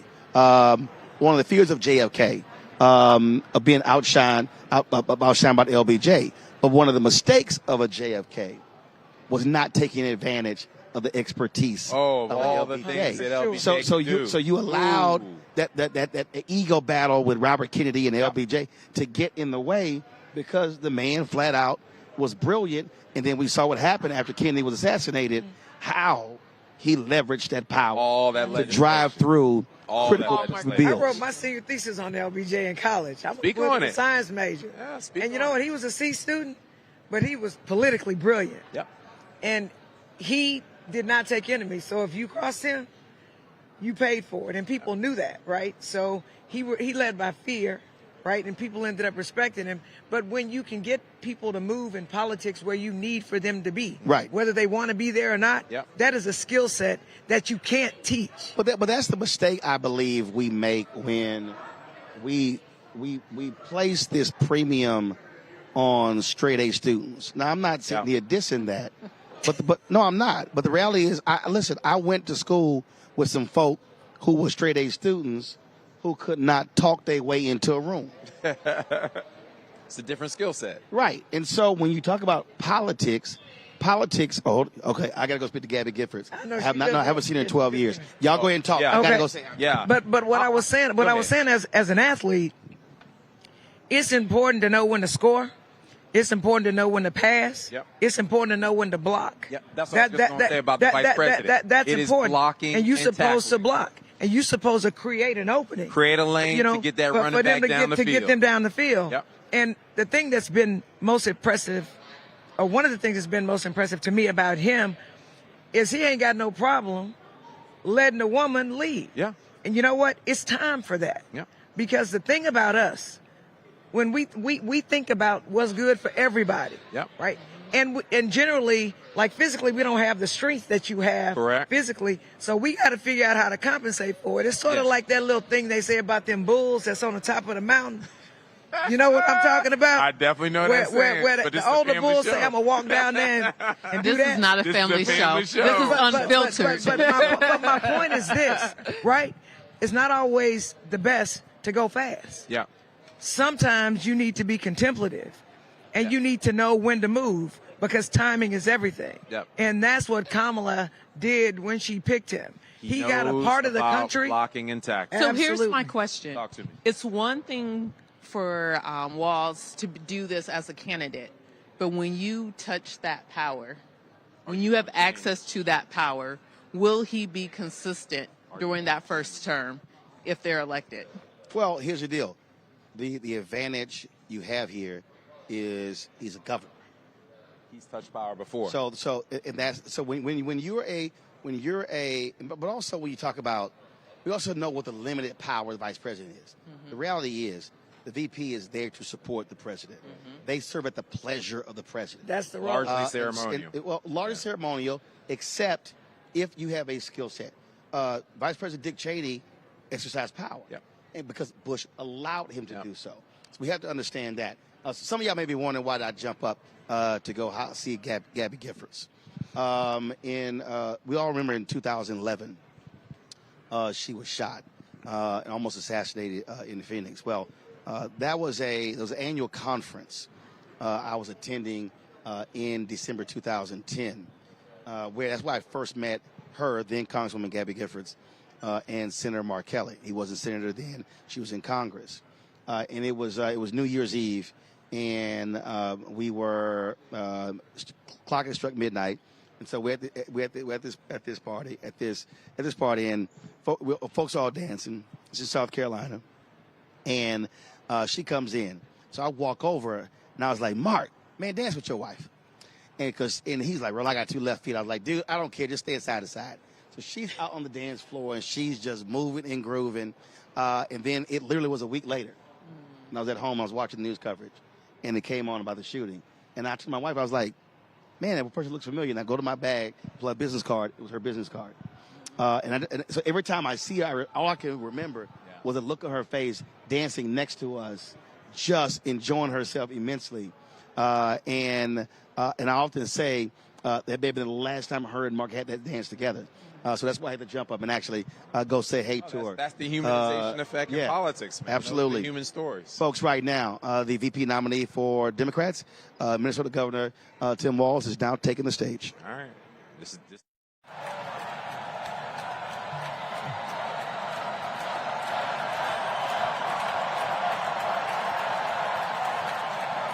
Wow.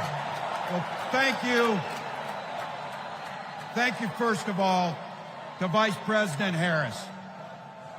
Thanks for putting your trust in me and for inviting me to be part of this incredible campaign.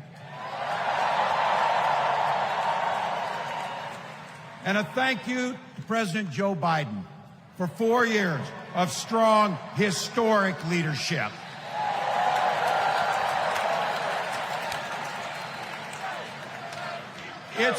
It's the honor of my life to accept your nomination for Vice President of the United States.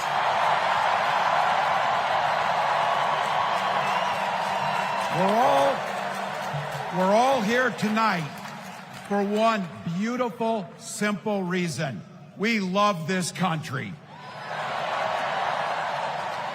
So thank you to all of you here in Chicago and all of you watching at home tonight. Thank you for your passion. Thank you for your determination. And most of all, thank you for bringing the joy to this fight.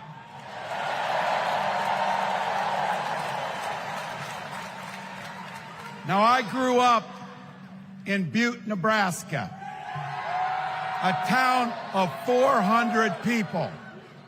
I had 24 kids in my high school class, and none of them went to Yale. But I'll tell you what, growing up in a small town like that, you learn how to take care of each other. That family down the road, they may not think like you do. They may not pray like you do. They may not love like you do, but they're your neighbors. And you look out for them, and they look out for you. Everybody belongs. And everybody has a responsibility to contribute. For me, it was serving in the Army National Guard. I joined up 2 days after my 17th birthday, and I proudly wore our nation's uniform for 24 years. My dad, a Korean War era Army veteran, died of lung cancer a couple years later. He left behind a mountain of medical debt. Thank God for Social Security survivor benefits. And thank God for the GI Bill that allowed my dad and me to go to college, and millions of other Americans. Eventually, like the rest of my family, I fell in love with teaching.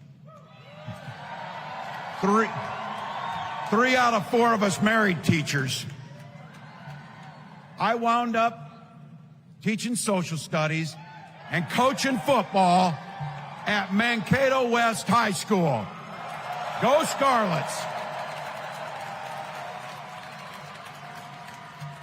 We ran a 44 defense. We played through to the whistle on every single play, and we even won a state championship. Never closed the yearbook, people. But it was those players and my students who inspired me to run for Congress. They saw in me what I had hoped to instill in them, a commitment to the common good, an understanding that we're all in this together, and the belief that a single person can make a real difference for their neighbors. So there I was, a 40-something high school teacher with little kids, 0 political experience, and no money, running in a deep red district. But you know what? Never underestimate a public school teacher. Never.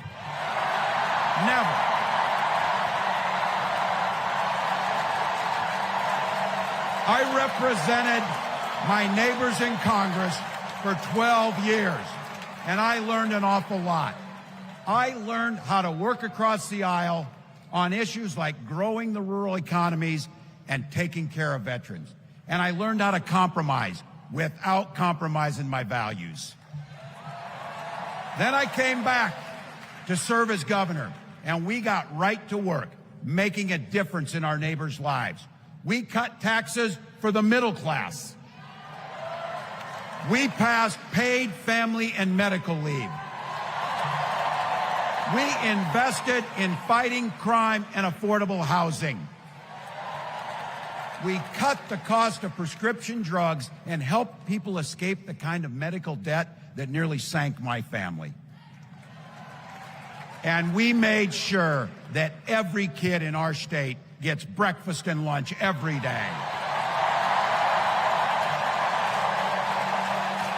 So while other states were banning books from their schools, we were banishing hunger from ours.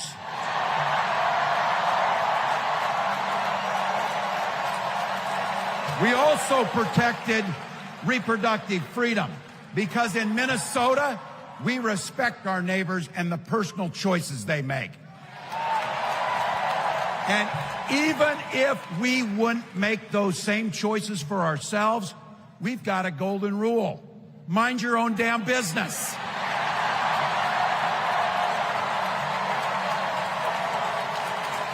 And that includes IVF and fertility treatments. And this is personal for Gwen and I. If you've never experienced the hell that is infertility, I guarantee you know somebody who has. And I can remember praying each night for a phone call. The pit in your stomach when the phone had rang, and the absolute agony when we heard the treatments hadn't worked. It took Gwen and I years, but we had access to fertility treatments. And when our daughter was born, we named her Hope. Hope, Gus, and Gwen, you are my entire world, and I love you.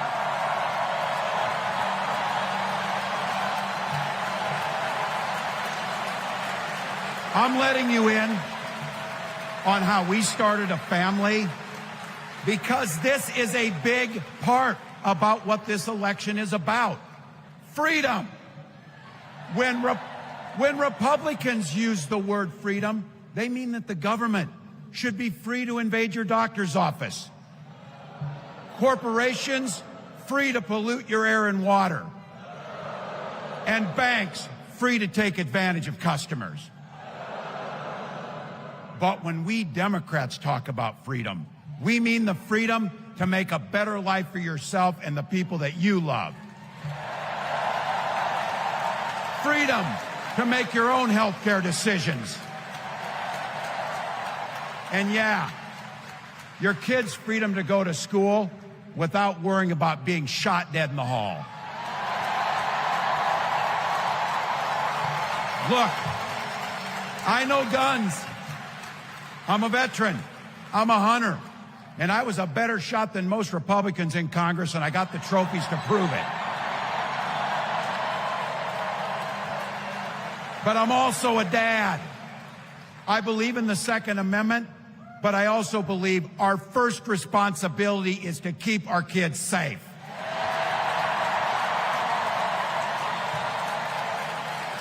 That's what this is all about. The responsibility we have to our kids, to each other, and to the future that we're building together, in which everyone is free to build the kind of life they want. But not everyone has that same sense of responsibility. Some folks just don't understand what it takes to be a good neighbor. Take Donald Trump and J.D. Vance. Their Project 2025 will make things much, much harder for people who are just trying to live their lives. They spent a lot of time pretending they know nothing about this. But look, I coached high school football long enough to know, and trust me on this, when somebody takes the time to draw up a playbook, they're going to use it.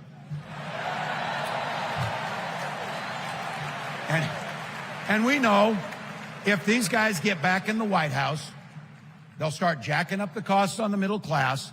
They'll repeal the Affordable Care Act. They'll gut Social Security and Medicare. And they will ban abortion across this country, with or without Congress. Here's the thing.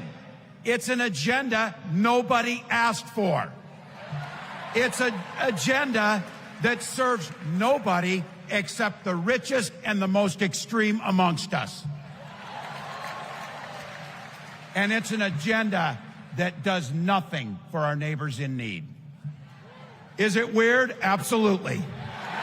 Absolutely. But it's also wrong.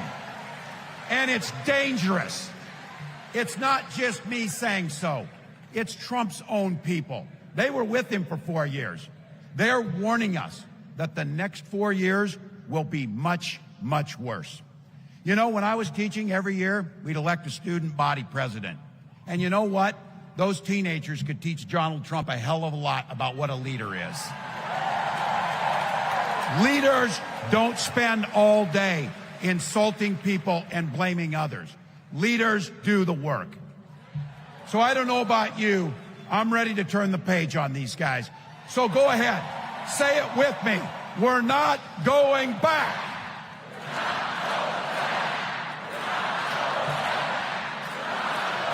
We've got something better to offer the American people. It starts with our candidate, Kamala Harris.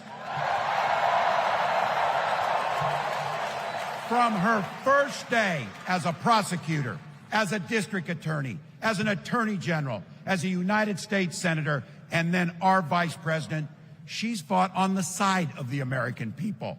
She's taken on the predators and fraudsters. She's taken down the transnational gangs, and she stood up to powerful corporate interests. She has never hesitated to reach across that aisle if it meant improving your lives. And she's always done it with energy, with passion, and with joy. Folks, we've got a chance to make Kamala Harris the next president of the United States.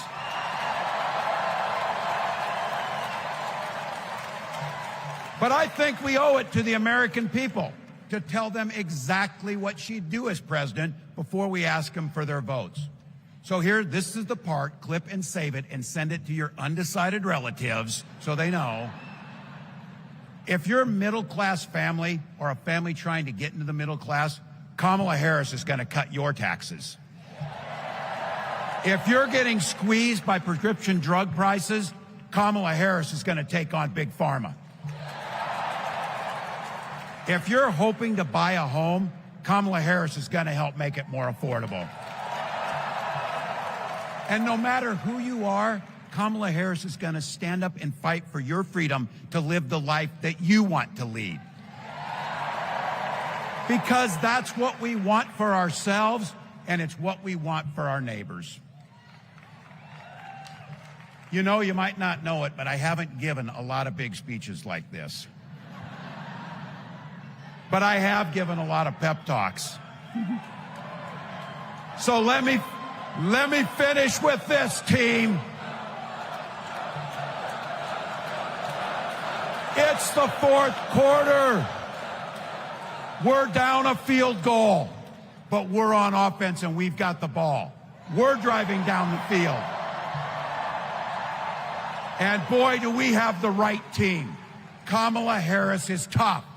Kamala Harris is experienced, and Kamala Harris is ready. Our job for everyone watching is to get in the trenches and do the blocking and tackling.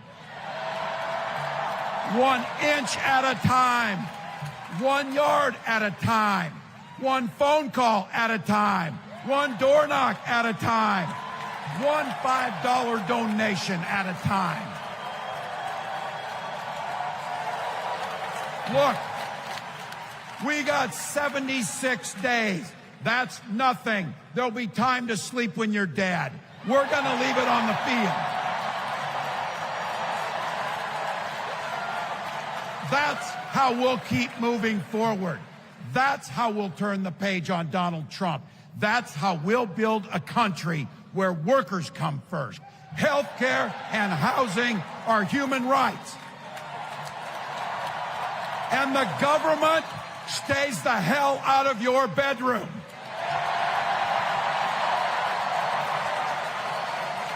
That's how we make America a place where no child is left hungry, where no community is left behind, where nobody gets told they don't belong.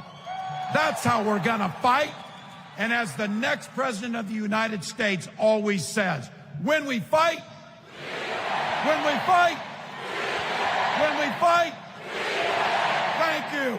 God bless.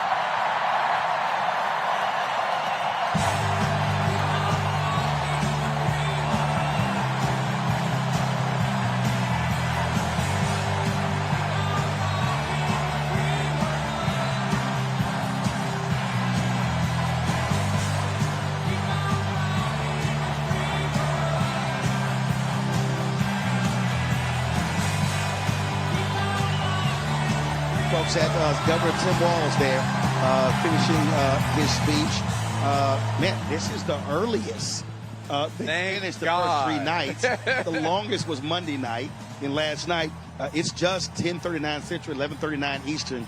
And again, what you had there was, you saw it. I love the fact when they brought out his son and then the football players. And then him just, in his very folksy way, very plain-spoken way.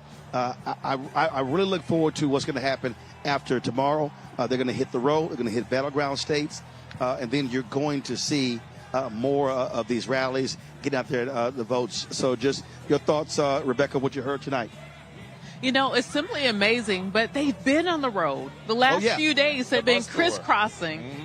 Bus tour in Pennsylvania over the weekend, in Milwaukee yesterday. Yes, and they're having sellout crowds. So you're having 50,000 people here in Chicago. You have 19,000 people in Milwaukee. And so what we're seeing is a lot of excitement. And I think that's what we're going to see for the next 76 days. And by the way, early voting starts October 21st. In 18 days. Yeah. In some states. And that was one of the points that I was making. That was one of the points I was making, Jolanda, that we have to understand. Everybody keeps talking about we're 76 days from Election Day. No. In some states, there's early voting starting. And so what I keep telling people, we should be focusing on registration deadlines. That's right. When early voting starts, depending on where you are.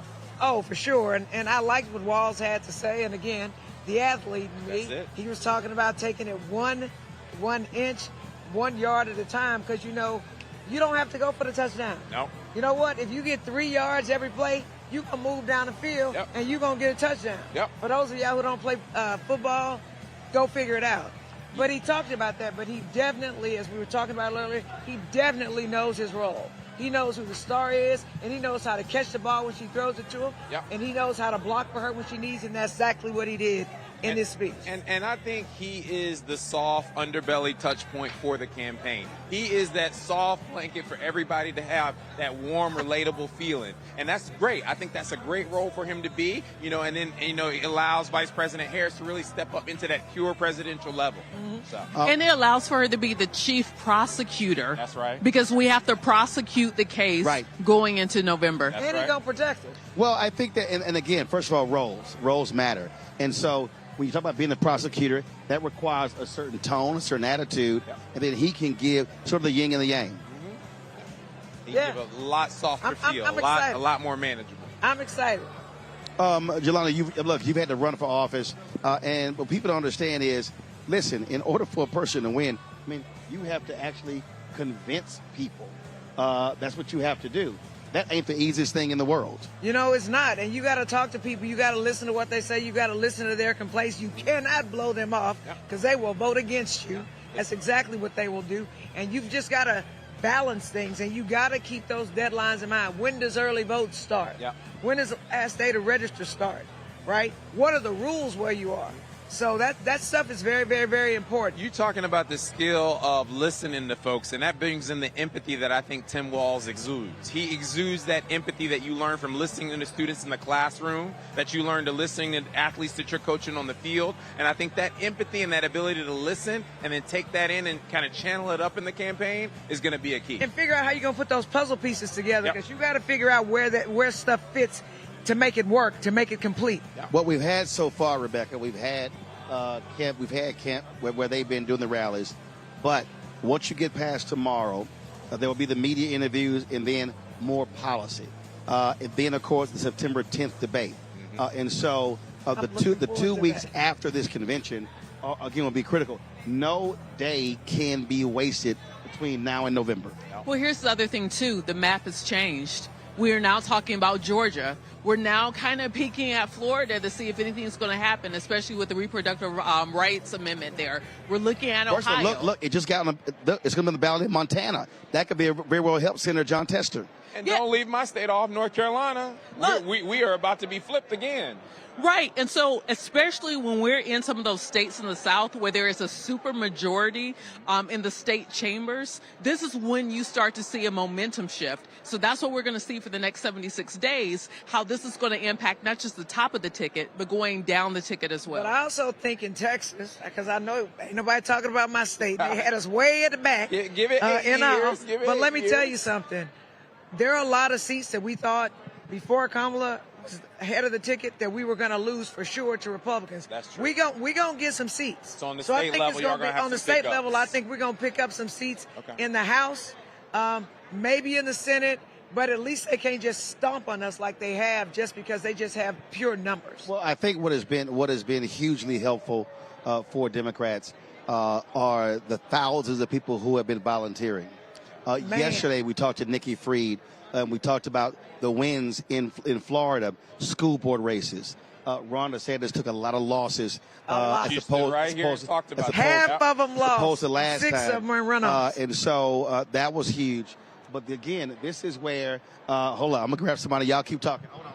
I want to remind people of one thing, and this is a button I just put on. You see this? I want you to zoom in here. It says, voting is my black job. Voting is my black job. That's what this show is about. That's what this conversation is about. It's about realigning our vision on what our job is. It's like Michelle Obama said the other night. You know what to do. Don't nobody need to tell you or cajole you or how to get you to the polls or get your opinion over a phone call. You know what to do. So voting needs to be my black job. It needs to be your black job. It needs to be your black job. And we bring people with us. But I think that what we need to understand, especially the people that are apathetic, we need to understand that my one vote is the same as one rich person. I'm about to move. Congresswoman Joyce Beatty. Hey, Congresswoman, how are you? Well, thank you. It was a whole lot of fun tonight. It was a lot of fun tonight. It was a lot of energy and excitement because we know we're getting ready to send Kamala Harris to the White House. And you saw her vice president You saw the coach. You saw American values. John Legend, Sheila E. Hakeem Jeffries dropped the mic on it. And I'm going to say Oprah did okay. She was amazing. But really what you saw tonight was people talking truth to power. People are tired of the divisiveness.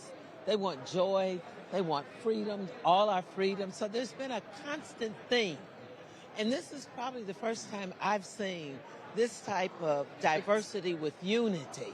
Right. I mean, we even had Republicans here tonight saying that I'm going to vote for vice president. Saying you a patriot. The former lieutenant governor of Georgia, Jeff Duncan. Yes, was here.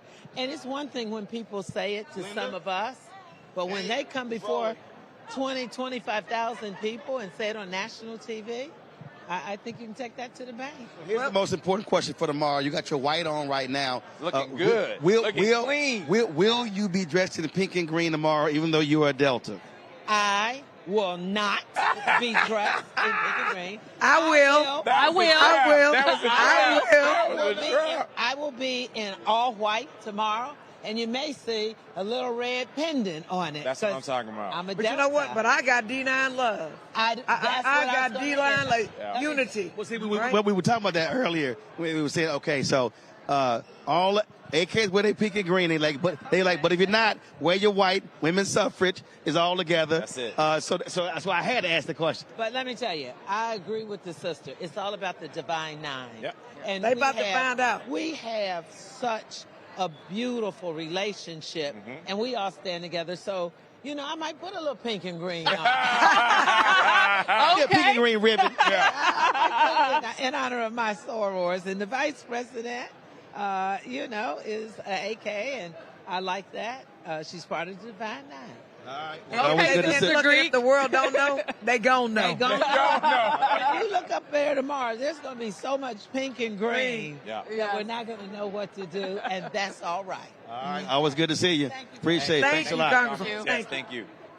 Y'all know I had to ask the question. I know you did. I know you had. For a little bit. No, I wasn't. But we got friendly rivalry. I just wanted to know. We got friendly rivalry. I just wanted to know. Yeah. And it opens the door to the conversation to activating that D9 infrastructure But we talked about. I was talking about, the D9 has an infrastructure that we started building in 1906. Can't nobody duplicate it. That's it. They try to culturally appropriate. With all the college students that I'm working with. But let me expand this. And I've been expanding this beyond the D9. And so the question I have, and I've been asking, so everybody who's watching y'all, so I'm doing that, I'm talking, but I'm He's so trying looking, to multitask. I'm also spotting people. She's talking and stalking. I'm also, so I've been asking a question. You got to expand it. Where's the Prince Hall Masons? Like it's meat. Where's Eastern Star? You've got Links, you've got Jack and Jill, you got all these organizations. My issue is, are they fully leveraging their influence to drive folks out to vote? And so to me, it's a waste of having black infrastructure if you don't use it. Well, one good thing is that the D9 has tentacles in all those organizations that you just mentioned. You'll see links and that so are you will see leaders that cross over in every bridge and can help activate. But I have not seen those organizations step up and do phone calls, step up and do Zoom. And so my deal is, like where are you? Yeah. Well, that's part of the call to action for tonight. The other organization that I'm a part of, we are active, we are mobilizing, and we are also doing the work. Speaking of links. Are you about to put her on the spot? Yes, national president. My national president. We literally were I'm like literally just talking about Divine Nine, and I said beyond that, Prince Hall Masons, Eastern Star, links in terms of activating the infrastructure. How y'all mobilizing folks to drive the vote? We're driving them out with Link Up the Vote. Okay. That means you need to register people, but most importantly, get them to the polls. Doesn't matter what the affiliation, be it the church, be it your barbershop, your hairdresser, your school. It's about getting everybody you know on your street, in your neighborhood. They have got to get registered, know where to vote, Voting have is a my vote black job. plan, and then get to the polls. That's my national president. Get them there early, often, but vote. All right. I appreciate it. All right, well, she answered the question. Everybody. And we're with the Divine Nine. We're with the church affiliation. You name it. And we're with Roland Martin. I appreciate it. Thanks a bunch. Thank you, darling. All right. So well, there you have it. Y'all see why there you have it. Why I'm snatching. There you have it. But that's what we need to know. That's what the world needs to know, and this is what the Democratic Party about to learn. That's right. That we have Emmanuel built-in Cleveland, infrastructure. Real quick question for you. Y'all gonna ordain Westmore soon? Yeah. He keep preaching. Yeah, I've noticed that he's another unlicensed preacher. He bootleg like me. I said another. So, we got to start doing so. I talked to Warner earlier today. If we win the White House and the House, when? pass some new laws. Yeah. When? Yeah. Because you said if. The win is in January, and people like. There shouldn't be a Reverend Martin on the radio, and not be known as a radio preacher. Pastor, Congressman, we appreciate it. Thanks, also Alpha Man. All right, I respect it. I'm just saying. All right, Fred. Appreciate it. Folks, this is, of course, That's funny right there. Look, hey, bootleg is bootleg. This is, of course, the end of day 3 Watch out, don't of get the taken convention. People leaving. Folks are coming out. Excuse me 1 second. I got to grab South Carolina right here. Come through, South Carolina. Come on, of course, the chair of the South Carolina Democratic Party. I'm in Spartanburg. Yeah. All right, just your thoughts. I saw y'all hype yesterday on the roll call. Oh, you know that. Just your thoughts about tonight and this week. Oh, it's been great. I think it's been electric. It's been the revival that we need. The DNC convention is about. These are the leaders, the county party leaders, the activists, the volunteers. So this is the boost that they need to kind of warrior on until November, and it's going great. A lot of folks, they write your state off. And what I keep saying is, if you look at the number of eligible black voters, if black folks in South Carolina vote at 70% of their capacity, you can win in the state. It changes things tremendously, right? And the state is red because it's so heavily gerrymandered. But if you remove those gerrymanders and draw fair maps, Democrats can win. But in statewide, there ain't no gerrymandering. That's the point. Yeah, absolutely. You're right. But that takes year-round voter engagement that we have not ever had the investment to do. Absolutely. All right, it was always good to see you. All right, it's gonna be a big day tomorrow. Oh yeah, exciting day. I hope it's like big as the rumors are saying it's big. That's it. Do you know something? Of course I do. I always get up, SC. Of course I do. Yeah, there are some things I do know that I can't talk about. I'm just saying. And so as I've been telling y'all, literally the VIP interest is right here. And so we're in a prime position. So I can just sort of just snatch folks while they're coming by. What's up, Frat? Snatch while they're coming by, talk to them, getting there, grabbing them. A little bit earlier, former HUD Secretary Marsha Fudge, she came by, and so I was trying to. Roland, speaking of South Carolina, what state do you think is going to be the South Carolina of this election? Just like the South Carolina delegation really put Joe Biden back in the game in the last election. Well, that was a primary. Yeah, that was a primary. What do you think is going to be that? I think that if you go back, how you doing? You go back to last election, Democrats lost North Carolina by 2 points. Senator? Huh? Just real quick. Quick comment. Your governor did great. It was a big night, and I've never had John Legend as a warm-up act before. But I think it went well. So you feel good now? We do, and the governor was absolutely incredible. And his kid standing there, you know what his son was saying is, "That's my dad," when he was running. Okay. Senator, good to see you. Senator Amy Klobuchar, Minnesota. Of course, she preceded Governor Tim Walz on the stage tonight. Of course, go ahead. We have Leah Daughtry coming up. This is the political red carpet. I'm gonna grab a real political red carpet. And then I think she's going over right now to greet Kara Mosley Braun. If we go to a hot shot, so behind us is Kara Mosley Braun, former United States Senator from Illinois. So we chatted with her yesterday, and so that's what's happening. Literally, they all right there. I'm gonna grab Leah. Bishop, how you feel? You've been rocking. You've been rocking and rolling this conversation. Your thoughts on how stuff's been going? It's been great. It's, from mountaintop to mountaintop. It's just been, we got one more to climb. That's tomorrow night. Now we after midnight Monday. We were before midnight last night. We finished about 10:50 tonight. We can be done by 9:30 tomorrow? Let's hope. It's been a long week, but a good week. It's been a great job. Congratulations. Great job. Great job. President, we're about the teachers event.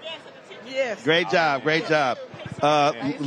Folks, again, Leah Daughtry, head of the Rules Committee, significant player with this convention, along with Mignon Moore, the CEO. Hey, what's going on? How you doing? Again, all the folks are coming out here, headed to the parking lot. How y'all doing? Headed to the VIP parking lot over here. And so let's see who else we can grab as they come on out. I was supposed to grab Cora. I'm looking for Cora Berry. Saw her yesterday. She was like, "You ain't talked to me yet." And I'm like, "All right, I got you. I got People you." be taking it personal, Ro. They want you to recognize. Red carpet experience, man. You said it up here. No. This is the black carpet. The black. You right. This is the black carpet. You just smashed the white people. This is the black carpet. We did. This is the black carpet. That's what this is. We diversified. That's right. Hey, man, we don't play. You're doing all the work, man. Pleasure seeing you. Continue to do the wonderful work, man. I appreciate it. Thanks a bunch. Senator Duckworth. Senator Duckworth, how you feel about this night? Oh, fantastic. Tim is your old friend, and he knocked it out of the ballpark. Also, Prince. I mean, I was John Legend doing Prince. Let me tell you, I'm a child of the 80s. I was up and dancing. That's Illinois Senator Tammy Duckworth headed on out there. Certainly glad to see her as well. And so, Star Jones. Star. What's going on? Star, give us 30 seconds. Well, say it on the mic. Say it on the mic. Coach Walz is the bomb, okay? I mean, doesn't he feel... Hold on, watch out. Doesn't She taking selfies. In the middle of the I need the camera shot, Jolanda. Jolanda, it's a camera. It's a TV show, Jolanda. Okay. Blackest show on TV. Don't you think that Coach Walz is the kind of neighbor that we all want, that you feel confident in? For sure. And having known Kamala Harris... Yeah, he bought my lawnmower. He going to bring it back. Yeah, you know what, exactly. And he going to help cut your lawn. But the deep part about it is I have known Kamala Harris for over 40 years since we were in school. I feel confident that he's going to have my sister's back. That makes you feel really good. Yeah. And that's what you need in a vice president. The very first choice that you choose a presidential candidate's judgment on is who he or she picks for the vice presidency. We discussed it earlier, and I said that everybody kept talking about, well, who can help win a state? I kept telling everybody, no, who is the nominee most comfortable with? Because in the trenches, in the Situation Room, when he or she has to make the toughest decision of their lives, to send men and women into battle on behalf of our country, who do you want to sit at your right hand? Last voice in the room. You're going to depend on. And I feel confident that Tim Walz is that guy. Got to ask you this here. Oprah was bringing it today. Well, Oprah bring it all the time.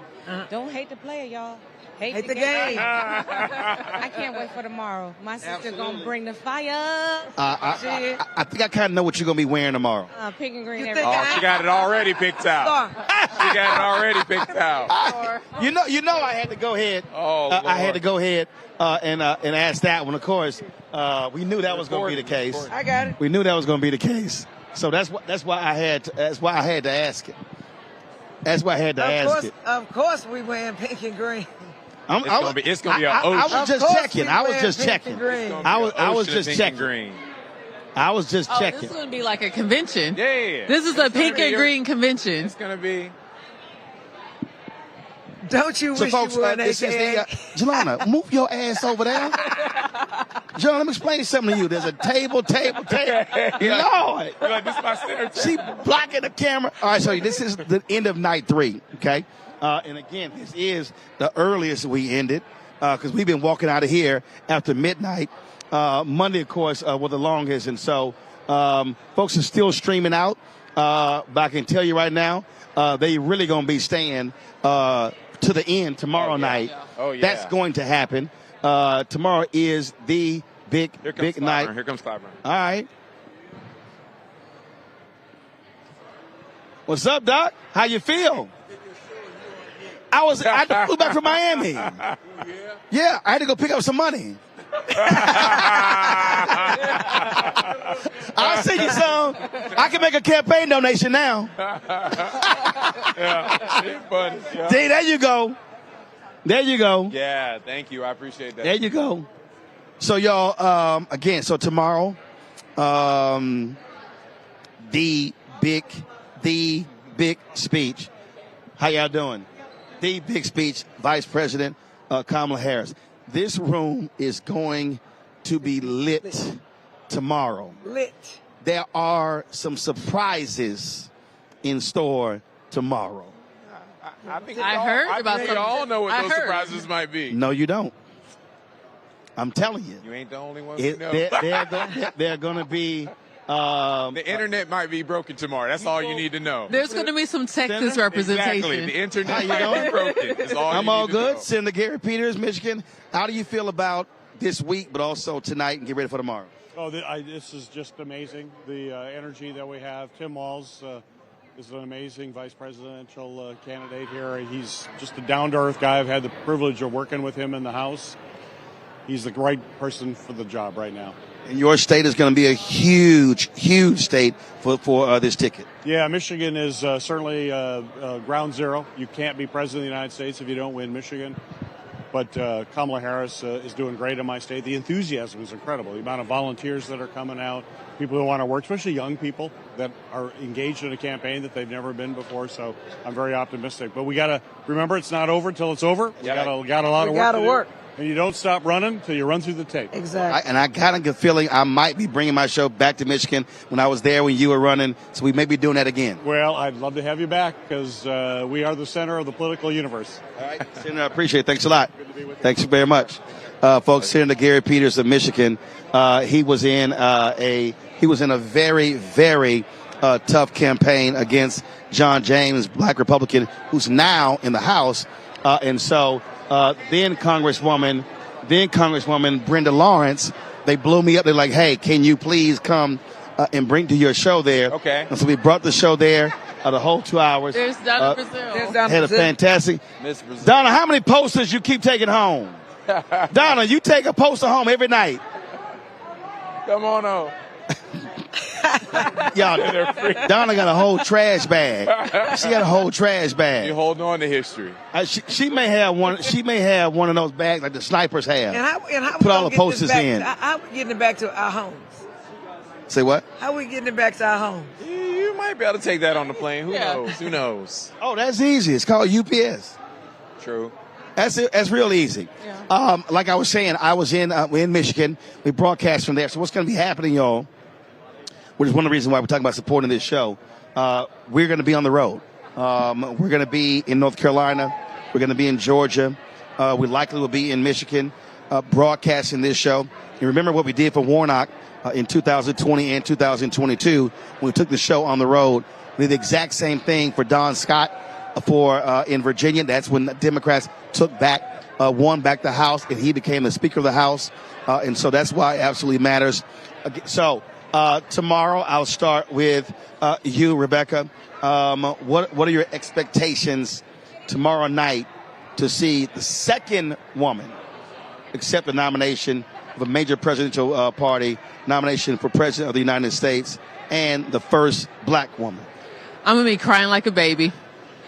It's going to be nonstop. And it's not just the emotion of what's happening, but it's sometimes when you see yourself reflected back, it's almost like a gut ancestral cry. It's going to be an ugly cry. Yeah. Like I'm already telling the person doing my makeup tomorrow, look, make it as waterproof as possible because there's going to be streams coming down. And it's like, I remember when Obama accepted the nomination. I remember sitting and crying that entire night.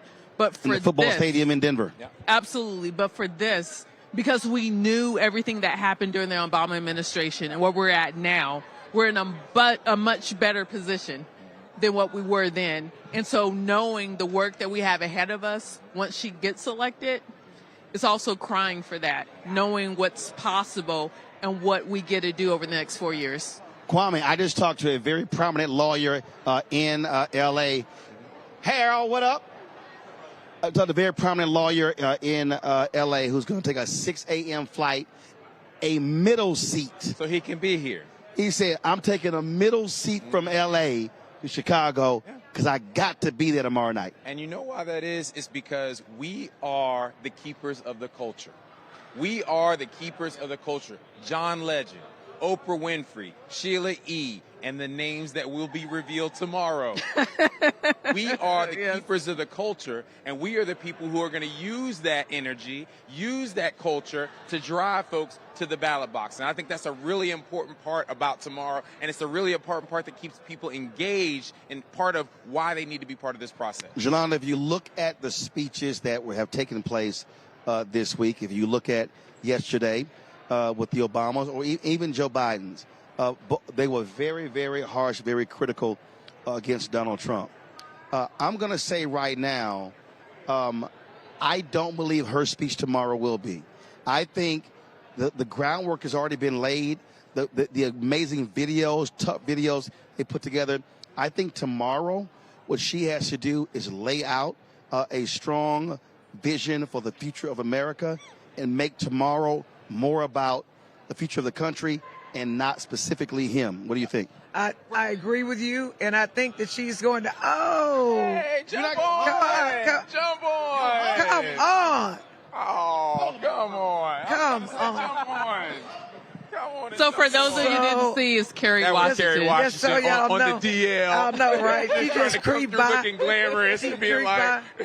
So I agree with you, Roland. Yeah, we know Kerry Washington. That was my girl, Kerry Washington. Yeah. Like trying to creep through on the DL. And it's so crazy because we saw her husband yesterday. Yeah, and I was going to text her the photo. Yep. Today I got busy. So story about that, Nnamdi presented a hero award because I saved somebody's life before they were married, Nnamdi Asamoah in Chester Pitts, but that's another story for another day. I agree with you, Roland. I believe that she's going to talk about hope and joy. She's going to lay out a plan because that's what they're hitting her with in air quotes. And so she's going to do that. And for me, I'm already emotional just talking about it. Yeah. I literally have never been a delegate at this convention, but I see myself in her. Yeah. My granddaughter happens to be black and Indian. Her mama's Indian. My son is black. Look at that. And so Kamala is my grandbaby, like what she can be. So I'm just excited because I never thought that I would see a black woman be president in my. How you doing, darling? Wasn't Oprah great? Huh? I said, Yes, of course your best friend was great. Of course your best friend was great. She killed it too. She did. Good to see you, Gail. And she looked good doing it. We're on Yeah, right now. We ain't just standing here holding microphones, Gail. And so I just think that for black women and for black people, and we're the mothers, that this is important for us. And we're going to introduce the world to the kind of leadership that we can do. And we are going to save this country. We are going to save this world. And we're going to do it with dignity because people are tired of all the complaining of a silver spoon billionaire white guy. We're sick of it. Yeah. And what do you have to complain about? Nothing. Yeah. But we about to see somebody who puts their head down, and she's going to inspire people. She inspires me, and I'm just excited, and I'm glad I'm in the house. And think about all the times that historically America has gone to that emergency break glass, pull down black woman. You know, Yes. Harriet Tubman, Sojourner Truth, so many great leaders throughout. Fannie Lou Barbara Hamer, Barbara Jordan, you know, Sheila Johnson Lee. I mean, my just congresswoman. always breaking that glass and asking black women to step Maxine up. Waters. And you guys have answered the call time and time And again. they hit us, and they just hit us, time and they again. hit us, And it's going to and be we a put our chance head down. tomorrow to take it to the next level, the ultimate level, and I think that's what we're all excited about. But Some of you, go ahead. But what's different now? We're not just going to do it and do emotional labor on behalf of other people, but this time we're taking the country back for us. We are taking it back. Right, because Yes. we ain't going back. Yes. Right, we ain't going back. This is our country. This is not about cleaning somebody else's No, house. no. No. This is So- our We don't country. clean ours. So let me say Of this the here. biggest rat crook. So let me say this here for folks out there who have to understand something. Oh, Mayor of Chicago, Brandon Johnson. How you doing? Hey, how are you? So the folks who are watching and listening, you to understand this here. when you talk about public policy, what I get tired of people who complain about stuff and then say, well, my vote doesn't matter, when the reality is it does. If you look at what's happening in Israel and Gaza, there's a stark contrast between two candidates. There's a stark contrast between Donald Trump, who will literally turn Gaza into a parking lot, versus Vice President Kamala Harris, who wants to come up with, using the leverage of the United States, to come up with a peaceful solution to stop death. A two-state solution. Well, and what we have to understand is that, and again, and I used this example before, and I'm going to say this to anybody out there who, all of you, whether you're Palestinian American, whether you're Arab American, whether you're African American, whether you're white American, and you are outside protesting, you're pushing, and you want action. Ain't one black person not understanding that. Mm-hmm. That you can't talk to black folk about this because we understand about how do you put pressure. Mm-hmm. But in 1964, Atlantic City, Democratic National Convention, a group of black folks came from Mississippi, and they were hell-bent, and they were focused on integrating the Mississippi Democratic delegation, led by Fannie Lou Hamer, Bob Moses, and others. They pushed, they pressed. But then there was a solution that was offered, one they were not happy with. Dr. King, Bayard Rustin accepted that compromise. And they cussed Bayard Rustin out. They were angry with Dr. King. Bob Moses left deflated. Fannie Lou Hamer was not happy. But Dr. King said, I cannot turn my back on a win today because I want to win the battle today and the war tomorrow. He told them, the delegation, the entire convention, will be integrated in 1968. In Chicago, in 1968, the Mississippi delegation was integrated, as was every single one. So why am I saying that? If you are somebody who is saying, I am not going to vote for Vice President Kamala Harris because of what's happening in Israel and Gaza, what is the alternative? If you say, I'm going to penalize her and the Democrats, I get it, and that's your right. But what will be the alternative by that decision? Trump. What you have to understand, it's a binary choice. And so the question is, how do you make that decision? And who can you meet with? So I hear this all the time because I hear some of these silly people, and I really don't give a damn. Like, I don't give a shit. When somebody says, oh, you've been a shield for the party, this is very basic. If I am trying to get something passed, the first thing is, who will grant me a meeting? Will they take my phone call? If Rebecca and Jolanda and Kwame, and we were like, yo, we want to do this here, who will meet with us? Who will likely set the meeting up? Who will likely agree to the meeting? Who will likely listen to what we have to say? As opposed to somebody who won't even talk to you. Yeah. So part of the political process is, who do I have access to? I cannot get somebody to support what I want to do if they won't even take my phone call. Won't give you a listen. And that's what I need us to understand. So those of you, and Mark Morrell will agree with this, those of you who are considering the couch, I need you to understand the couch ain't going to feed you. The couch ain't going to supply lunch meals. The couch is not going to build roads. The couch ain't going to help you get a house, help you own a home. The couch will do none of that. And if you listen to people, and I heard some of you Negroes out there, you ain't getting enough for that vote. It is a fundamental lie. Anybody who says your vote cannot make a difference is an absolute lie. Mark? Roland, you're just telling it like it is tonight, brother. It's a powerful night tonight. Hakeem Jeffries did a powerful job. Mike. when Oprah came out there. What a surprise. Stevie Wonder, John Legend. Come on. And then Coach Walz, he brought it. He brought himself. He brought his authentic self. So it was a powerful night and a strong night. But you know what? We are going to work precinct by precinct, block by block, house by house, neighbor by neighbor, person by person. So we understand that voting is not a me thing. It's not a transaction. It's a we thing. Power comes from we, not me. And our struggle inside of elected or outside of elected has always been a we and us and our. And what we got to do is we got to continue to convey that and remind people that is absolutely the case in this fall's election. So we're going to get momentum. It's a powerful feeling in here. This is our 12th Democratic National Convention, and this one's special. It's special. I'm looking forward. And history tomorrow. Tomorrow night. Yes, sir. We'll be there. And I think somewhere, Fannie Lou Hamer will be smiling tomorrow night. Fannie Lou Hamer will be smiling. Shirley Chisholm will be smiling. And many, many, many others. Barbara Jordan. For sure. Will be smiling. Texas and, legend. Perrin Mitchell will be smiling. And Adam Clayton Powell will be smiling. And you could go down the roll call of the many pioneers who could never have imagined this day, this kind of convention.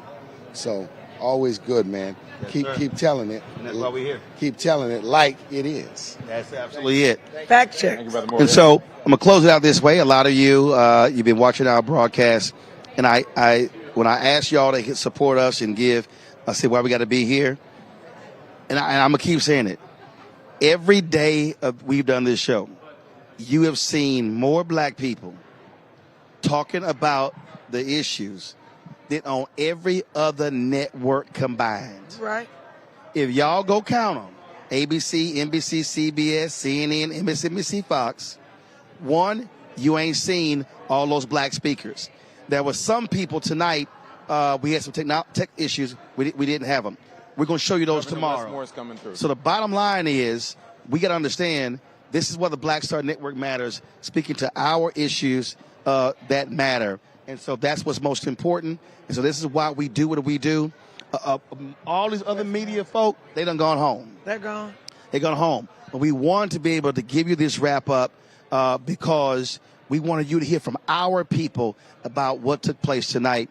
And so behind us, you see back there is Governor Wes Moore. He might be coming this way. So we're going to try to make him the last word. He gave a great speech tonight. And again, I just want everybody out there to understand, you got to get in the game. You got to get in the game. I just want each one of y'all to call 5 people and ask them the question, are you registered? And if they're not registered, are you going to register? And they say yes, when are you going to register? If you out there right now, you say, I'm already registered, double check at iwillvote.com because Republicans have been removing folks from the rolls and playing games. And so check that. It's been happening. You got folks like that criminal attorney general in Texas, Ken Paxton, who wants to steal the election for Donald Trump again. And so I just want you to call 5 folk and ask them. Call 5 folk and all around you, because this election is about the margins. Biden-Harris won Georgia less than 12,000. Arizona less than 10,000. It was 45,000. 45,000 votes. 45,000 votes. That was really the difference. And so we got to understand it's a margins election. We got to understand that. Go ahead. But Roland, even after you check your voter registration and you confirm to make sure you are registered to vote, you have to come up with a plan to vote. Are you going to vote early in person? Are you going to vote by mail if your state allows it? Are you going to wait for election day? If you're in Florida, if you're in North Carolina, if you're in South Carolina, we will still be in hurricane season. If you are in Louisiana, if you are in Texas. Don't wait. Let me tell you something. I always, once I learned about early vote, I always vote on the first day of early vote because stuff goes wrong. Yeah, because you're going to bank that vote. You want to bank it. Well, because if there's problems, you can fix it. You got time, right? And the one thing they do in Texas is the Republicans make it very difficult, even in Houston, that's urban, to vote. So machines don't work, paper runs out, and then guess what? Your vote is lost. Your vote is lost. So I always vote early. Yeah, I think about Harold Ford when he was running for U.S. Senate. On election day, there was a tornado at 4 p.m. that hit Memphis. And so all of the votes that he needed to bank from those who were leaving school, leaving work to go vote for him, he wasn't able to bank those votes. So he ended up losing that election. But you heard this, Jarvis Johnson, on election day, this past election, in that runoff, he lost by 62 votes. Yep. There was a storm, I mean, like a hurricane, a tornado in Houston, and for 3 hours, it was pitch black dark. I was at the polls. I was at Acres Homes. People did not come. It was quiet as a church mouse, right? How many people didn't come vote for them 3 hours? And it was flooded because we had just had a disaster. So I'm telling you, you cannot wait until the last minute. You cannot. You have got to be prepared. The early bird gets the worm. Well, and again, and we already know what's going to happen. We know the games are going to be played when it comes to long lines and them come holding folks up. We know what they are going to do. But we have to understand, and I always think about this here, when Nelson Mandela was elected, there were people who were in line for 2 days. There was a elderly black woman who died in line waiting to vote. All I'm saying is they understood. The assignment. We ain't talking about 3-4 hours. Because they couldn't vote. They couldn't vote. It was 2 days. You know Terry Hodges? Yeah. He was a state rep in Texas. Dallas. Yeah, and I sit next to her because we're delegates. I took pictures of her. I was so moved by her because she was crying. And I knew why she was crying, because of what she went through. Big night. Yep. We on. We live. We need the last word. Big night. We need it for the last word. Big night is we gonna win in November. We gonna win in November. Yeah, but we gotta work. Oh, yeah. I want you to last word. I want you Good to to see you, shout brother. too. Great to see you. Great job, Hey, Governor. Thank you, sir. You did great. Thank you. I mean, the energy is real. Congressman Emmanuel Cleave was also a pastor. He said he gonna have to talk to Warnock about these bootleg preachers who are pastors, politicians. Tell them I agree, because I know who they are. Just your perspective, again, tomorrow, watching history unfold. That's right. Well, you know, it's powerful because she understands this is going to be a historic moment for her and a historic moment for the country. But the thing that the vice president understands is that's not the assignment. Making history is not the assignment. Right. Making history is not going to get what's going to get people to come out and vote. Hillary made history. Correct. When understanding the assignment means going out there and making the change that the people are calling for. That's what she's prepared to do. And so I think it's powerful that we're about to watch history being made. It's powerful that in November we will watch history being made, watching our first African-American female being elected president of the United States. But she very much understands that's not the assignment. The assignment is to go out there and make the impact and the difference that everyone believes and knows that she's going to be able to make. I got to ask how you are going to feel watching with your own eyes tomorrow night come to life. I think the night is going to be electric. I'm so excited. We're doing everything we can to get her elected. She has proven her case to the American people. She'll continue to do that. And, you know, the women are here for her. The men are here for her. What more does she need? And all I'm saying, Kwame Jackson, don't be shocked if tomorrow, Kwame, you see a A-stroll. I knew it was going to happen. He brought you over here. I'm just saying, you might just to do that to me. Just around it. Look. You might see an AKA stroll tomorrow. You might see an Alpha. I'm just saying. Yeah, you never know. Kwame's a great brother, but not everyone makes all the right decisions. There is redemption, good brother. There is redemption. It's all good, brother. So proud of you, man. But Governor, what I keep telling you were great at the collective. Well, I'm gonna leave you this one. What I keep telling the Kappas, without Alpha, they just Kappa side. That's it. That's why I love you, Fred, I appreciate it. And this is what the D9 is about. This is what the D9 is about for those of y'all that don't know. You see, that's what D9 is about. Y'all, those of y'all that don't know. We're going to close it out with that. Let me thank Yolanda, State Representative Yolanda Jones, Rebecca Carruthers. Let me thank my man Kwame Jackson. Appreciate it. All the other panelists and the guests we had today. Thank you so very much. Also, I told you all yesterday, again, support the work that we do. There is no other black-owned media outlet here doing what we're doing. And there's some other people here, but not doing what we're doing. 6 hours every single night. Live streaming events in the daytime. In fact, we live streamed the Greenwood initiative, the Tulsa initiative. I'm sitting here in Miami on the plane, and then my producer emails ABC News. I want all y'all. ABC News hit us saying, "Can we carry y'all stream?" So for all y'all who I'm trying to explain to y'all what happens when we are showing up places that they're not showing up. And they ask, hey, can we carry y'all stream? So please support the work that we do. Join our Breed the Funk fan club. Your resources are hugely important. And we'll be 6 years old on September 4th. Our fan base has contributed more than $2.5 million since we launched. And so we're going to need resources to hit the road. Advertisers are not supporting us the way they should. And so you can see your check and money order, P.O. Box 57196, Washington, D.C. 20037-0196. Cash App is $RM Unfiltered. PayPal or Martin Unfiltered. Venmo is RM Unfiltered. Zelle, Roland at RolandSMartin.com, Roland at RolandMartinUnfiltered.com. Download the Black Star Network app, Apple phone, Android phone, Apple TV, Android TV, Roku, Amazon Fire TV, Xbox One, Samsung Smart TV.